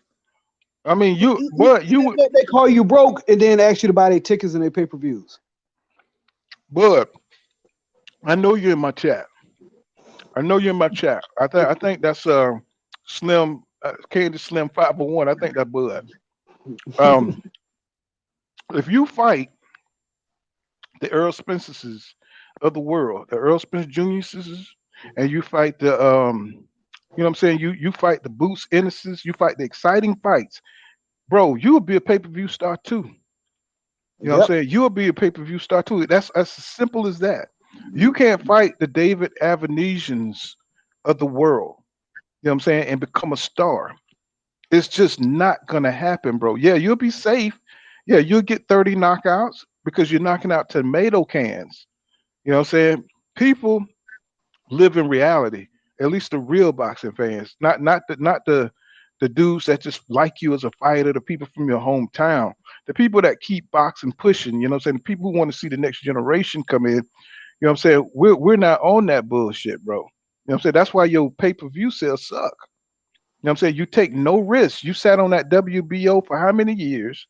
You didn't lock up the welterweight division like you're supposed to. That showed us that you don't have the fighting spirit and you're not the pound for pound champion number one that we thought you was because you didn't go after the other belts. You didn't go after that belt. You could have beat EJ to that belt. But you didn't. And that showed, especially with EJ being all banged up at the time, you could have beat him to that belt. You didn't do it because you didn't want to get exposed. You didn't want to step up your level of competition. You're supposed to have beat EJ to some of them belts. And then you would have got a 50-50 deal, right? But you wasn't interested in putting in the work. And that's why people looking at you crazy, bro. And you're coming out with these lies about the negotiations. You're never gonna fight this man. And you know, everybody is tripping on that shit, bro. After all that shit you talk. Let me see. Okay, Jab said, you said the difference of opinion as well on YouTube, which is important. Yeah. Renee Basham said, it's super ignorant to lash out on YouTube because we are fans of the dang sport. They don't care. It's a, the nigga got an ego. You know what I'm saying? When your ego in your head, see, when you start making millions, when you come from nothing, and you know what I'm saying, you got kind of money that, you got money that 1%, you up there, I don't know, 2%, whatever percentage he's in, he's in the top percent of earners. You know what I'm saying? That does something to you. You know what I'm saying? Yep. Because you went from the bottom to the top. Yep. You went from the bottom to the top. Now you feel like you shitting on everybody that ever looked at you crazy. You know what I'm saying? Because you scarred from poverty. Poverty scars a lot of these guys. Now Yep. you could ride around in a car that you can't afford. People that used to talk about, their shoes and used to Yep. make them feel like they were lesser people. Now you could ride around in a Lamborghini or Bugatti and make these guys look like they ain't shit. So you still on Yep. that kind of shit, right? So Yep. now nobody can make you feel inferior except another dude that's doing better than you. Another dude people compare you to. Another Yep. dude that's outshining you. Another dude that's more successful than you doing what you do. And that's why you hate Errol Smith Jr. because despite all the things, adversities, the crash, the eye surgery, look like nothing could stop this guy. You know what I'm Yep. saying? He's like that good looking dude. Let's say, use the dude that was getting all hoes, and all of a sudden there's a dude that comes in, he just everybody just flock to him. All the hoes flock Yep. to him. And you Let, just let, like, let me damn. yeah, let Hmm? me tell you something. When I went to the Spence fight in Dallas against Ugas, it was this girl and her boyfriend. It was there. You know where they was from? Guess where they was from? Well, Omaha. hmm She told me that he was a over the road driver. She said that we made sure that we booked a load for Dallas this weekend so we could go to the fight. So you had a lot of Bud fans there. These are not really hardcore fans. They're just boxing fans whatsoever. Casual hmm fans. Like attending the fights. So you got so many people out here that you really let down, my man. You let down so many people by not taking that fight. You would never get this chance. You know how many fighters, even though we seen Floyd do it for years, you know how many fighters never get the opportunity to fight in Vegas at the MGM or at T-Mobile in front of sold out crowds, celebrities with a whole store. That's your one chance where you're gonna have New York Times there, you're gonna have Washington Post there, you have ESPN there, Stephen A. Smith there, you're gonna have hmm Undisputed there with Shannon Sharp there. You don't get these opportunities. They do not come by often. This is Canelo, his last what two fights or so, he hasn't had that crowd there. He's been doing terrible numbers in Vegas. Vegas is looking for somebody to come in and take over like they used to have with Floyd, and you messed all that up. You will never get that opportunity. It's rare you will ever get that opportunity again. I don't really think he understands. I think Terence Crawford, he has a small town guy mentality. Like I'm from Detroit. hmm I know guys. I'm from the east side of Detroit. I live in Cincinnati now, but I know guys that went years without even leaving the east side of Detroit. They had that small town mentality where I'm the guy on here. I'm the guy here. So why would I need to go somewhere else? He has that you the illest nigga in Nebraska mentality. hmm Well, the fear of failure is real. You know Yes. what I'm saying? When you're talking about pressure, when you're talking about um, putting everything on the line, your reputation, for years, you know what I'm saying? This shit's been building up. And when you talk about, you don't want to go out there and you don't want to look bad. You don't want to look bad. This dude, you facing, somebody who can beat you. Facing somebody who can make you look bad in the ring. And then that's gonna make everybody question everybody else he fought in his career. He knows this. He knows everybody's gonna see if EJ going down and he washes Terence Crawford in the first round or the second round. He knows everybody's gonna look at all those other fights and they're gonna say, "Yeah, man, his resume was weak. He was never what we thought he was, and he understands that. He's got to protect that in his own mind for his own psychological health. You Yep. know what I'm saying? He's got to protect all that. He cannot allow this dude that he's been compared to for years to get an opportunity to tear all that down. Yep. You know, if EJ beats Terence Crawford, he's going to go into the fetal position, and he's going to have to be, put in one of those asylums. You know what Yep. I'm saying? Because he really think that much of himself, and he's got that kind of ego where he can't allow himself to be defeated. Yep. You know what I'm saying? Not on a real level, because you see how delusional he is. You know what I'm saying? He likes living in these bubbles. He likes to be in Yep. Omaha where Yep. he's a god. Yep. You know what I'm Yep. saying? So JB, even JB, you 100% correct. This nigga, it was a motherfucking $20 million site fee offered by Jerry Jones to have a fight there. He didn't want it there. He didn't want it in Dallas. hmm he And even it went, tried he even tried to get EJ to walk out first. You know yes. what I'm saying? And EJ agreed to it. hmm I mean, that's just shit. The audacity. You know what I'm saying? I mean, you only got one belt, my G.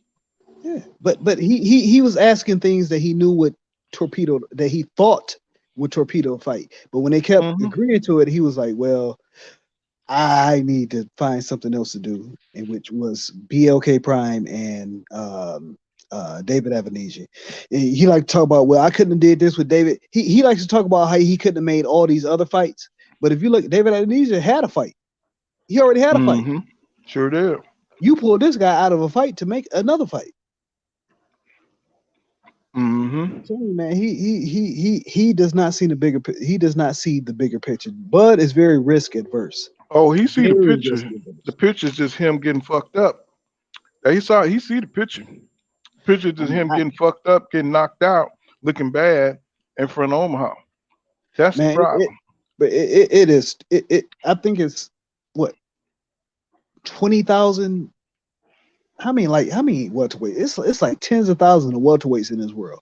Man, they would kill for an opportunity to be to have their one night in Vegas. Carl Frock, great fighter, probably get into a Hall of Fame next year. He said his dream is to fight in Vegas. He never got that dream. There are guys that never got that opportunity that Crawford. Crawford don't care about none of that shit, bro. He want to make, like you said, he got a small town mentality where you just want to make a little bit of money, a few mil. You know what I'm saying? And and take a safe fight. That's all it is. We've seen how he moved throughout his career, and it is what it is. GD, let me read this comment. He said Bud said he tried to fuck him in negotiation, then at the same interview said how Al Hammer was a good dude and he was trying to talk to him. You know what I'm saying? He said, and Hell tried to negotiate with them again. So many red flags.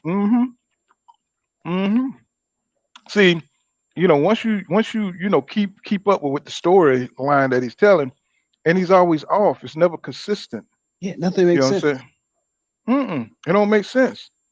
Renee Box Young said, "Hey, did y'all see that they are selling Bud versus David tickets on Groupon?" Yeah, I saw that shit. I said, but I don't care. I don't care about how that fight sells or any of that, because I'm very disappointed that Terence Crawford is not the fighter I thought he was, and I'm just more kind of depleted in that aspect of it. You know what I'm saying? Because we built this fight for many, many years on YouTube, and what I'm saying, we made a lot of money.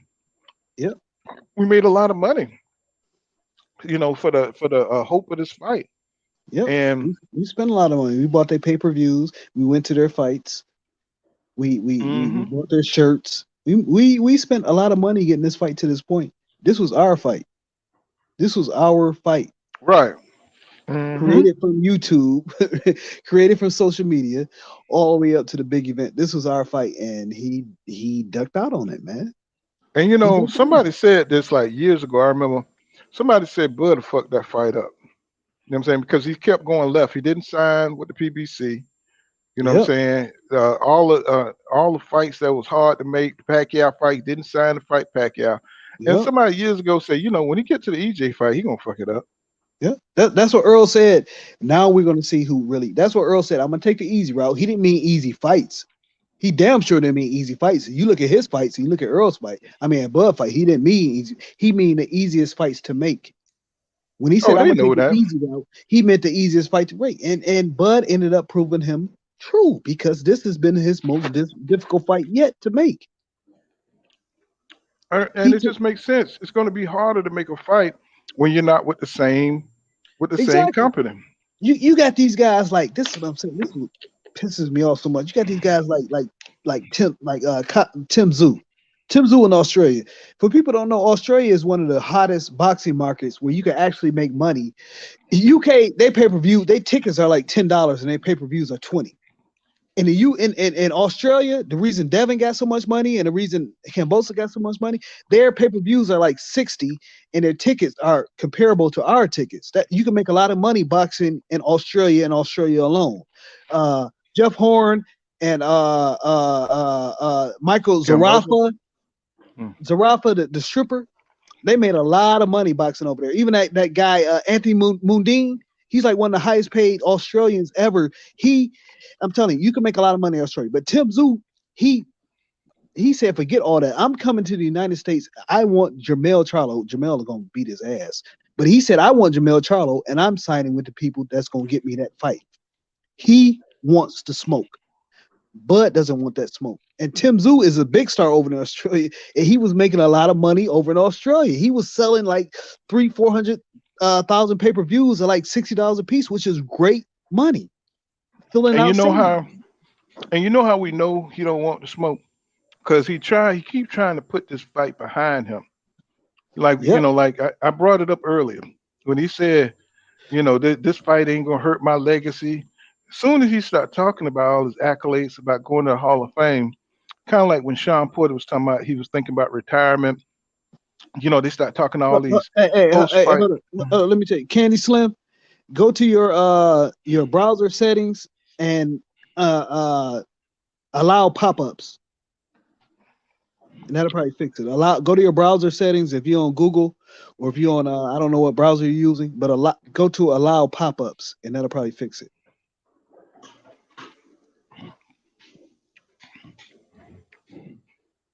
Yeah, I got to let Candy Slim up here. He a big Bud fan. You know what I'm saying? He be capping a lot, but you know what I'm saying? I'll let him up to see what he got to say.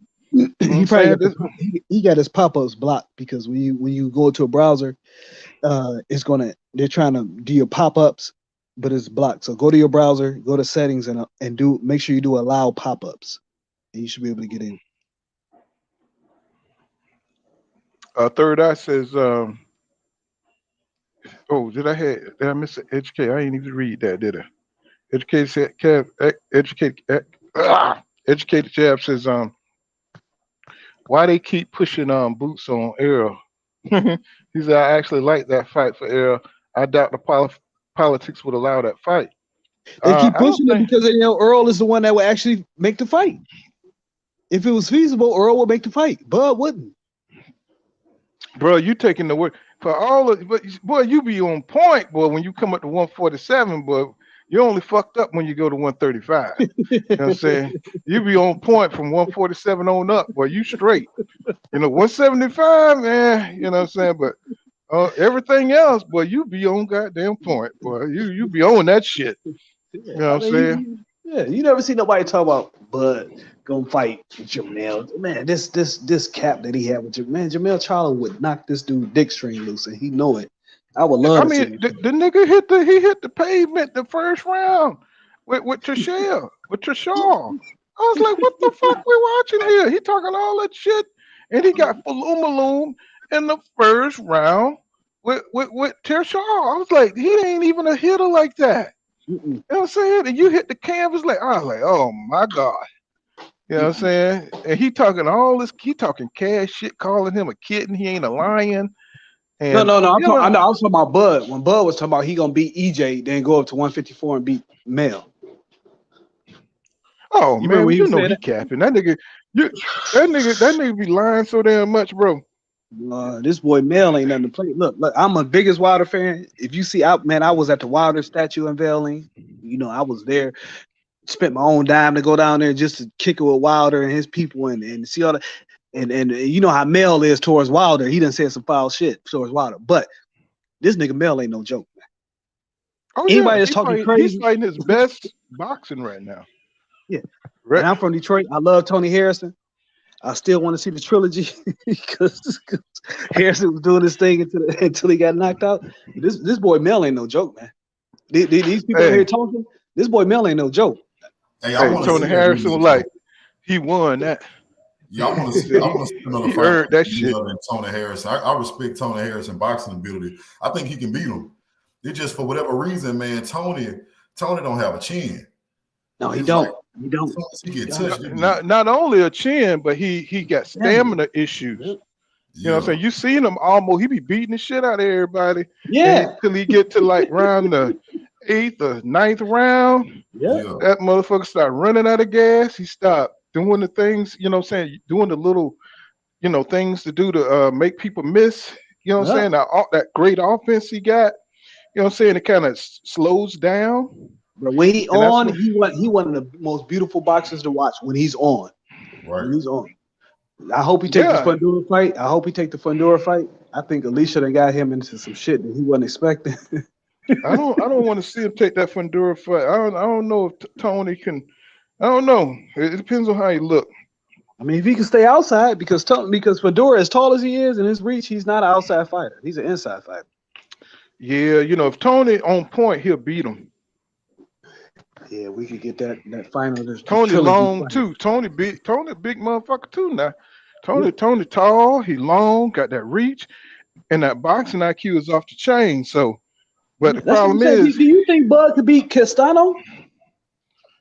You said, oh shit, man, but Castano eat goddamn Bud for breakfast, man. You know what I'm saying? And before I didn't think so. Before all this, seeing what his disposition is like, I didn't think so. I said, man, Bud tough, but now I see he pussy punk ass. Man, Castano would destroy Bud, bro. That matters a lot in the ring. I don't think people really understand how much this matters, your mentality. Like when he said I'm not gonna let them use me like they use Mikey. Once he said that, I was like, oh, he think he's gonna lose. Right. He think he don't think he could beat EJ. It's not about once he said that, I was like, I don't care what I think. He doesn't think he can beat EJ. When he used that Aaron Pryor, you know what I'm saying, didn't fight Sugar Ray Leonard analogy shit. I was like, no, nigga, no. But I said, you did not. Aaron Pryor fought Aguayo. Alexis. Yeah. What was the other dude he fought?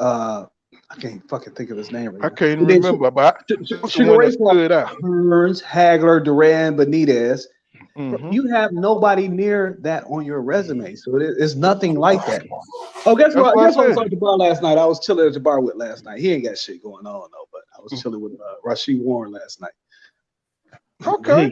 He ain't got shit going on. I asked him. We was watching that Montana Love at the end of this shit. He was like, "Man, I don't know what I'm doing next. I'm chilling." And then we drinking 1738. So I know he on the same shit I'm on. So I know you ain't fighting, nigga. You know what I mean? JV says EJ versus Bud should have been at Cowboy Stadium. Yeah. He says Nebraska fans would have been there over 50. Yeah. I think wherever that thing goes over in the Midwest area, that shit is gonna sell out, especially Dallas, bro. Jay Cooley said, "What's up, fam? What's going on, Jay Cooley?" And Renee Bastian said, "Yeah, that's 100% small town mentality, closed-minded mentality, super true." And Educated Jab says, "Cool, what's up?" Third Eye back in the building with he says Crawford is the Michael Jordan of Oklahoma, Nebraska. He said you have to live up to a reputation of being a gangster. He can't lose that reputation. Shit, he can lose it because it's gonna be his last fight. He's gonna get his eyes knocked out his head. Shout out to Marlo, real Marlo. Get his eyes knocked out. You know what I'm saying? Cash Crypto said 100 pull. Educated Jab says, but it's a shame. It's the same for Bud. Shaking my head. He said, I'm still mad mad the fight ain't happening. I know, bro. It just kind of fuck up boxing when you such a say a wonderful matchup. Now I want to see the same reason I want to see Tank fight Ryan Garcia. You know what I'm saying? I want to see, so I just think that's a great fight for boxing. You know what I'm saying? But before I just wanted to see Ryan Garcia get his ass knocked out. And Educated Jab, that went right over Lefty head. Educated Jab says he says Bud have been two division. Yeah, I mean, how you Bud goddamn Candy really want to get on this motherfucker? He tired of y'all talking shit about his boy. You know what I'm saying? He trying to get the fuck up on here for real. Candy, I've been on this motherfucker for about 2-3 years, and this motherfucker ain't never tried to get up on here. Now today, he said, today y'all gonna start talking about my nigga. That's what I told him. Do a lot of pop-ups. I'm saying, you gotta get the computer right, bro. You gotta get a good phone. You know what I'm saying? You can't be fucking with them Dollar Tree shits. You know what I'm saying? So you can't fuck with the crickets. You gotta get off them. You gotta get off them goddamn what's they called, boosts and shit. That shit ain't gonna connect, nigga. You know what I'm saying? If you out there in an hour, where the hell you live, nigga, you soon as you step, two steps from the store, nigga, you done. Hey, I got another YouTube channel I'm gonna start back posting on, but it's called Queen City Boxing. That's just for straight Cincinnati related things. I live in Cincinnati. I'm from Detroit, but I live in Cincinnati. But I'll be doing a lot of local things here, like Cincinnati got a great boxing scene. Queen City Boxing. If y'all want to subscribe to that, within the next 2 weeks, I'm getting that back up and going. I'm gonna be down at Golden Gloves Gym with Duke Reagan and Jamil when he come in there, Broner when he come in there. I'm gonna start doing a lot more stuff with the local boxing scene, Queen City Boxing. Y'all want to follow me on that? I'm gonna start uploading a lot of stuff. Hey, so what you think about your boy Montana Love, bro, pushing that dude out the ring? Oh man, I've been thought he was trash. Knew he was trash. I should have said. I like him. I always feel like he had a real good jab, bro. His jab actually reminded me of Floyd Mayweather jab. How fast it was. I thought he was gonna be something, but he ain't there upstairs. Nobody around here fuck with Montana Love. Nobody around here fuck with him. That's why. He moved Charles crazy. Conwell. You notice Conwell wasn't even at the fight. He from Cleveland. Charles Conwell. Mm-hmm. He wasn't at the fight. Herring wasn't at the fight. He from Cincinnati. Usually, like if they have a fight card in Cleveland, a couple of us will go up there to go see the fight. Or if there's a fight card here in Cincinnati, a couple guys from Cleveland will be down. Don't nobody fuck with Montana. I'm just looking at the 2020 Olympic crew. They finally filtering in, and they finally starting to make a name for themselves. They still fighting build-up fights, most of them. Deontay Tiger Johnson, Caroline Du Bois. A lot of these cats, they just starting to filter in. I'm like looking, and I'm like everybody talking about Tiger Johnson. I'm like, who the hell is that? And so I said, oh, that's the dude I did a video on from the Olympics when I covered the Olympics.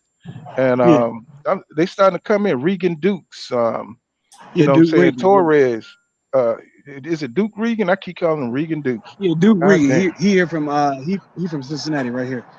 Mm-hmm. Yeah, that's right. That's right. Because I did a damn video with damn Cincinnati and yeah, man. I was just saying, damn, they starting to like really come out now. You know what I'm saying? I'm like, wow. You know what I'm saying? I forgot I did videos on them. Because it was 2020. Then the pandemic happened and all that shit. Man, just let me know if you want some interviews. I can get you in touch with some people to give you some interviews. Oh, no doubt, man. I would appreciate that. Get them to come on and just do a little softball interview, see what's happening with them. You know what I'm saying? I would love that. No doubt. Like I said, I mostly be on Twitter. I really don't be on YouTube that much. I just come here to fuck with you for a minute and a couple other guys I know. But yeah, just hit me up if you want some interviews. I'll get you a couple of interviews with some people that I know. I know a couple of publicists like David Benavidez. Let's see. Renee Bosch Young, he said that's true. I definitely understand and feel the disappointment from the boxing community from all this. No doubt. You could tell Renee, you could tell he educated and shit. You know what I'm saying? Let's see. Ken Slim said, I was trying to get on Cook Y'all. He said, but StreamYard keeps saying my mic and camera are blocked. I know. how to but I don't know, Ken Slim. It's just some people, man, they should be. Let me see, let me try another link here.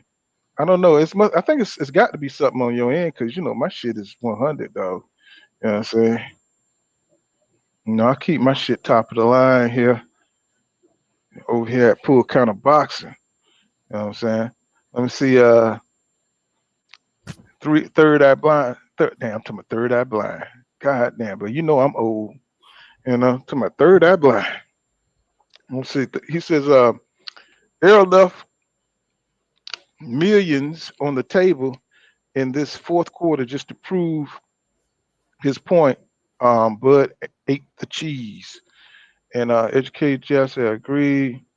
Renee Bashian says, Jamel would make Bud look silly in that ring.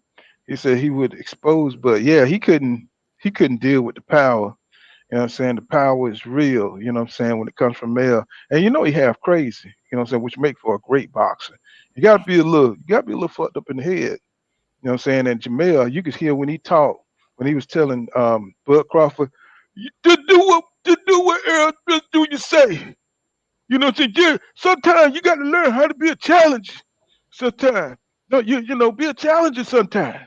Just do what Earl do you say. They're going now. And to take the lesser end of the deal. You know what I'm saying? I was like, this boy, something really wrong.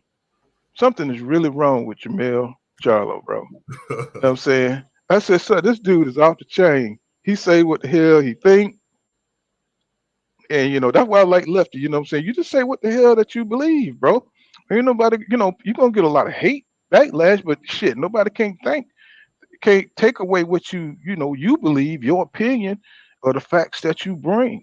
So, I admire that in people. You know what I'm saying? Say what the hell you believe, bro. You know what I'm saying? It's no shame in that. This is all boxing. This is what we love. This is our passion. You know what I'm saying? So just say what the hell you mean. Don't let nobody shame you if you don't, That's what I'm right. saying? That's what I said. I'll And never be shamed for my opinions. Look, yeah, I'm you the should biggest be fan. ashamed, guys. Ryan Garcia, you should be ashamed of that shit. I'm the biggest Wilder fan Yeah, you should you be a gonna motherfucker find. ashamed of that. That's I'm a Wilder Garcia fan. You ain't gonna shame me for my opinion. Yeah, So no, you I should learn be. what I You know what I'm love. saying? Yeah, I'm just saying. You ain't gotta be, but you should be. I'm just saying that's Right? fucked up. Look. When that fight get made, I'm gonna be on here talking my shit. And when Ryan beat Tank and knock his ass out, I'm gonna be really talking my shit then. Mm-mm. I tell you, I this boy tell is you special. what, I'm telling you right all Tank got to do is mess up his damn hair and knock his ass out. You know what I'm saying? Just put that damn forearm and fuck his hair up. He'd be done, man. He'd be trying to goddamn get his hair back right.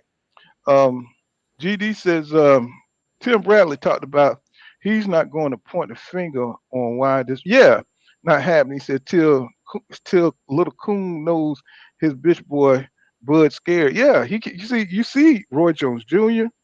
You seen all of them. Only Antonio Tarver still capping a But little bit, but these are all the same guys, the boxing insiders. For some reason, they don't like Spence.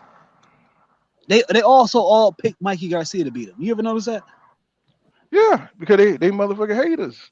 You know what I'm saying? They don't want, these guys are going to make boxing history. You know what I'm saying? He's going to become the first full belt undisputed champion. And so they don't like that shit. And then EJ, that he's not one to come out and like say Roy Jones Jr. was my favorite.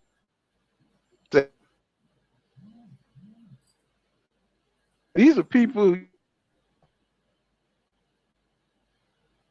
Is he breaking up for anybody else? Or is that me?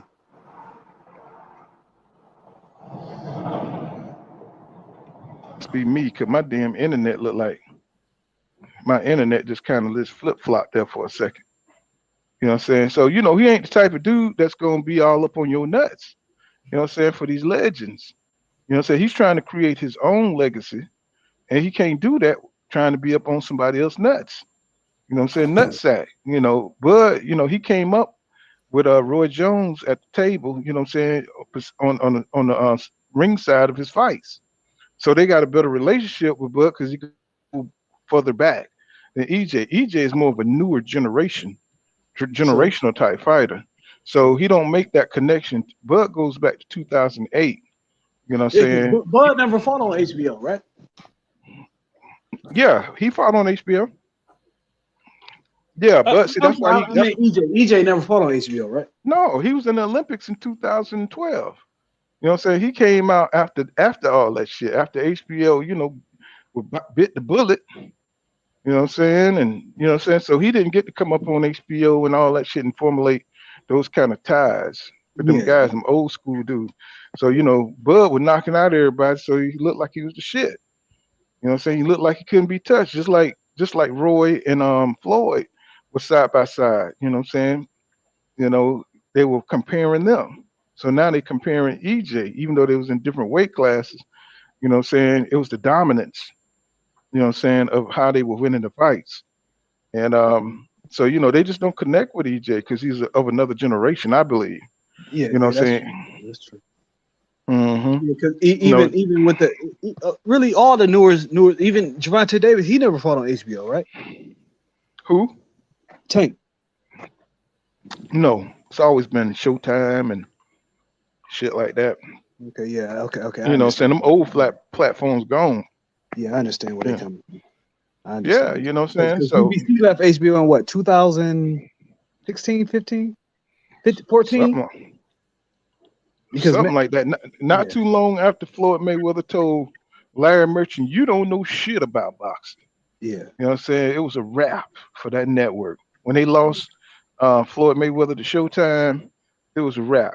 You know what I'm saying? Floyd went on and did his own thing and did a 6-fight deal with Showtime and made what, 200 something $1 million. You know what I'm saying? Huge contract, and it and then was on and popping Canelo from there. versus Floyd was on Showtime, right? I don't remember. I think so though. That was Yeah, like that's who he had. That was one of the deals. two and That a was half one of million. the. Yeah, so all those Mhm. fighters came into Floyd. Really, they weren't on Showtime. That's why a lot of these older fighters be picking the old HBO fighters. I understand it now. I always wonder why. Okay, now I get it. I get it now. Yeah, Floyd. No, he was right there calling Bud fights. You know what I'm saying? So that's his boy. Yeah, educated cat dad jab. He says 154 full of killers, bro. That's the and they the cool thing about 154 is they fight. You know what I'm saying? They get the fights done. You know what I'm saying? They go in, they fight who they gotta fight. It ain't none of all that ducking shit. You know what I'm saying? They get to it. That's why I love that division. You know what I'm saying? Bully says he says in the early Harrison versus Fundora prediction. It depends on what Harrison shows up. Which version shows up. If you get the version that fought Mel, I think he'll beat Fundora, but he haven't been in the ring in a while, and we have to get the best version of Harrison, Tony Harrison. Tony Harrison could definitely beat Fundora. I think he's a better class of fighter. Um, I mean, I think he got all the tools, but it just depends on where his mentality at. He lost his father. You know what I'm saying? He's going through a lot of shit right now, trying to build himself back up. What's going on, C Wood in the building? What's going on, C Wood? You know what I'm saying? Drop the link just in case you want to come up, my brother. You know. Let me see. So we got okay. So look like I'm no. What's going on, Maul? He said Spence versus Bud over marinated. He said I stopped waiting on it. He said it happens when it happens, and I believe it when I see it. Well, you might as well keep on waiting, and you might as well close your eyes because you ain't even see that fight. That's one fight you ain't gonna see, my brother, because you already see the energy. When he said that, when he said Aaron Pryor, and Sugar Ray Leonard never fought, that should be a red flag. That should be a red flag. That should be a prediction for the future that this dude ain't looking to fight EJ. You know what I'm saying? Maul said he made so many comments like that he's over this Yeah. fight. You know what I'm saying? I've been waiting for 4 years. See, we know that's cap. When this dude is so full of shit. I've been waiting for 4 years for this fight. Max This. Max had to push him to say that he wanted that fight, which is crazy. Right. You know what I'm saying? Because his mouth full of food when it comes to see he even when Max was saying, you don't want you said you Eric Spence Jr., he's long, he has a southpaw jab, what I'm saying, and all this shit. You should have seen the look on goddamn Terence Crawford face when he was saying that shit. He hated that shit. You know Yeah, what I'm saying? And he was just, just doing his little MC lead and shit, you know what I'm saying, and transitional segue shit. And trying to he make didn't like Bud it. say he want to fight, and Bud did not Right. like it. He didn't like it. He didn't like hearing that good. He don't like to hear nothing good about EJ. He can't hide it, bro. He can't hide it. I mean, that look, he just looked like a hater. I mean, if you look up hater in the dictionary, there'd be a picture of Bud Crawford right there. Yeah, There'd be a picture of that nigga right there looking like Grady from Sesame Street. You know what I'm saying? Just a straight hater, bro. Him, you know what I'm saying? All them niggas in Omaha that be capping, calling the man gay, drunk, all this stuff. That stuff is uncalled for, bro. it's Just because personal this to them. man, It's personal to them. It's not about boxing. It's personal. but why? They don't know EJ. EJ don't say shit about them. It's personal. Understand? Excuse me, because Bud is in the spot. Because EJ is in the spot they thought Bud was gonna be in. Like I said, Bud was EJ was fighting walk. The first time I seen Spence on TV, he was fighting that guy from Canada in a walkout bout on NBCSN. After the main event went out, you had to change the channel from NBC to NBCSN to go watch him fight. After everybody left the arena, you had to change the channel, and everybody left the arena like to go to watch him fight. Okay. Meanwhile, Bud at the same time is fighting on HBO prime time, putting up big numbers, fighting in Madison Square Garden, fighting in Omaha, putting up big numbers. And Earl surpassed him. EJ has the spot Bud was destined for. And Bud is pissed.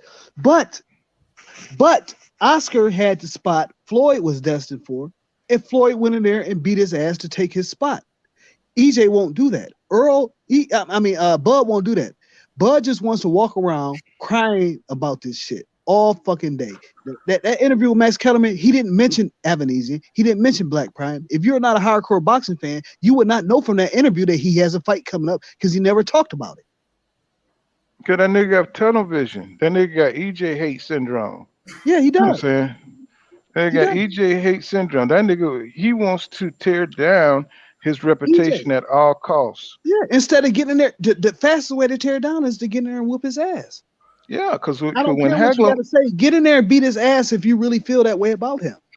when Marvelous Marvin Hagler wanted to fight Sugar Ray Leonard, he had a war hat. He made a war hat. You know what I'm saying? He was ready. He wanted that fight. Sugar Ray Leonard wanted to fight Marvelous Marvin Hagler. You know what I'm saying? You know when two fighters want to fight. This dude energy is way on the other side of the moon. It's on the dark side of the moon, bro.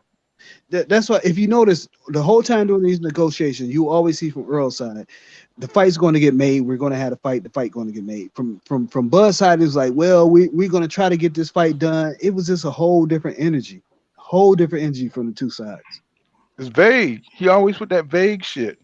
You know what I'm saying? He won't commit. He won't put his back into it. But when you see on the article, he talking about the mission is always the same, to whip EJ ass. Right? But you don't see him. You don't see him pushing that. You know what I'm saying? On the interview, he's always demure. You know what I'm saying? He always reserved. You know what I'm saying? You know, he's always ambivalent about the damn fight. You know what I'm saying? You're like, God damn, dude. This dude is not. This is the energy of a dude that's not worried about fighting this guy, trying to put the fight behind him. He just want to talk about Earl. He don't want to fight him, man. Look, and then tomorrow he got another interview coming out tomorrow. It's going to be some more bullshit with Brian Custer. We got another bullshit interview coming out with Bud. Once Earl said what he said, that was the end of it. He ain't even thought about Bud. This guy's going to use Earl's name to continually trying to sell his fight that he got coming up because he knows it's a bullshit fight. If you're not a hardcore boxing fan, you number one, you wouldn't know he was fighting. Number two, if you did know he was fighting, you wouldn't know who he was fighting. You would think he was fighting Spence. As much shit as he talking. Mm-hmm. Again, Courtney Thompson said Bud overrated, and we all know it. It's been in our face the entire time. All that switching and shit. He's only does when he's in trouble. He's been in trouble every fight against Yep. bums. Maul says, "What's going on, Maul?" He says that ride was turning for Steven Sparks. He says since the sense of urgency bringing out some of the WWE shit. And oh yeah, educated jab. Tiger is a killer, man. That dude. I mean, some of the shit he be throwing, bro, and he don't. I mean, it's just so smooth, the subtle movements that he make, but his hands so fast, and he got power behind the. I don't know how you get the leverage on throwing such quick punches like that, man. But that dude is a dangerous cat, man. He's somebody that I'm gonna definitely be watching. A nice guy too. I got an interview with him too. Oh yeah, he Um, from your town, so yeah, I most interviewed Tiger definitely. a couple months ago. Yeah, And very good guy, man. I'm looking forward to him. give Tiger my goddamn channel Yeah, so you, he you come you on you here. got a Twitter? You got to get a Twitter, man, so we can I do. communicate. I got a Twitter. You know what I'm What saying? is it? Yeah, I got it's just pull counter boxing. You know what I'm saying? Or Let me see. what I you think need I the might find it. Pull pull. kind of box. Let me see. Yeah, I'm looking pull at it. underscore. Yeah. Moss says he said I agree. He said the fight should continue. Educated Jab says Duke Regan Cole. Yeah, said he got to Oh work. yeah, yeah. We follow each Yeah, other. We follow each yeah. other. He had a little bit of trouble in the last fight, bro. You know what I'm saying? So got hit by a lot of right hand. Yeah, he did. Yeah, he did. I was like watching that Duke, shit. Duke, Yeah, he Duke, said, ain't- "Yo, Duke I got to see get away you." from Kate Corona, man. He ain't been the same. Duke father died in prison last year. His father basically uh guided him throughout his career. He got to get a better trainer, man. But man, he got to get away from Kate Corona. I wish he'd come back here and get under Mike Stafford because he has to get away from Kate Corona. Yeah. So yeah, let me see. Yeah, I follow you on Twitter. So you know what I'm Yeah. saying. Mm-hmm. Let me see. Let me see. Oh, JD says, well, since Bud a pussy, said I'm looking forward to Benavidez plus plant fight. He said I'm praying EJ versus Thurman happen. That's money in the bank with an entertaining build up. Yes, sir. That's good. First I was against that fight because we already, you don't want to watch fights that you already kind of know what the end is going to be. And but with Keith Thurman, you get a lot more with all the trash talking. But something tells me that Thurman ain't gonna be talking shit like that because he knows that EJ been in incubation. You know what I'm saying? With this, the first motherfucker that have to fight EJ after all this shit is gonna get their ass towed up. And Keith Thurman, something tells me he's gonna be more docile than trash talking. You know what I'm saying? Because I don't think he want to like really piss off EJ like that. Uh, James Cloud says, all I hear from Bud is his delusional or excuses, blaming and complaining. Salute pool counter boxer. That's right. What's going on, Cloud, Jalen Cloud? I see you, my brother. And uh, Renzo Patterson, he said Budrick versus Stuntman. What's that? David Avenger. What's that thing there? What's that? Equals plus? What's that? Dave Avenger. He said Budrick versus Stuntman. I don't know what that is. Dave Avenger. And third eye says he said the deal breaker was the result of Uga's fight Bud. He said he was gonna wait to sign the contract, offer a 2 to 3 fight deal after he saw Spence versus Ugas play out. He said Spence exposed his power. You know what I'm saying? And yeah, Al Heyman be making that shit happen. You know what I'm saying? Oh, he said he breaking up. Am I breaking up or he breaking up? You there, Lefty? Yeah, can you hear me? Yeah, something kept clicking. I keep hearing some clicking. Can you hear me? Yeah, I can hear you. Yeah, there was some Okay, let me clicking do it. going on. My fault. That was probably my bad. It's like, man, nigga, you either licking the plate or you know what I'm saying, you tearing that whatever it is up. It's an educated jab, says GD. He's talking to GD. Candy Slim says 501. He says, why Bud gonna be scared of a dude who couldn't knock out Mikey Garcia and make it make sense? Shit, you make it make sense. He walked away from the deal. You know what I'm saying? Ain't shit. EJ ain't got shit to explain. You know what I'm saying? He walked away from the biggest fight. He walked away from a fight he said that he was waiting for 4 or 5 years. You know what I'm saying? This is a fight he walked away from. You know, you tell me. You know what I'm saying? You know, he said HBO died when it. He said HBO. He said HBO died when it didn't get the May versus Pac fight. Yeah, No, you know what I'm they they saying? That they shit did, they died. did, they did a joint co-feature. They died when they went away from American boxers. They tried to make these uh foreigners nobody When cared about really, besides Triple G. put it They this tried, way, yeah, I'm about to say that when Triple G got there, it was a wrap. yeah, yeah. When they tried to go all foreigner, this is the thing about it. If you notice, Top Rank, that's why Top Rank has signed every single U.S. Olympian because American TV, you had to have American boxers on there so we can care. You know what I'm saying?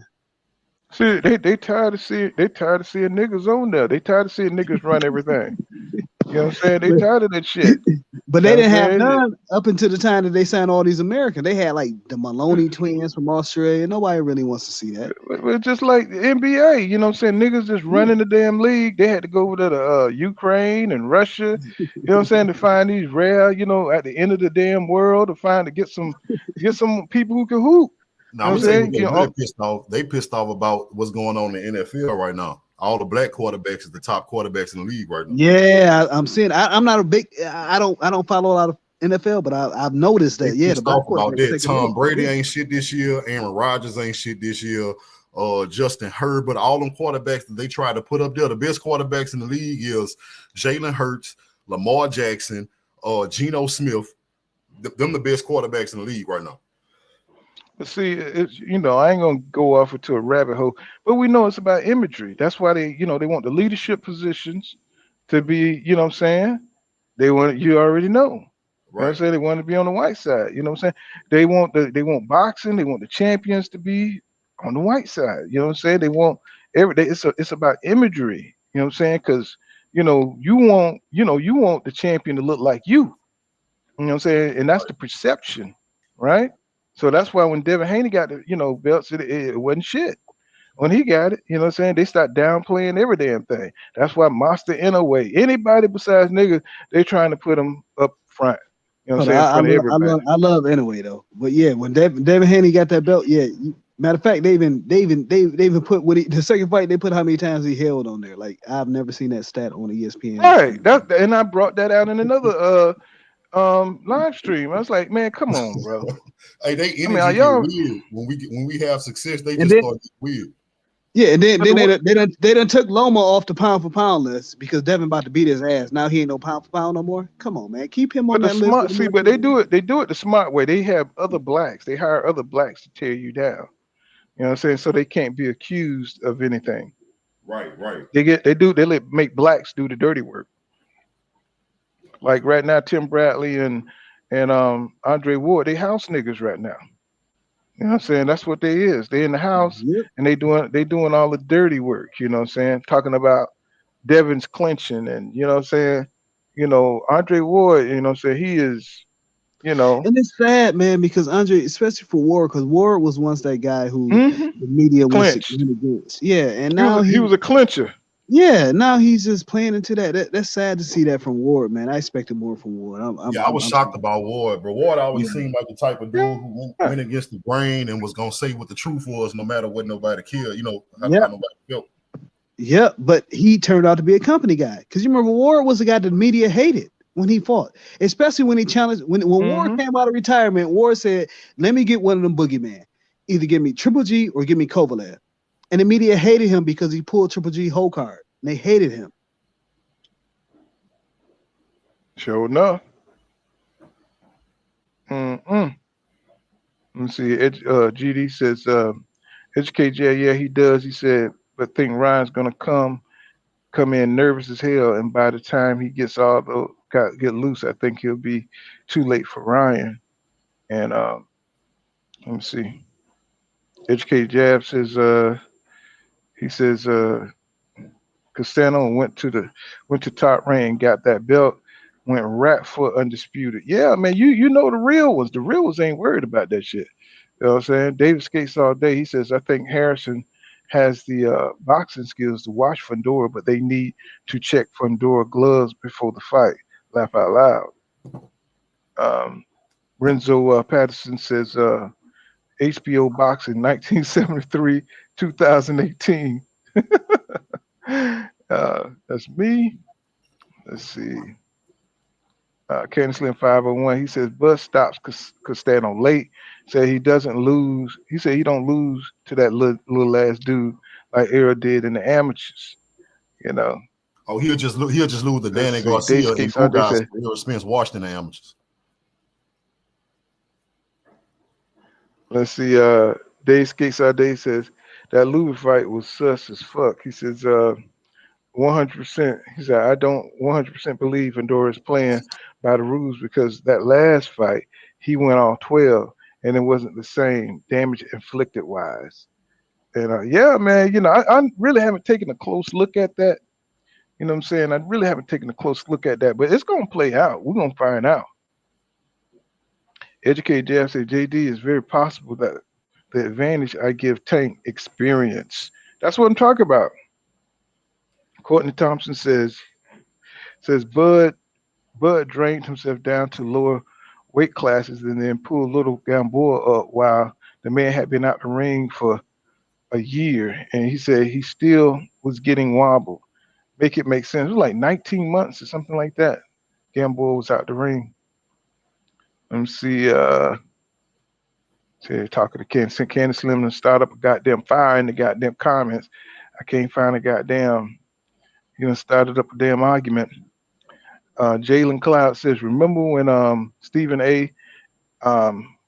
Max Kellerman said Spence was special. Look how Bud was hating dude. Is jealous and envious. Yeah, he said I said, well, how Stephen A said that thing. He said look like Earl Smith Jr. is the one to beat at 147 and Bud said your eyes are lie. He said your eyes is a lie, some shit like that. Or your eyes are deceiving you or some shit like that. That shit was too funny. Stephen Wonder could see Crawford is ducking. They see that shit. They just don't want to admit it. You know what I'm saying?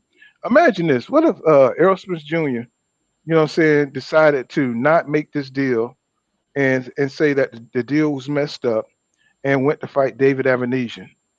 Imagine if he did some shit like that. Man, the whole Bud community. Rightfully so. Right. You know what I'm saying? Everybody would be like, no, he went to fight Ugas, who had a belt. And they said he was ducking.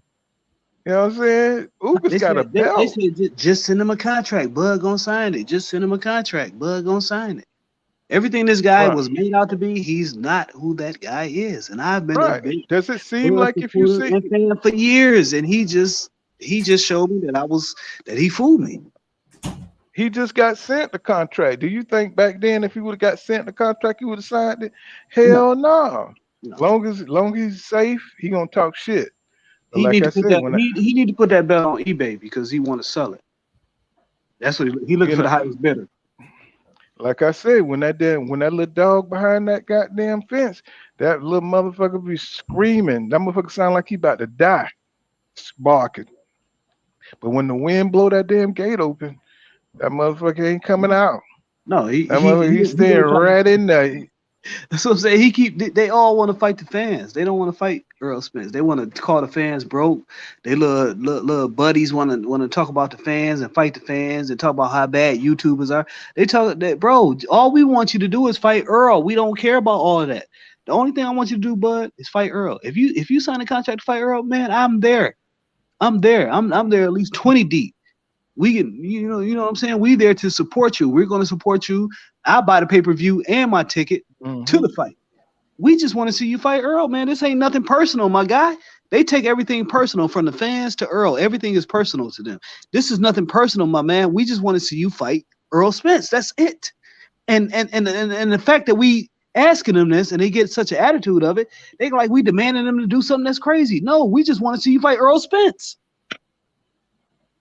And him, if he's supposed to be pound for pound number one, he should understand that. You know what I'm saying? Nigga, if you're scared, just say you're scared. You know what I'm saying? You Final get number more one fight respect. David Avenesyan. The guy we had a little discussion a couple months ago. We were talking about Floyd Mayweather. It was like, well, if Floyd came back at welterweight, who could he beat? We started going on the list. We got down to the bottom of the list, and David Avenesyan was a guy that we said Floyd could come back today and beat. Like him, Cody Crowley, maybe Jamal James. You know, that's where our list was of the guys Floyd could come back and beat. You're fighting the guy that fans think Floyd could come back and beat. You should be ashamed of yourself. Right. You know what I'm saying? And another point is he could fight David Avenesyan even if he lost the EJ fight. Even if he lost this fight, you know what I'm saying, to EJ. But Bud is big enough to be able to get a David Avenesyan fight. You know what I'm saying? The only reason they probably wouldn't fight Bud because he probably beat David Avenesyan. But he could always circle back after he fight EJ and fight a David Avenesyan. You see what I'm saying? So it don't make sense for him to make that fight at this time. See what I'm saying? Man, can you imagine what if Al Heyman would have brought a contract to Bud to Spencer said David Avenesyan? Mm-hmm. What would he have done if he saw a name David Avenesyan on a contract? He would have balled it up and threw it back in Al's face and say, "No, man, bro." Errol Spence and Al would have had some words in there if he'd have brought him a contract. Exactly. He would have had some words in there. It's not only the fact that it's not Earl. Look, if you'd have went to if you would have said, "I'm signing with Golden Boy, and I'm going to fight Avenesyan, and then I'm fighting Ortiz," I'd have been like, "I hate this shit, but I'm looking forward to the Ortiz fight." If you decide with Mashburn, be like, I'm fighting Avenesyan, and then I'm gonna fight Majimov or something. You know, I hate it, but I look forward to the Majimov fight at 154. Bro, you just went off to a one-off and fought Avenesyan. You can't say anything, my man. You can't say anything. You are fighting one of the weakest guys in the division that's damn near your age. You're not even fighting a young, weak guy. You're not even fighting. I mean, I give Loma credit for fighting Ortiz, a young, hungry lion. Even though he was young and inexperienced, he was a young, hungry lion. Bro, you fighting a nobody that's been washed up. I saw this nigga, man, I see the video. I saw this nigga, I'm front damn 3 rows back, watching this nigga get the brakes beat off on by Lamont Peterson on the undercard of the Broner Granados fight. So you can't sit up here and tell me that you fighting the threat. My man, the first time he was 30 years old in. So the first time he stepped up in competition at 30 years old, he got washed. Only thing he's been doing from 30 to 34 is fighting UK hype jobs and beating them. He's not world level. He's European level. I agree with that. According to Thomas says Bomac, even though Bud's a hoe, that's why fat ass ain't said shit since. Bomac's like, this bitch ass nigga cost me millions of whoppers. Oh my God. And GD says, HK Jab, my dad was a big Ray Leonard fan, but I remember him being mad as hell while Ray was taking so long to fight Hagler. Glad they made it happen though. It was the first big fight I got to watch. Yeah, Sugar Ray Leonard was waiting to see weakness in Hagler. You know what I'm saying? When he fought John the Beast Mugabe, and it was a fucking total war where they were just destroying each other's body. I mean, he took a lot of damage. Marvin Hagler took a lot of damage in that fight, and that's when Sugar Ray Leonard, being a little smart ass, figured he was tore down enough so he could get that fight with Marvin Hagler. Hagler went through some wars, y'all. You know what I'm saying? He went through some wars, and you know what I'm saying, that was just Sugar Ray Leonard being strategic. I said it. God damn it, I said it. And I'm a Sugar Ray Leonard fan. You know what I'm saying? So I said it. He waited. He was strategic with the shit. You know what I'm saying? Educate Jab says Candy Bud said he wanted Danny Keith Pacquiao. Danny Pacquiao was even champs in the division when he came from 140. Well, you see the move that he's making right now. You see that he always moved that way. You know what I'm saying? He don't care about that shit, bro. All he care about is winning and keeping his little record intact. When it comes to legacy, Terence Crawford don't care about none of that shit, bro. He just want the money, just like Bob Aaron told us. Jalen Krause says never heard Spence down Crawford. He said he always respectful, Crawford fans and our team, don't keep it boxing. All the shit Crawford team talk put a lot of pressure on Crawford to win. He's not gonna fight him, bro. That's all that jealousy shit. You know what I'm saying? That's why, EJ ain't got nothing to be hating on Bud about. You know what I'm saying? Not one thing. You know what I'm saying? It's all his fans. They take on his characteristics. Petty little, jealous, envious type dudes. You know what I'm saying? They understand the way he feel. They know how to stand in the shadow of giants. You know what I'm saying? When they look at Pool Kind of Boxing, they hate Pool Kind of Boxing. Cause that motherfucker just be doing his own thing. He don't be worried about other folks. That's why they hate me like that. You know what I'm saying? Because I just do my own shit. I don't be worried about what the hell they talking about. Too old for that shit. You know what I'm saying? Educate Jab says GD. He says Ray really don't want it. He said, I'm glad we got to see it. He said, might as well watch tonight. And Educate Jab's prayers. You know what I'm saying? He says, yeah, that Benavidez fight gonna be the shit, y'all. Yeah, that shit is gonna be hellified. Anthony Jones win, put Tony right back in title contention. Let me see. He says the foreigner came after they lost May pack fight. Yeah, I was so happy to see their ass go out of business too.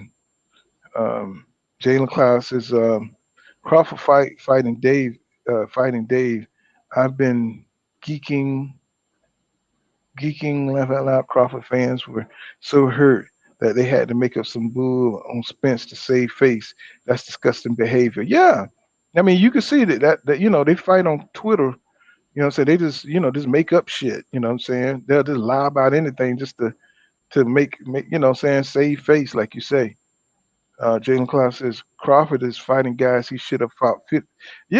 Fought 15 fights in. Yeah, exactly. And I said that's why. See, when he answers his own question when he said they don't give me any credit. That's why, bro. And that's why. That's the shit that piss you off. He knows. That's why he don't get no fucking credit. You know what I'm saying? They were big guys to you. You know what I'm saying? But hardcore boxing fans, who you say don't know boxing, you know what I'm saying? We watching you not fight the best dudes. We watching you not fight the dudes who beat you in the amateurs. You don't have a fighter's heart, bro. You have a hustler's heart. And that's the difference between Terence Crawford and everybody else. He's a damn hustler, but he's not fighting for legacy. GD say motherfuckers using that Mikey Garcia fight acting like EJ was a drained off fat camp and not really being focused not to mention Mikey Garcia always been tough, never been stopped. EJ still washed his ass. You know what I'm saying? And see, it's funny how, you know what I'm saying, you could tell that it's on some hate shit because they always bring up Mikey Garcia. Mikey Garcia is the weak point that they pick on in Errol Spence Jr. career. Now, it's funny. It's just like Oscar De La Hoya when he was trying to say it was a disgrace that Floyd Mayweather fought Conor. What's his name? The fighter, the UFC fighter. What's his name? He kept saying, that MMA dude, right? He said it was a disgrace to boxing. Then once Mayweather was done with him, Oscar De La Hoya tried to get the same deal. You don't think Bud would have tried to fight Mikey Garcia, the weakest link, if it wasn't for Errol Spence Jr. getting the fight. Now that's one person over at the PBC, I believe Terence Crawford would have fought was Mikey Garcia. You know what I'm saying? He would have fought Mikey Garcia. Because he felt like, Mikey Garcia is not a big threat. You know what I'm saying? If anybody, I think, and so they always pick him to tear down EJ, even though that was his first pay-per-view, even though it was Mikey Garcia that kept coming at EJ, begging for the fight. So then they always say he came up 2 weight classes when he only came up 1. I think Gamboa came up 2 weight classes. You know what I'm saying? He came up 2 weight classes, after a 19-month layoff. You know what I'm saying? So, like I said, everything this dude always, picking at Errol Spence Jr. career, he's already done it. You know what I'm saying? So he can't, say shit is hypocrisy and shit is stupid because he knows everybody knows these points. but the casual fans don't. So Cash Crypto said he didn't call EJ out, then kill. He says he didn't call EJ out, kill that cat. Yeah. So I've been waiting for so long. Like that's the thing that really pisses me off about Terence Crawford. He's a victim. He's always playing like he's a victim. You know what I'm saying? He took that shit from the women's movement. You know what I'm saying? Always playing the fucking victim. That's what women do. You know what I'm saying? When shit ain't going their way, they play the victim. You know what I'm saying? That comes from, what I'm saying, being that damn son husband. You know what I'm saying? Being a damn son husband, you pick up them womanly ways. It says Ward ain't Renzo Pat said Ward ain't as bad as Bradley. Shit. Ward get on one. He'll get on one. JV says Ward is a master is a master clincher, right? So it's like, nigga, you need to pull up your fights beside this Devin Haney fight and see how many times your ass clinched, especially in the Super Six. They should have called that shit the Super Clinch. You know what I'm saying? You clinched everybody, nigga. The Super Clinch. You know what I'm saying? You cannot, you cannot, you could cut the irony with a goddamn chainsaw, nigga. You know what I'm saying? The master clincher, what I'm saying, is criticizing the junior clincher. You know what I'm saying? This shit is crazy, bro. You can't make this shit up. Educated Jab says, he says, Candy, he says, Bud did not call out EJ. He said 3 champs was Thurman, Horn, and Arrow. He said he could have fought Arrow. Definitely wasn't calling for smoke. Yeah, Bud never calls for shit. He don't never call for shit. You know what I'm saying? He just do shit for clout. He never called for no damn fights. You know what I'm saying? He'll the only time he'll call for a fight is if he in another country. He's on another continent. You know what I'm saying? Then he'll call for the fight when you tied up with a fight. EJ was tied up with Ugas. You know what I'm saying? He was tied up with Ugas. When Danny Garcia, he said he didn't want to fight Earl Smith Jr. because he wanted to see what he looked like. He didn't want to fight him off the accident, basically. So this nigga always got an excuse. So all that 4-year shit, kill it. Kill it. JV said, but this inside game was, he said his inside game was on 100. He says, must not follow boxing. Cash, it must not follow. Let's see. Cash definitely knows the timeline. And let's see. Renzo Passon says, he says, y'all think too much about Fedora when Mel knocks him the fuck out. Just don't forget, let's not act like Clark didn't already beat Fedora. And I don't think that.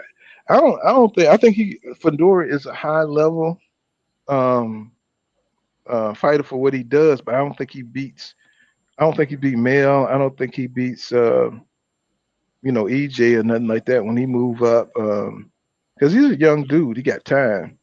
They're gonna have to put him in there with somebody dangerous. I think he'll get J Rock. Let's see, Lubin. You already beat shit out of Lubin. So, and we just saw Rosario get destroyed. I was so surprised by that shit. I mean, I shouldn't have been, but I was wondering if his body was that body.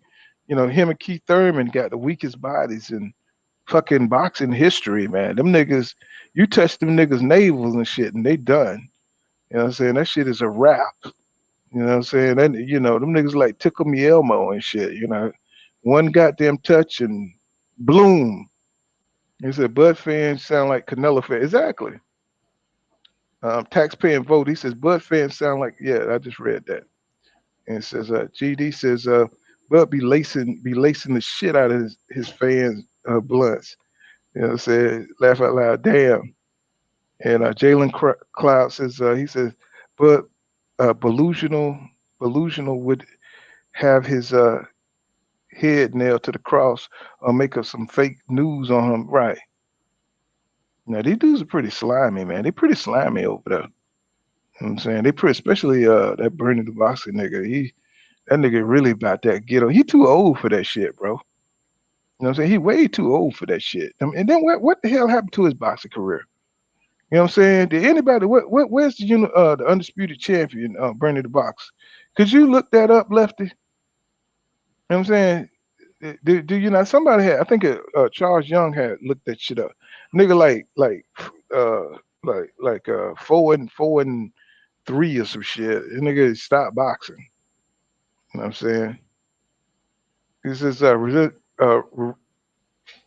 Renzo Patterson says Bud said he fights Trey Songz in a club match.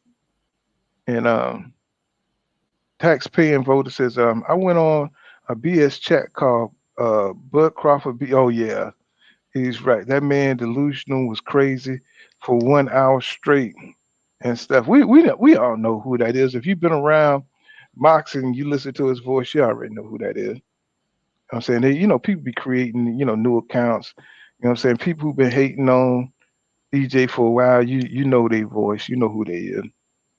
Skit So Paul, he says, we just want to see you fight Errol. I mean, I just went into that chat one day just to listen to what they had to say, and I heard his voice. I said, oh, okay, I know who the hell that is. He said, we want to see you fight Errol. He said, well said. Educated Jab says, he said, the best fight the best. That's all we want. Of course.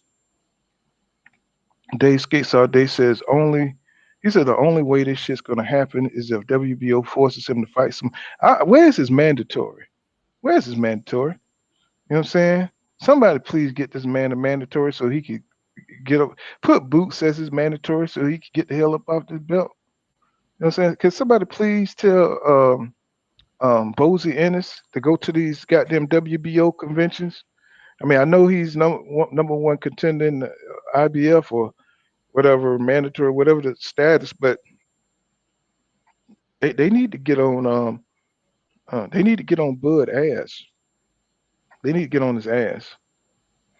Let's see. So I wish the sanctioning bodies force people to hold the belts to fight for undisputed should be mandatory. And Day Skates All Day come back. He says, if you give the belts up, we know you scared. Right. And Jalen Crowd says, Errol Spence took the so-called easy route, Bud to the. He says Bud took the so-called easy route, Bud to the yellow brick round to the fight. A can of tomato juice named David Amnesia, aka David Amnesia, aka David. He said I've been sneezing shit is absolutely disgusting. You know what I'm saying? Yeah, man. I'm like. That's some crazy shit, bro. Man. You said look up what happened to who? You said look up what happened to who? He said Errol took. Oh, you talking about the comment on the board or what? Yeah, you asked me to look up what happened to who. Oh yeah. That was a while back. I was just making a joke about Bernie the Boxer to look up his boxing. You know what I'm saying? He talking all this shit about a fighter that's got 3 belts, somebody who's way more successful in his career. Nigga, you don't have more than 10 fights. Nigga, you don't have more than 10 fights, and you talking about your betters. You know what I'm saying? Calm down, my nigga. Go sit your ass down and shut up. You shouldn't be talking about somebody who's, on the verge of becoming undisputed and went to 3 different champions to get the belt. You see what I'm saying? You shouldn't be talking that kind of shit. You too old to be talking childish shit. You know what I'm saying? You don't talk about a man's sexuality and shit like that, especially a family man. Boxing ain't that serious, my nigga. Exactly. You know what I'm saying? Boxing is not that serious. You can show all kind of dedication. You know what I'm saying? What is Bud paying your bills, bro? Is that what he doing? You just want to go, to the next level? You want to go overboard insulting this man? You know what I'm saying? You know that's out of pocket. Now you can imagine if Bernie the Boxer came across Errol Spence Jr. in the mall one day. That nigga would shit on himself. Like seriously. You know what I'm saying? That nigga would have to wear some Depends, you know what I'm saying, when he walked through Dallas. You know what I'm saying? Because, he come across EJ, that nigga would be fucked up.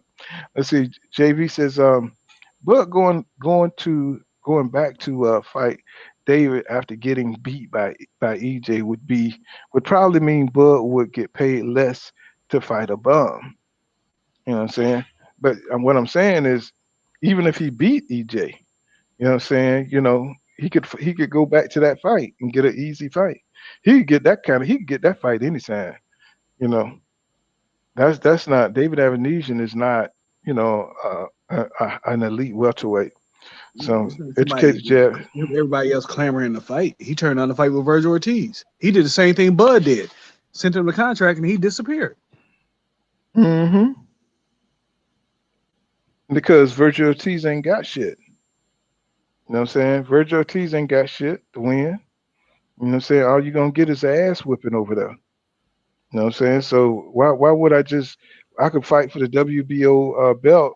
You know what I'm saying? Why I'm gonna fight this dude who ain't got shit and just come out like Aegis Kavalauskas. He just destroyed Aegis Kavalauskas. Why in the fuck would he fight a dude that just knocked me out?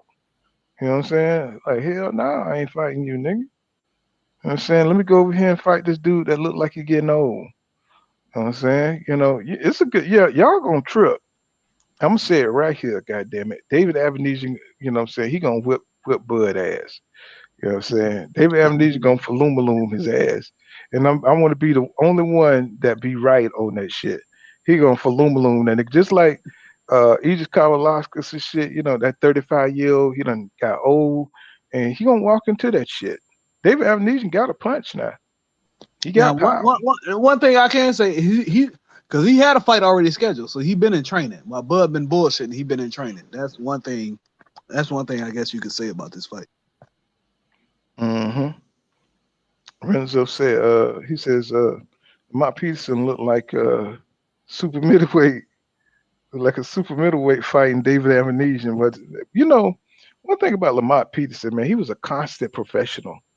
You know what I'm saying? He was just, you know, he reminds me. I mean, I can't even think of a fighter he remind me of, but he helped EJ in the Olympics work Yeah. out. That dude was serious, If serious y'all athlete. remember that fight, if y'all remember the weigh-in for that fight, everybody missed weight except for Broner. But the scales were off. Lamont Peterson and Avenesia had to come back and re-weigh in because the scales were off for that. For some reason, everybody was weighing in over, and when Lamont Peterson weighed in over, there was like something got to be wrong because he never misses weight. If y'all Hmm. remember that fight, I was right there to weigh in, and the scales was off. Everybody was like, "What's going on? Something got to be wrong because Peterson has never missed weight." Mm-hmm. Okay, the jab. Let me see. There you go. Shit, y'all, we done been on for 5 hours, man. You know what I'm saying? That's pretty much all I got. I appreciate everybody in this motherfucker coming through. Educated jab. Let me read according to my man. He says, we're so scared of EJ, say they praying that Thurman will win so they can totally avoid EJ. That's why they keep pushing everyone dangerous towards EJ, hoping he will lose. Of course. And he, you know, of course, Crawford have said that shit too before to me. Y'all that want me to lose. You know what I'm saying? Well, you making it that way, nigga, that we want to see you lose, you know. HK Jab says, four division Hall of Fame fighter, shaking my head, Bud fans delusional. But we're gonna leave it right there, y'all. You know what I'm saying? I'm about 5 hours in, you know. We'll chop it up tomorrow, you know what I'm saying? We'll come back, you know what I'm saying, and you know what I'm saying, and get back up on here probably about 8:45. That's my time. You know what I'm saying? Or if I come on earlier, I'll make sure I notify everybody. You know what I'm saying? Thanks for fucking with my videos. Like I said, You know what I'm saying? after you done did a full day of work, everybody had a full day of work and came back on us YouTubers that's keeping this sport alive and keeping this sport pushing. Don't nobody ever forget Mm, that. Don't ever feel like that you ain't nothing because everybody, you, Pull Counter, the other content creators, the people in the comments, the people pressing the like button, even the people in the comments ain't saying nothing. Y'all are keeping boxing alive. Don't let nobody tell you that YouTubers is killing boxing. hmm And y'all subscribe to Lefty OG and Inside the Square Circle with King Judah. I like to thank T. Scott, Educated Jab, Dave Skates All Day, Ramon and Emily Jones, GD, you know what I'm saying, Cash Crypto, Anthony Jones, you know what I'm saying. What's going on, Master Cully? And I like to thank him. I like to thank, what's up, Mark Marlowe? Yeah, I finna drop off, bro. I've been here for 5 hours, bro. I wish would have came a little early. I'm tired as hell now. I'm finna take my ass to bed. Um, let me see. Okay, that's about it, Marcus. Yeah, yeah, I missed you, bro. I'm like, shit. I'd have been on for 5 hours, bro. I'm up out of here. Give me something to eat and go chill. But you know what I'm saying? Appreciate everybody for sliding through. This has been Pool Kind of Boxing. Make sure you smash that like button. Subscribe to my channel for more hardcore boxing content. And remember what I say, y'all. Law don't go around here, law dog. You're savvy. See you guys in the next one. Peace out, fellas. You know what I'm saying? See you tomorrow.